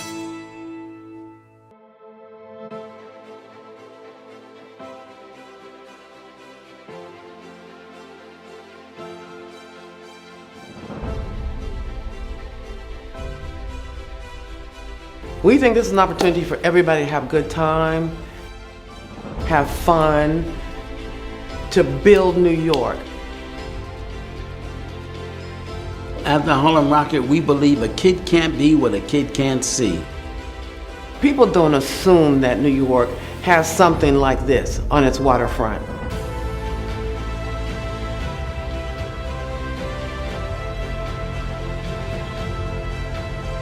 I want to share the experience with kids who've never had the opportunity before. This is a game changer. That's what we bring to the community.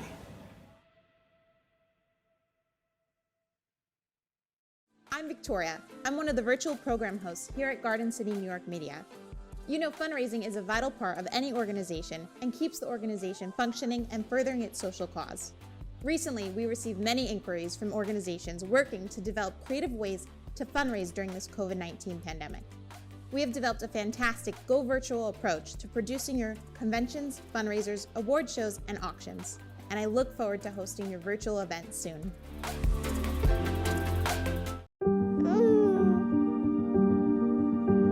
When you're the oldest baby company in the world, you learn something important. Babies grow up. They fall down.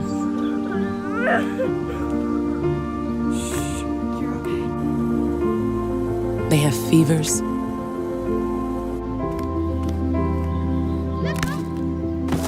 They break bones. Some develop acne.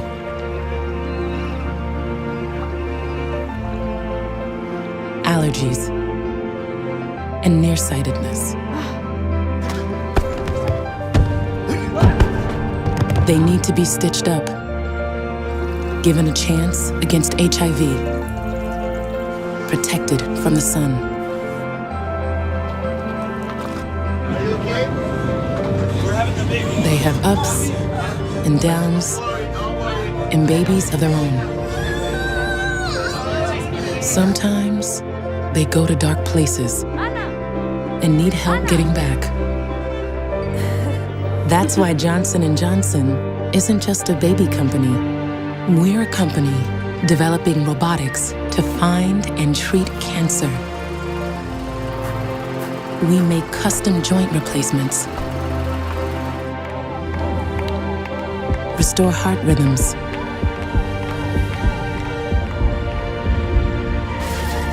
repair shattered bones,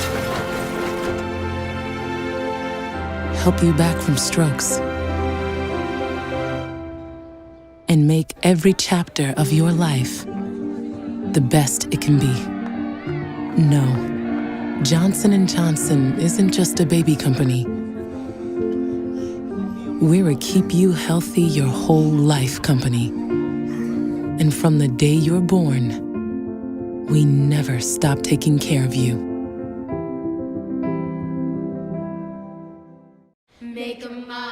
Having a voice makes us strong. It makes our public schools even stronger. We're the United Federation of Teachers, the UFT. When it's time to speak up for our students, you'll hear us loud and clear. Teachers, parents, and the community working together. To have more say in what our kids learn. And how public schools are run. We believe every child in every neighborhood deserves to be heard. And make a mighty noise. The United Federation of Teachers, public school proud.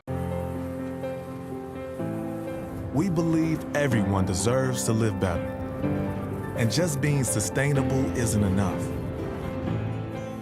Our future depends on regeneration. That's why we're working to not only protect our planet, but restore, renew, and replenish it, so we can all live better tomorrow.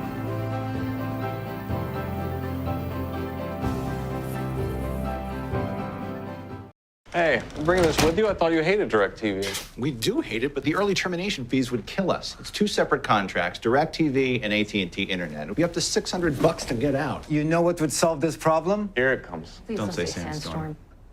Fine. A storm. Of sand. Of course. You think you're dealing with a one-trick pony? Contracts and early termination fees are evil. 8 feet of sand. Spectrum doesn't have them. DirecTV and AT&T bad, Spectrum good. The toughest of times brought out the best in us. And thanks to the collaboration between our scientists, the government, and others, each day millions of COVID-19 vaccine shots are protecting us. But we still face challenges, which is why America's biopharmaceutical scientists are working to combat variants, find new treatments, and make as many vaccines as the world needs. So while you do your part, we'll continue to do ours. Pharma, our work continues. Reach your target audience and build brand awareness of your business with a professional commercial from Garden City New York Media. Our experienced production team specializing in creating attractive and effective commercials for your brand, product, or service. We'll deliver your message to thousands of potential clients and customers on TV or on digital media. Give us a call today to get started.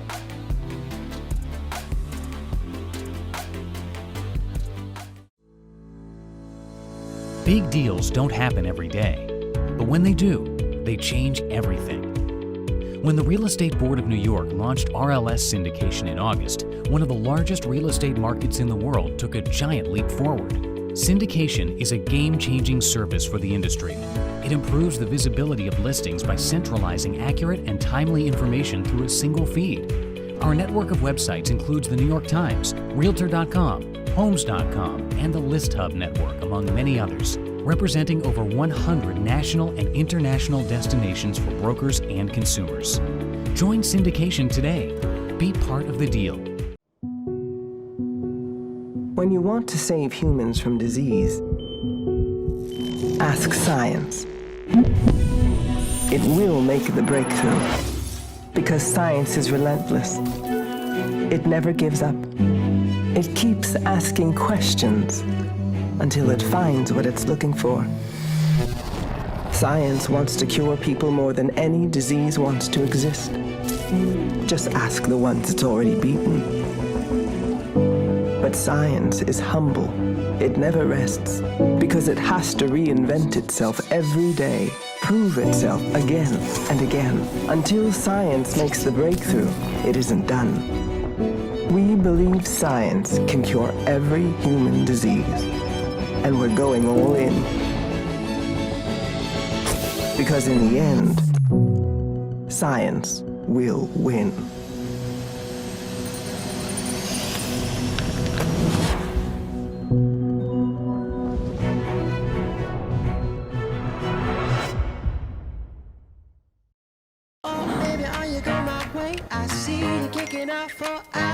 So baby, don't know you at all. I'm not crazy or a fiend. Not stalker and a fiend. La, how you know what I see? Let's go. Oh, okay. Got a feeling. Monitor, check, and lock down your money with security from Chase. Control feels good. Chase, make more of what's yours. Working at Vertex, you get to work with some of the best and brightest people. They come from a really diverse range of backgrounds and bring to the table a really unique set of experiences and are able to contribute in a way that is really influential. The environment is set up for each person to bring their best selves to the table, to bring the best of their experiences, their talent, their individuality, in order to contribute to this real team sport that is drug development.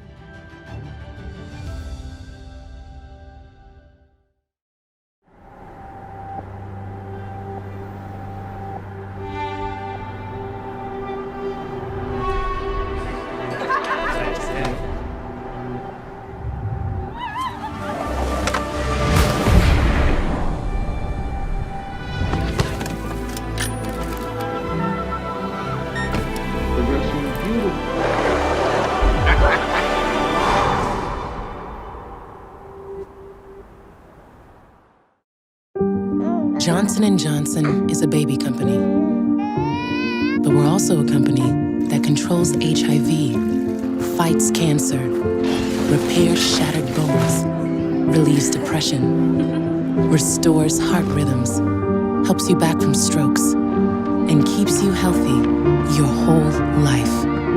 From the day you're born, we never stop taking care of you. We did it again. Verizon has been named America's most reliable network by RootMetrics. And our customers rated us #1 for network quality in America, according to J.D. Power. #1 in reliability 16 times in a row. Most awarded for network quality 27 times in a row. Proving once again that nobody builds networks like Verizon. That's why we're building 5G right. That's why there's only one best network. When others feared what was to come, you saw a sliver of light, opportunity, And while some try to go back, you're going all in. Rethinking, reinventing, smashing through new barriers and old fears. And we're right there with you, in the trenches, still grinding, still climbing, as you rally and rise. You are the one who can make this whole world turn. So be bold, be brave, be unstoppable. Raise money for your cause and reach your fundraising goals from the safety and comfort of your home. Introducing virtual fundraisers from Garden City, New York Media.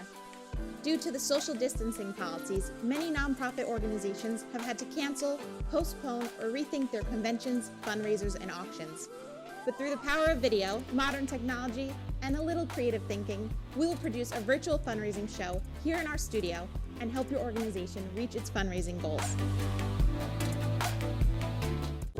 What Project C is all about is really being compassionate about the challenges that all our communities face. What did we see with the broadband revolution and transition? We saw communities left behind. And that came out loud and clear if you read articles during the pandemic about some kids who couldn't access learning, etc. That's why one of our priorities is focusing on ushering in the energy transition for all.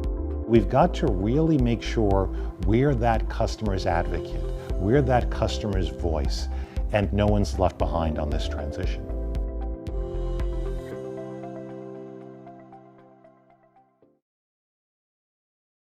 Hi, my name is Gary Johnson.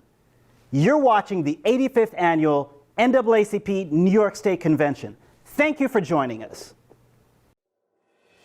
You are now watching the 85th Annual NAACP New York State Conference Convention.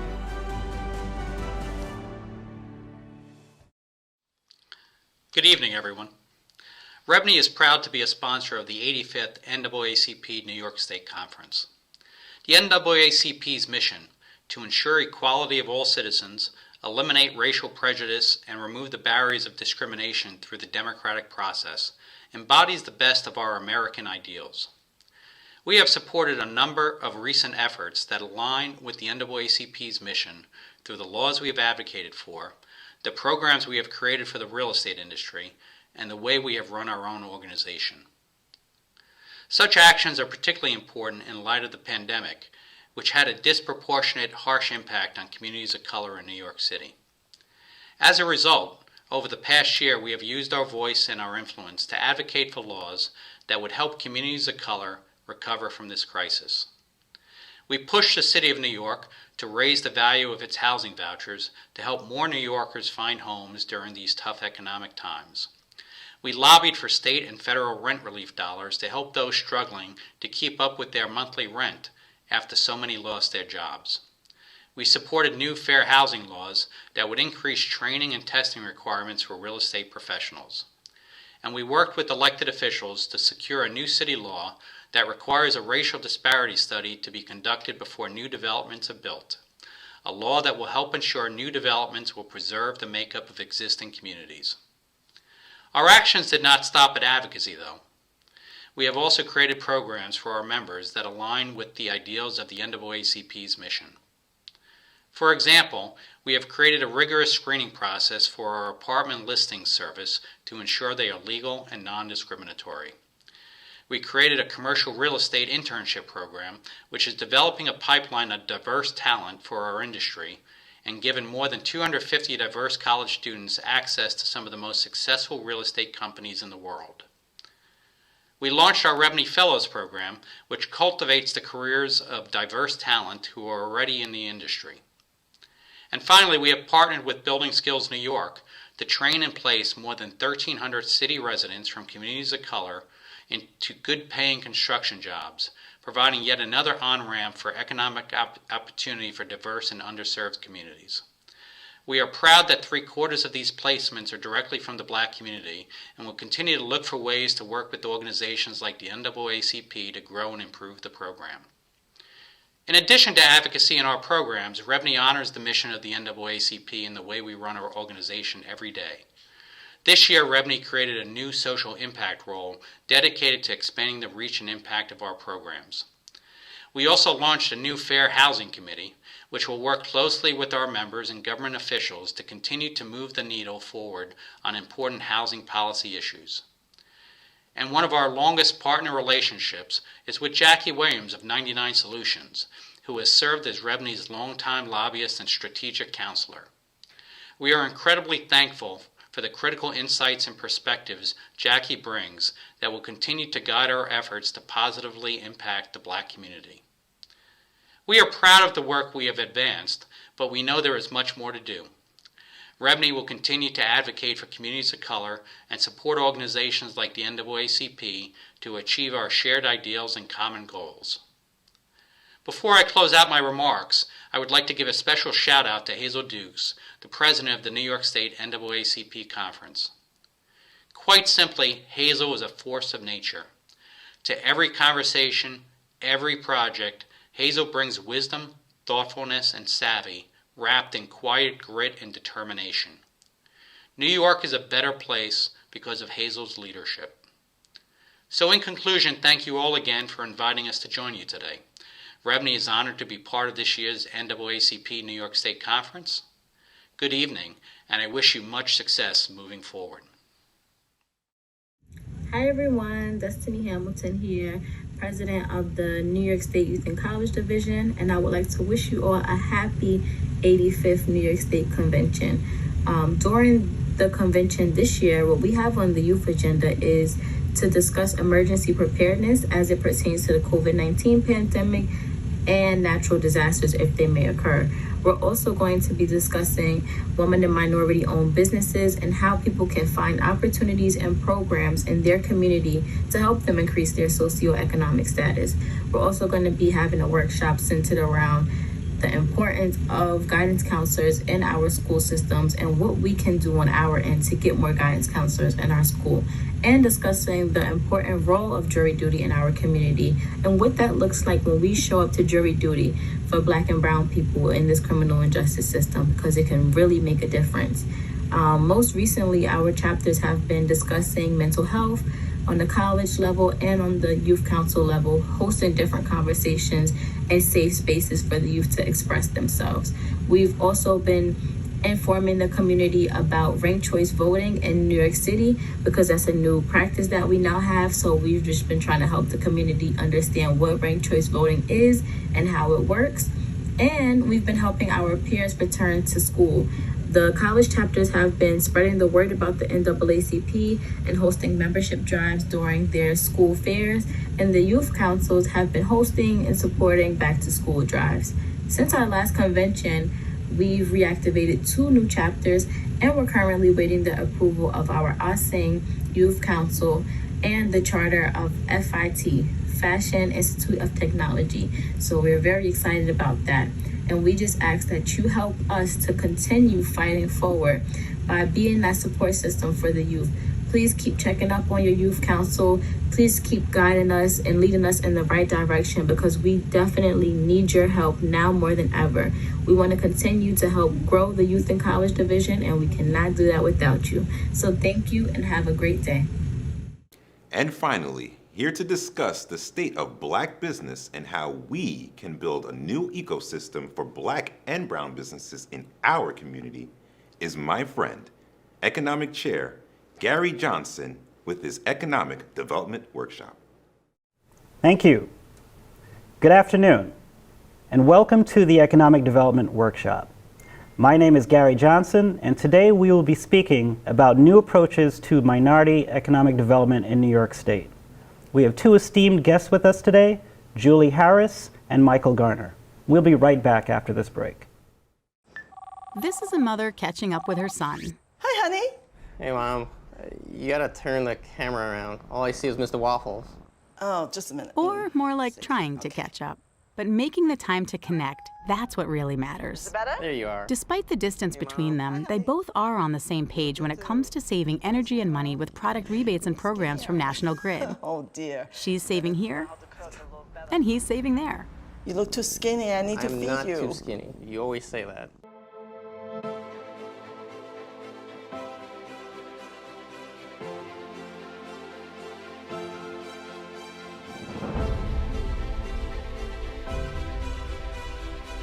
We think this is an opportunity for everybody to have a good time, have fun, to build New York. At the Harlem Rocket, we believe a kid can't be what a kid can't see. People don't assume that New York has something like this on its waterfront.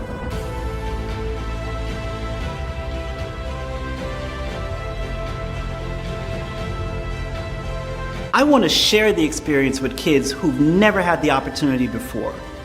This is a game changer. That's what we bring to the community.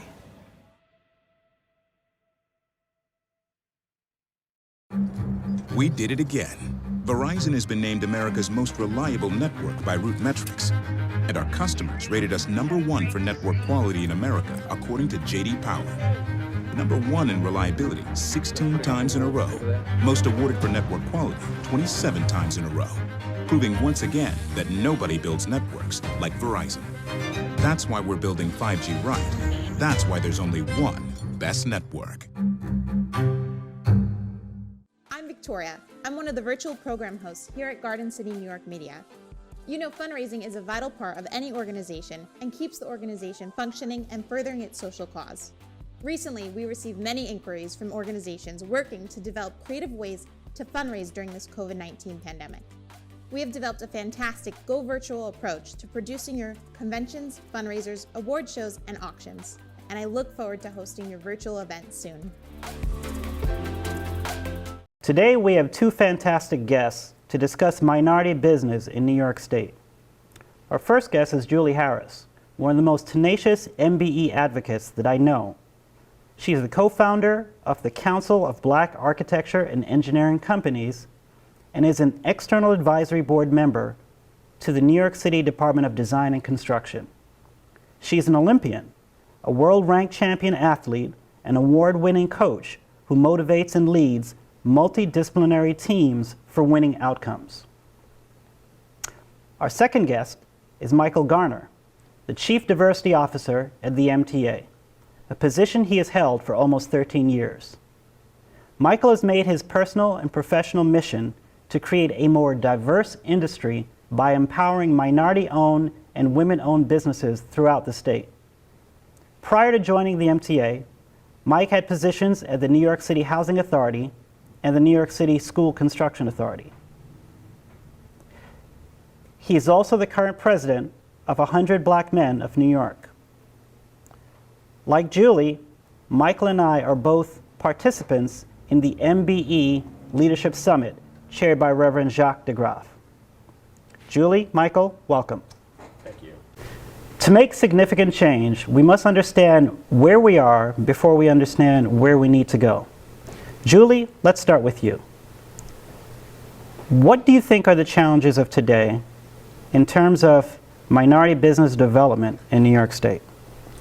I think the challenges are, one, that we're in a cycle where we tend to do what we've always done. And that challenge is bringing us to right where we are, which is where we started.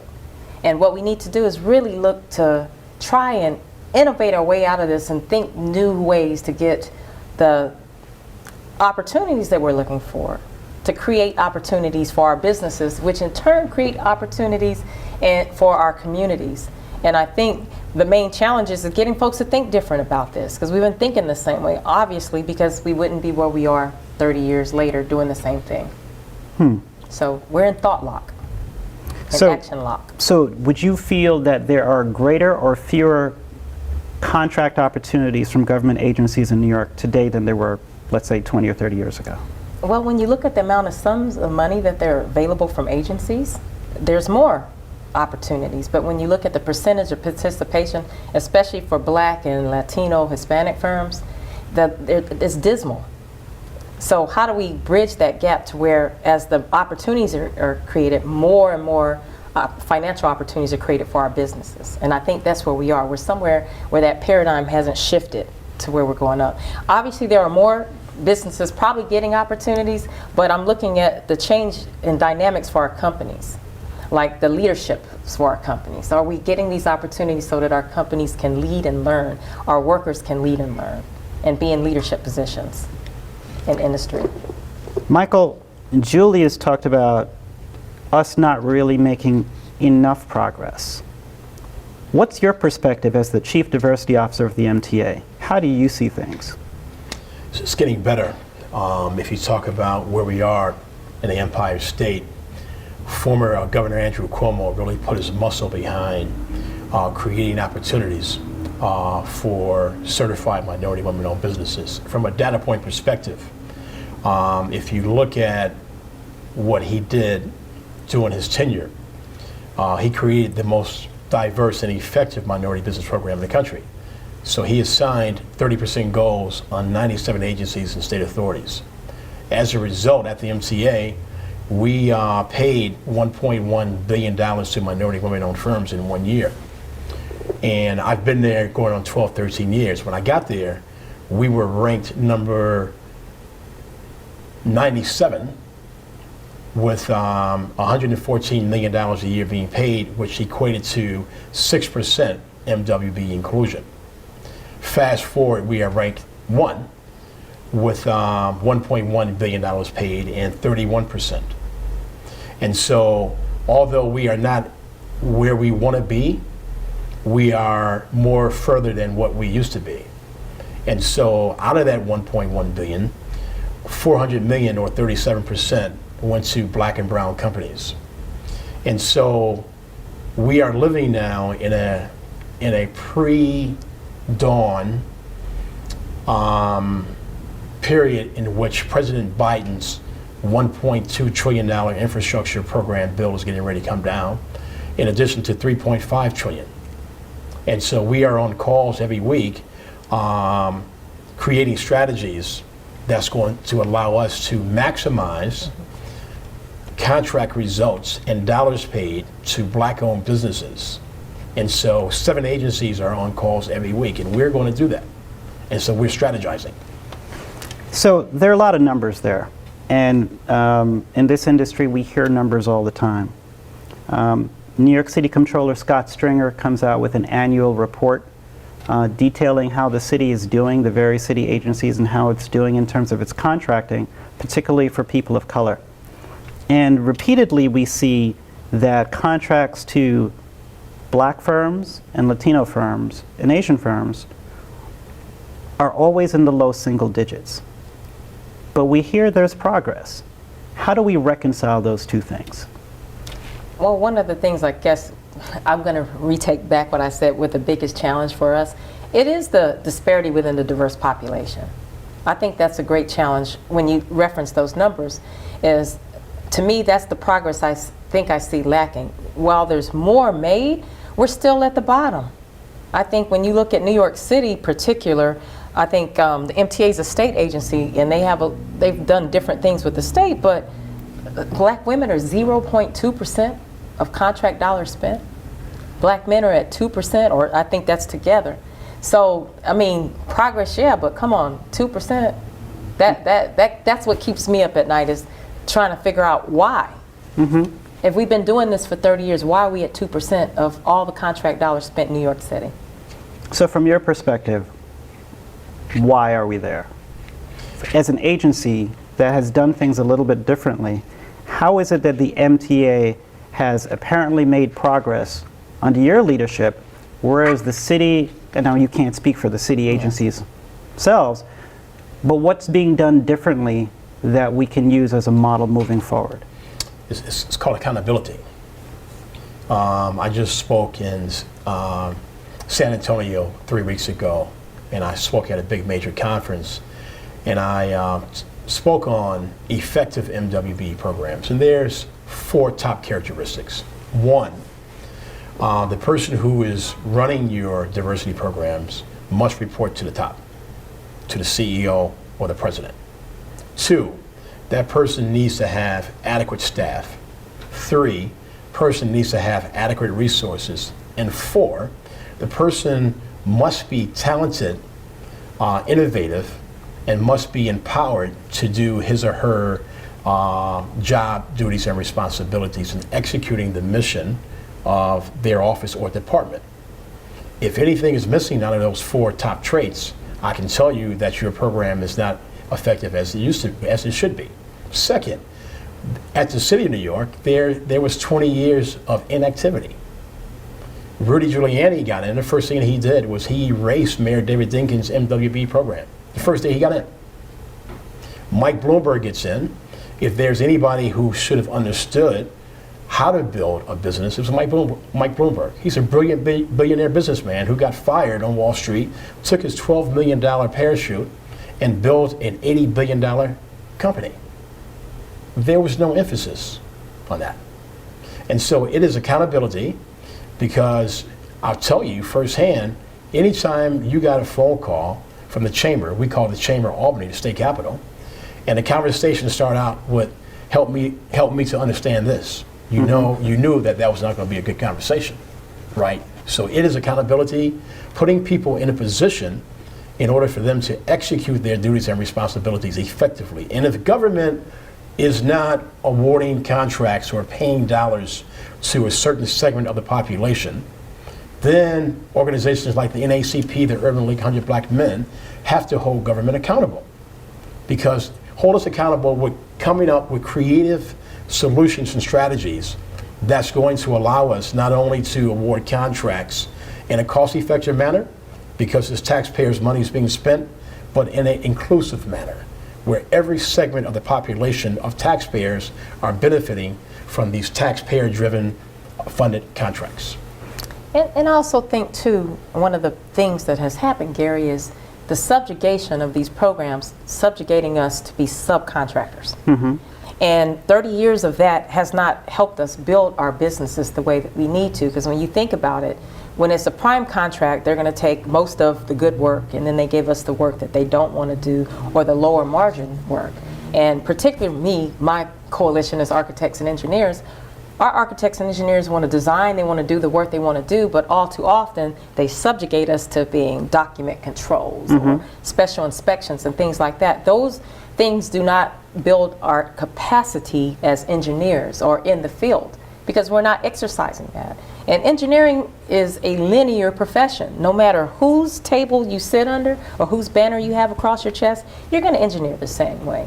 And so that has in turn created, I think, a second-class citizenry for a lot of black-owned businesses. So the point that Julie makes is a great point. It is. Right, because internally, we fight battles with our engineering department that says that it is more cost-effective to manage one large mega contract than it is to manage 7.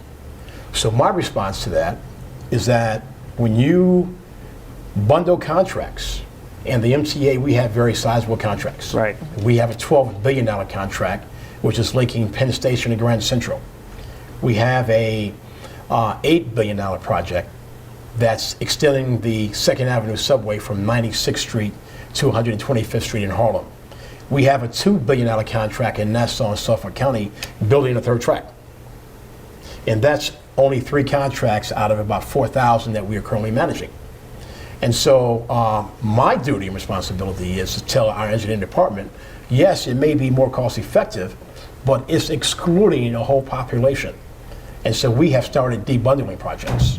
Well, let me ask you about that. Let me say 2 things. One, I too come from a construction background, so it's easy to have this conversation when it pertains to construction. But there are lots of firms throughout the state, throughout the city, that don't do construction.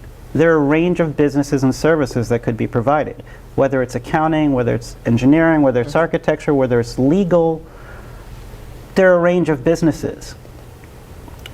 Why the dominant focus all the time on construction, and what is being done to facilitate other businesses participating in government contracts? What more can we or should we do? Because not everyone has the ability to start a construction firm.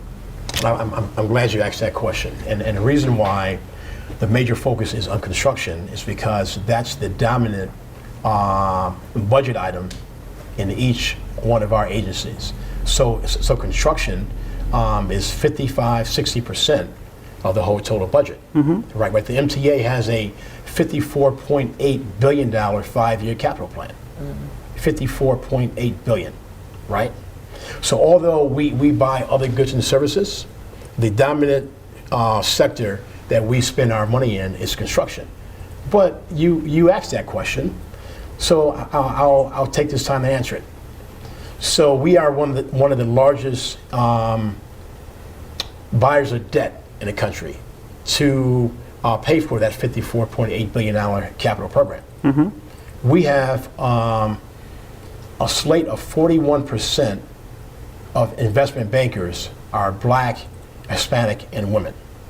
There was a point in period of time a year ago when we were paying 58% of our investment banking fees to New York State certified M&WB firms. I started looking at legal services.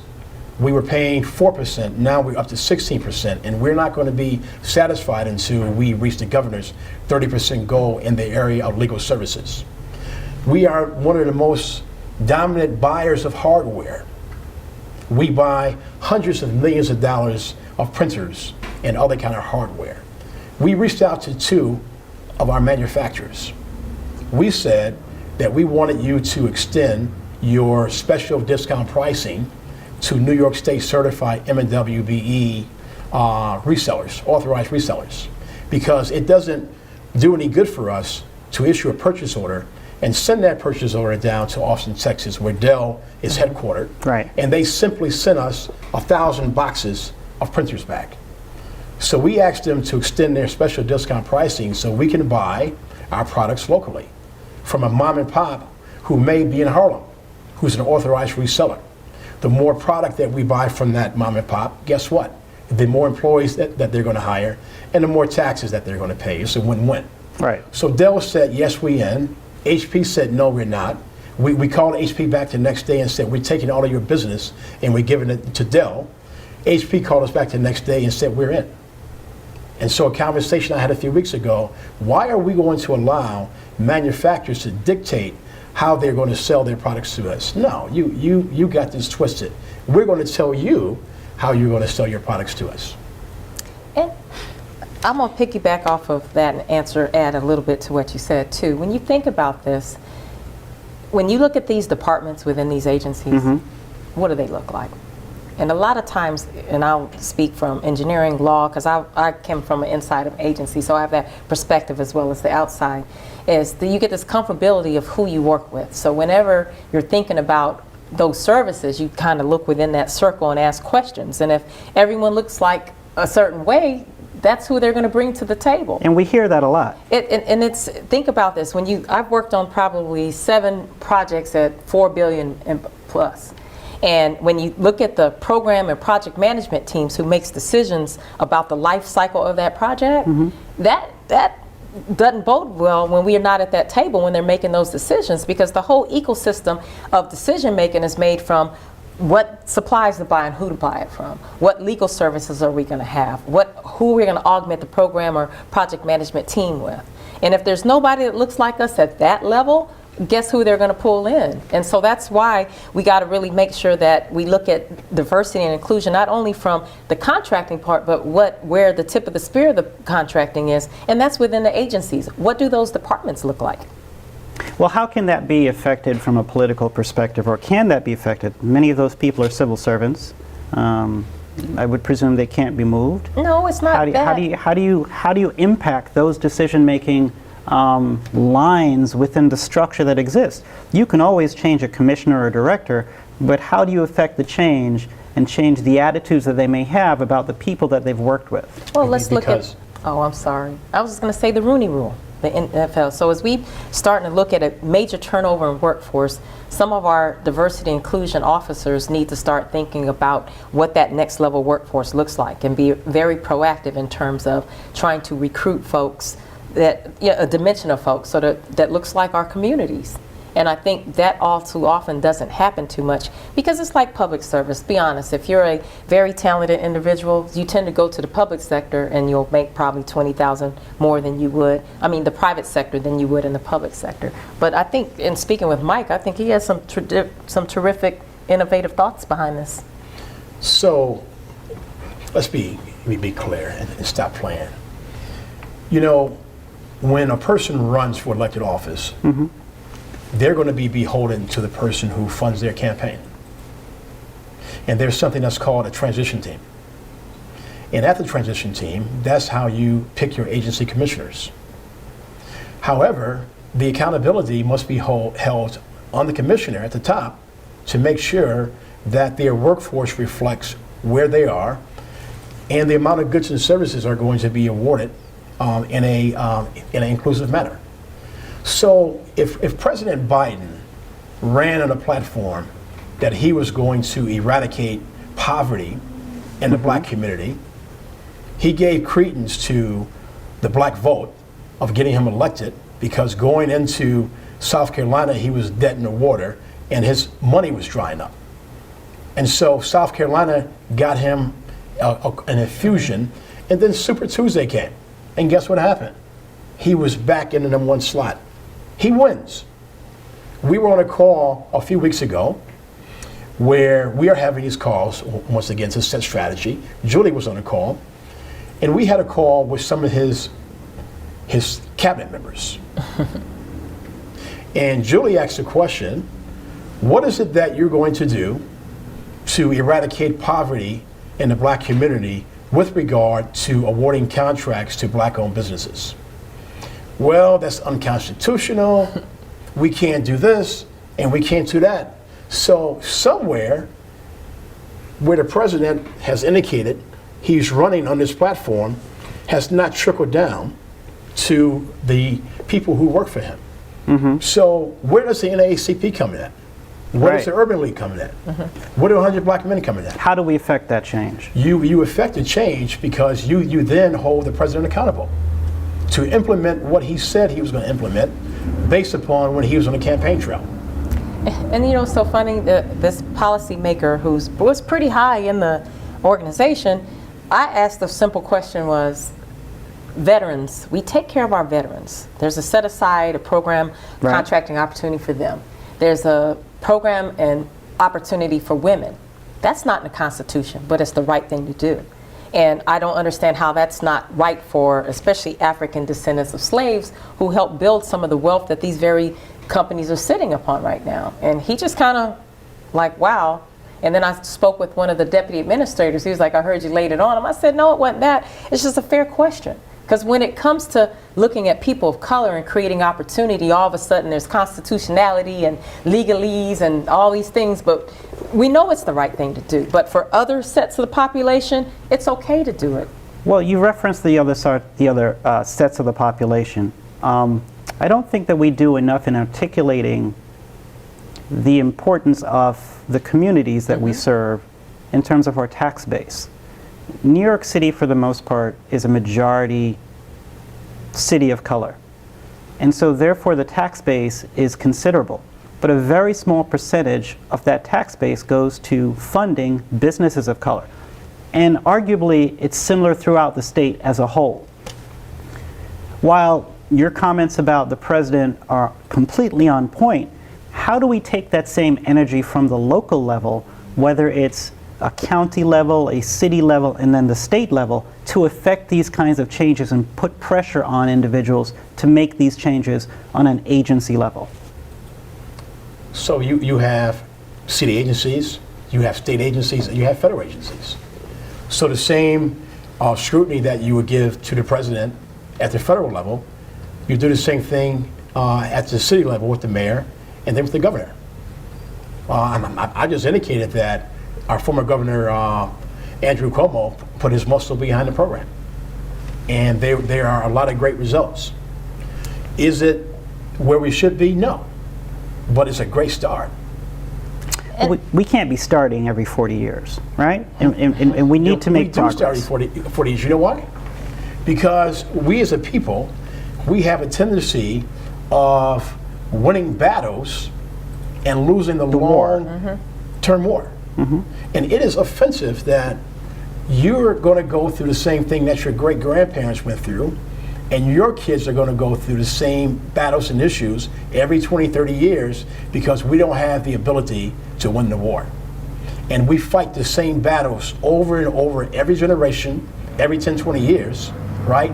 And we're back in the 1940s and 50s and don't even realize it because we do not have the ability to win the war.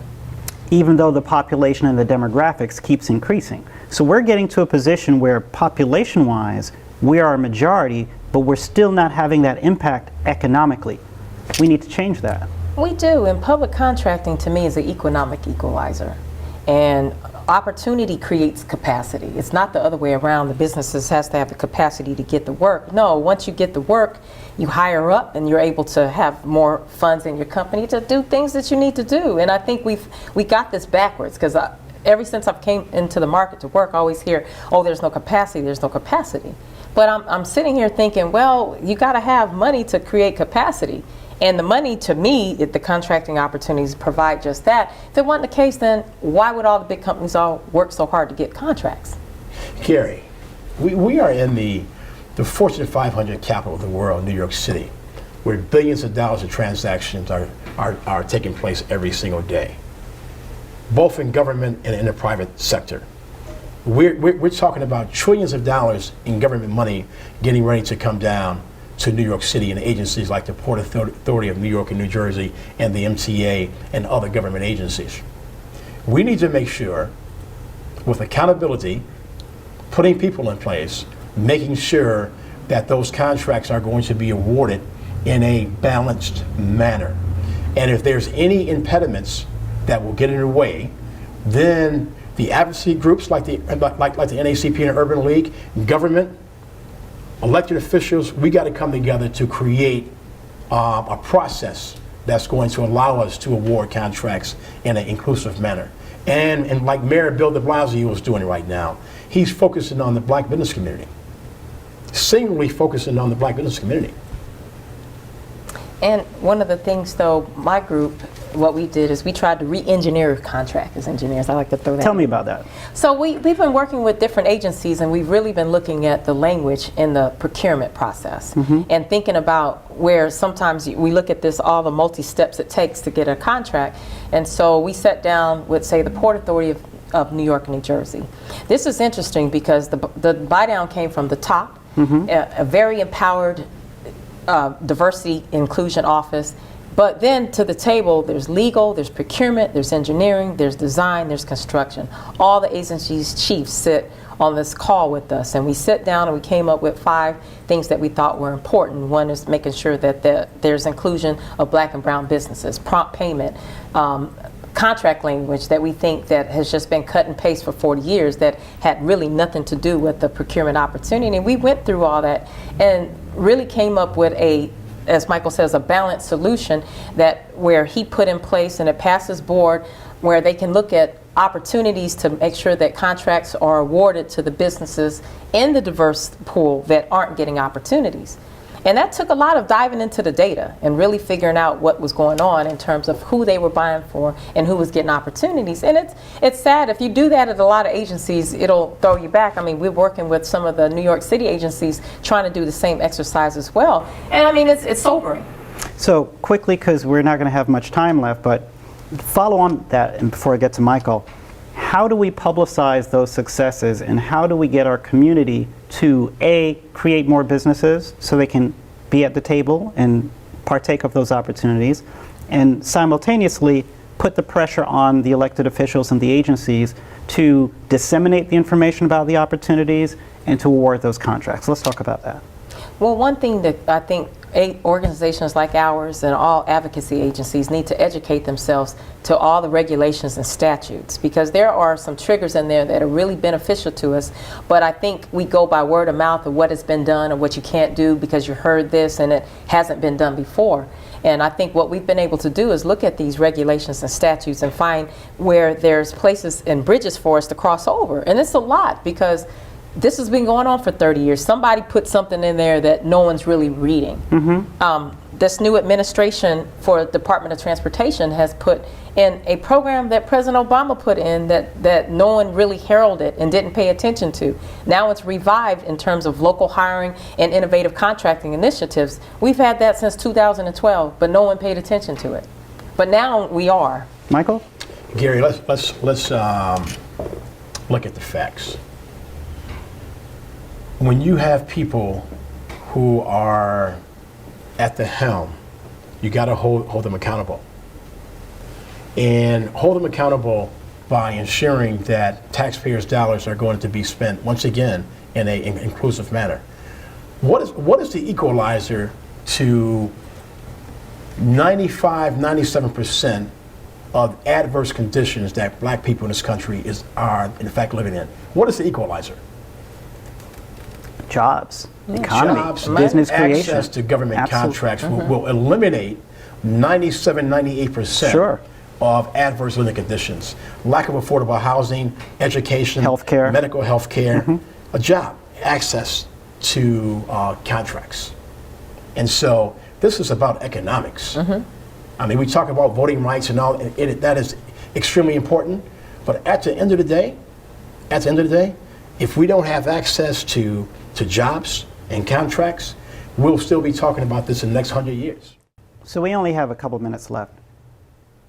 I'm going to ask each of you, what is the takeaway that we should have for NAACPers in terms of what our action items are to improve the business opportunity for businesses of color in New York State?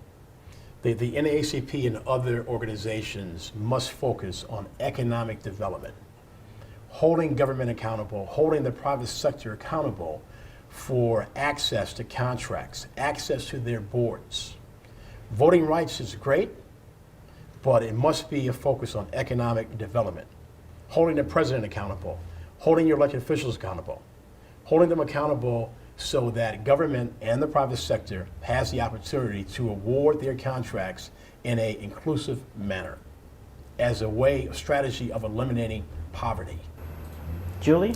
I think making sure that they activate and educate themselves to the process to know that, like we said, all the counterweights are dependent upon jobs. Jobs are created by contracting opportunities. And then the whole neighborhood benefits because I will be able to go and exercise my economic right to buy food in your store in my neighborhood. So I think it is incumbent on them to educate themselves about whatever these regulations are and also what projects are coming so that our businesses can be ready for them. Thank you for joining us. We'll be back after this commercial break with some final thoughts. My mouth hurts. I just want to stay home. I'm having a bad day.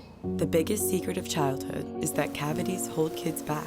Almost 50% of kids in America get cavities before they're 8. But they are preventable. When you choose Colgate, you are helping provide dental care and education for children in our community. Because healthier smiles mean brighter futures. Raise money for your cause and reach your fundraising goals from the safety and comfort of your home. Introducing virtual fundraisers from Garden City, New York Media.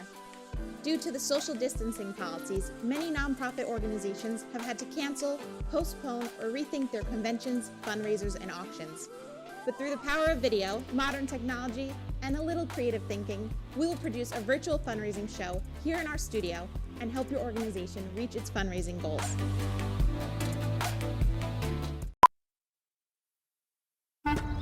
People today, they could spend half their lives over 50. That's a lot of living. So it helps to have a wise friend and fierce defender in your corner. A friend like AARP. So your health lives longer. This is just slow-mo karate? Just slow-mo karate. Your money lives longer. I just bought that. I just sold that. And your happiness lives longer. That's why the younger you are, the more you need AARP. Join today. We've heard today from Julie Harris and Michael Garner. We have a lot of work to do as a community to ensure that we have increased business opportunities.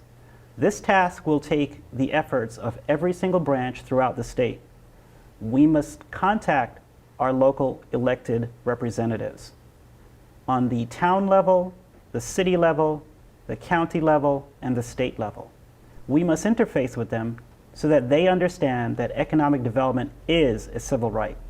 It is incumbent on us to understand the opportunities that are available and to disseminate information that we receive to our communities. This is our task. This is our mission. This is our future. Thank you. Now, our panelists will present a live Q&A.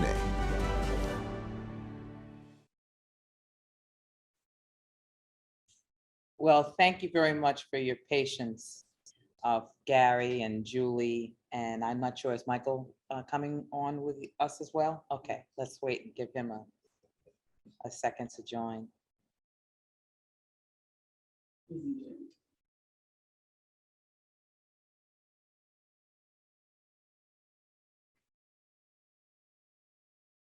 Okay. So Gary, I'm going to leave it to you, but I want to thank you for your patience. We will say we saved the best for last because you definitely had some interruptions and we did not want to do that, but you still have a very engaged group of NAACP leaders.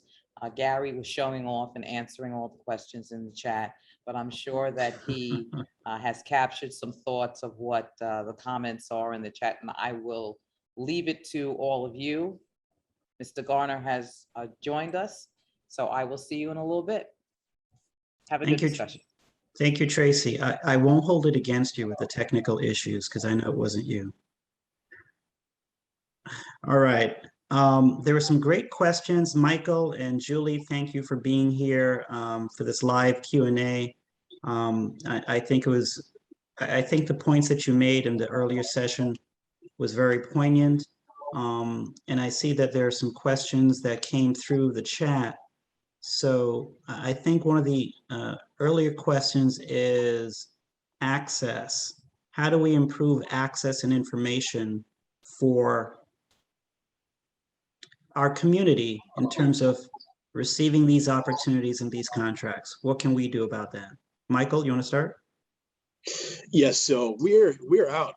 We are broadcasting, we are announcing our $54.8 billion capital program. We're looking for diverse businesses of color to come in to the MTA. We have a website. I have a very hands-on staff. And so we are getting the message out of how you can work for North America's largest transportation network. That's the MTA. And we are looking for more contractors, businesses, vendors, and suppliers.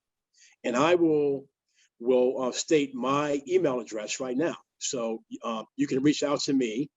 I will forward it over to one of my staff, and they will definitely get back to you. My email address is mgarner, MGARNER,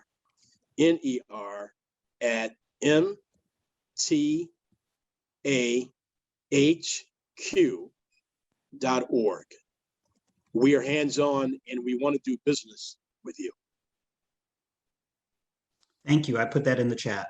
Julie, I like to refer to you a lot as one of my most tenacious friends and advocates in this industry because I think you are. And I think that your approach is something to be embraced, particularly how you've gone after some of the larger agencies in the state. Tell us a little bit more about using some of that energy as NAACPers to interface with these agencies and get results. Well, let me add on one thing to Mike in terms of how you can get more information. One of the best ways to get a lot of information is to make sure your business is certified, either at the local, the state, or regional level with one of the government agencies. And you can certify as a sole proprietor, you can certify as an LLC, whatever level that you certify with. Once you get on those lists, and I think making sure you're educated to the right codes for your businesses, you get information from agencies to you. And they come in based upon how you register, what your codes are in terms of what services you provide. And that way you'll get a lot of the information. And then also just be diligent about going to websites for agencies that you think you want to go to work for, or organizations, because a lot of them will list their opportunities and their capital plans, and you can kind of see what work you want to do. And I think with a lot of our organizations, I think having a point person who helps with economic opportunities is going to be very key and critical, because sometimes they come out fast and furious, and having that point person get that information and disseminate it to your membership is going to be key and critical. And everybody's going to have to educate themselves on the process, on how to get work and what's out there and what you need to do to access it.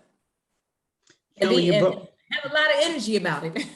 I mean, I am just one of those people that you know, being an athlete,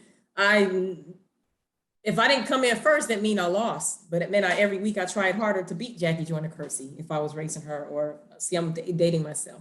So I think you just got to have that attitude. It's okay. You know, well, you mentioned MBE certification. there are a lot of folks who say that MBE certification limits you in terms of your opportunities. How do you respond to that? Do you feel that a firm or businesses, Black-owned businesses, must become MBE certified? Do you think that they won't get the opportunities if they're not? What are your views on that? They're trying to access government contracts, they have to be certified. I mean, that's part of it. And I think the old limitation that labeling yourself is going to preclude you from getting businesses. I think when you look in the mirror, you see what you are, and other people see that as well. So I don't understand that thought process. Okay. And the certification process is critical. It should be onerous. It should be hands-on, because what you don't want to have happen is to have white men in skirts take advantage of the MWBE program. And so we are even gone to the point, Gary, that we are working in conjunction with the Manhattan DA and the MTA's Office of Inspector General and the US DOT Inspector General. When we find MWDB fraud, that case is referred over and that company is prosecuted. And so we have had the opportunity to recoup millions of dollars from large companies who were skirting the MWBE policies and program. And that money came back and it started some of our other diversity programs.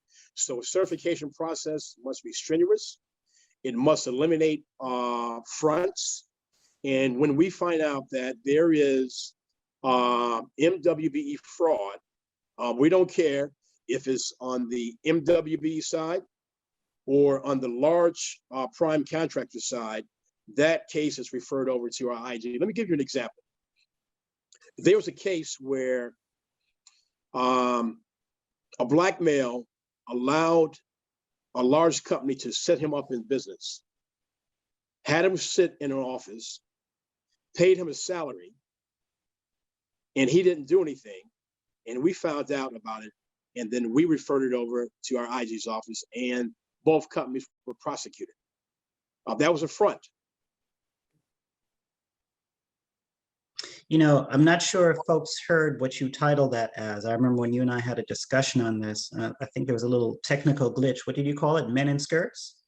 Men in skirts. No, white men in skirts. White men in skirts. Everybody hear that? White men in skirts. All right. Well, also, I mean, Gary, once you get certified, you get on a database so that you can be identified as well. And I think a lot of folks don't understand that. Right. And, you know, in the earlier segment, we talked about other contracting opportunities. And again, Michael, you indicated that 55 to 60% of the capital budgets go towards construction.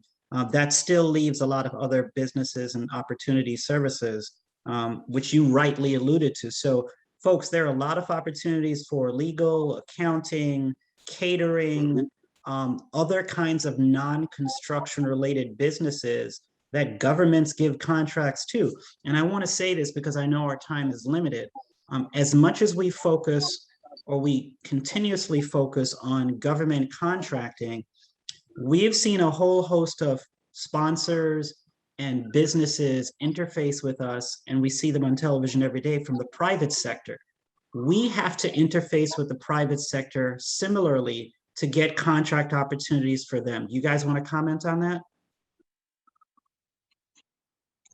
Julie, ladies first. The private sector, but one of the reasons I think I focus on public sector is the accountability.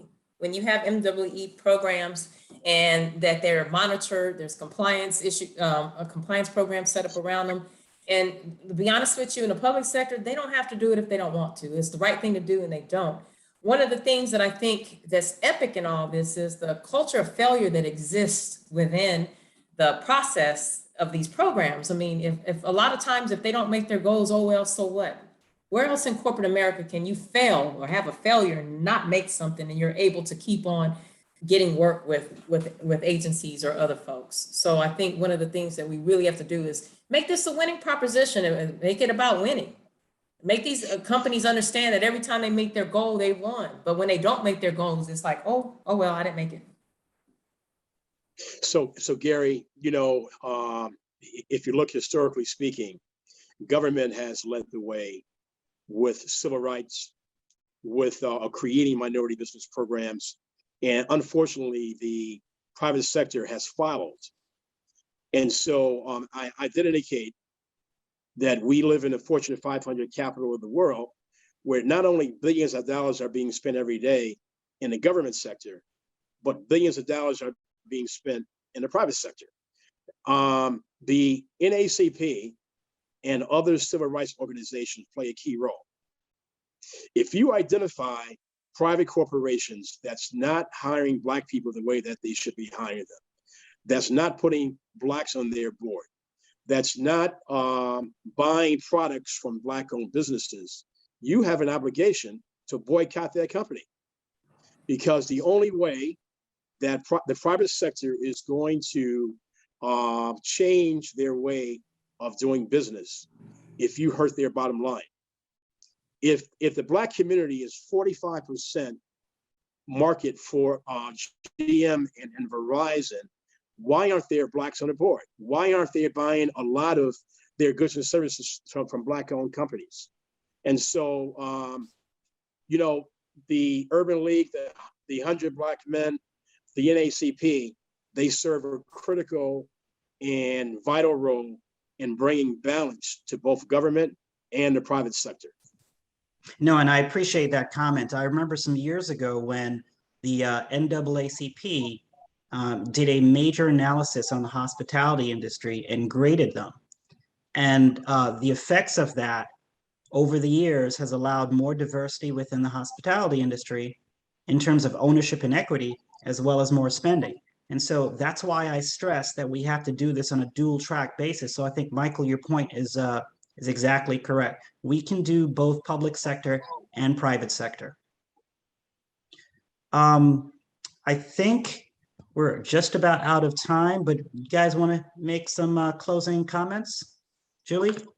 Yeah, one thing that I want to make sure that we understand is, like, when you look at the reasons why we're not given opportunities, like, oh, we got to prop the businesses up, or they want us to give something. I'm going to start treating those things that they say as tropes, racial tropes, because it's all from the old adage that we're ill-prepared, we're illiterate, we can't do anything. And we're talking about, 2 generations of us having the same degrees, going to the same schools with folks and having the same certifications. So I think moving forward, we just got to start calling it what it is and getting out there and really working our way into these opportunities as a collective. And I would say, that we are in a very opportune time right now. There's transition going on in New York City with our second Black mayor, who will assume office on January 1st. There is a governor election in the year of June 2022. We are at transition.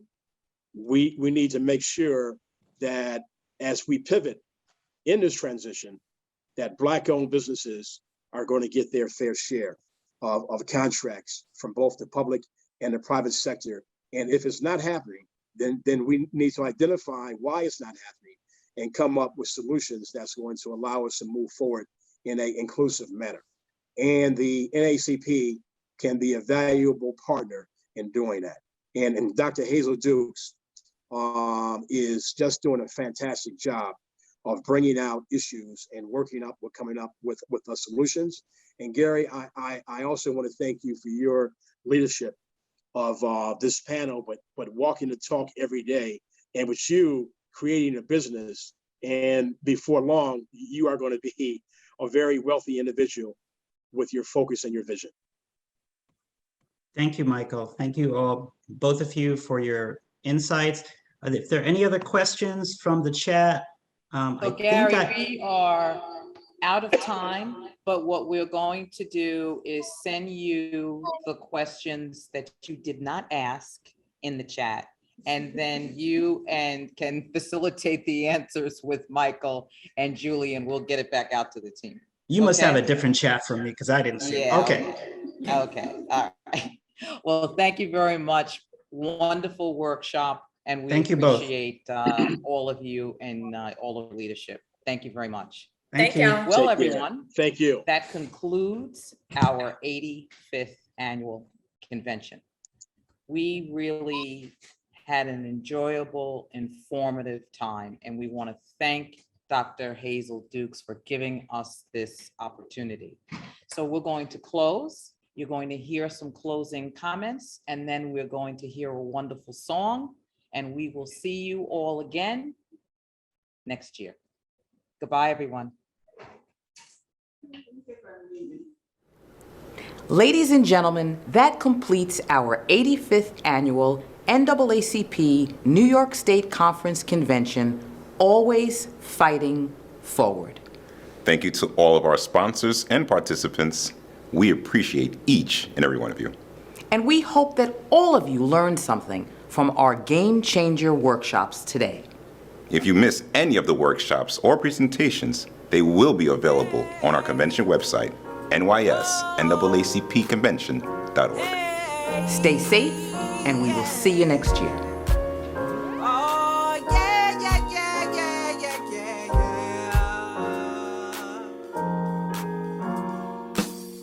I'm taking my freedom, pulling it off the shelf, putting it on my chain, wearing it around my neck. I'm taking my freedom, putting it in my car, wherever I choose to go. It will take me far. Living my life like it's golden, living my life like it's golden, living my life like it's golden, living my life like it's golden, living my life like it's golden, golden, living my life like it's golden. I'm living my life like it's golden, living my life like it's golden, living my life like it's golden, golden. I'm taking my own freedom, putting it in a song, singing it loud and strong, grooving all day long. I'm taking my freedom, putting it in my stroll.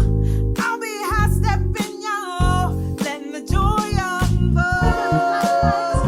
Living my life like it's golden, living my life like it's golden. I'm living my life like it's golden, living my life like it's golden, living my life like it's golden, living my life like it's golden, living my life like it's golden, golden. I'm holding on to my freedom, can't take it from me. I was born into it, it comes naturally.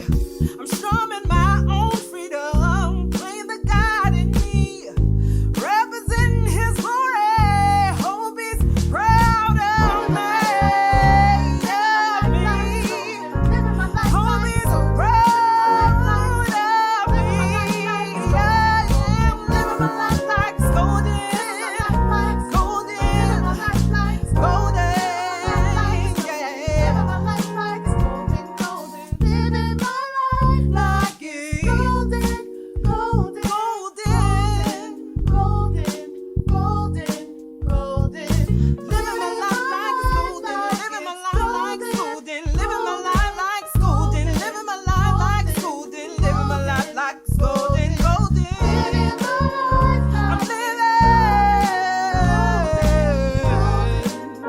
I'm living my life, living my life.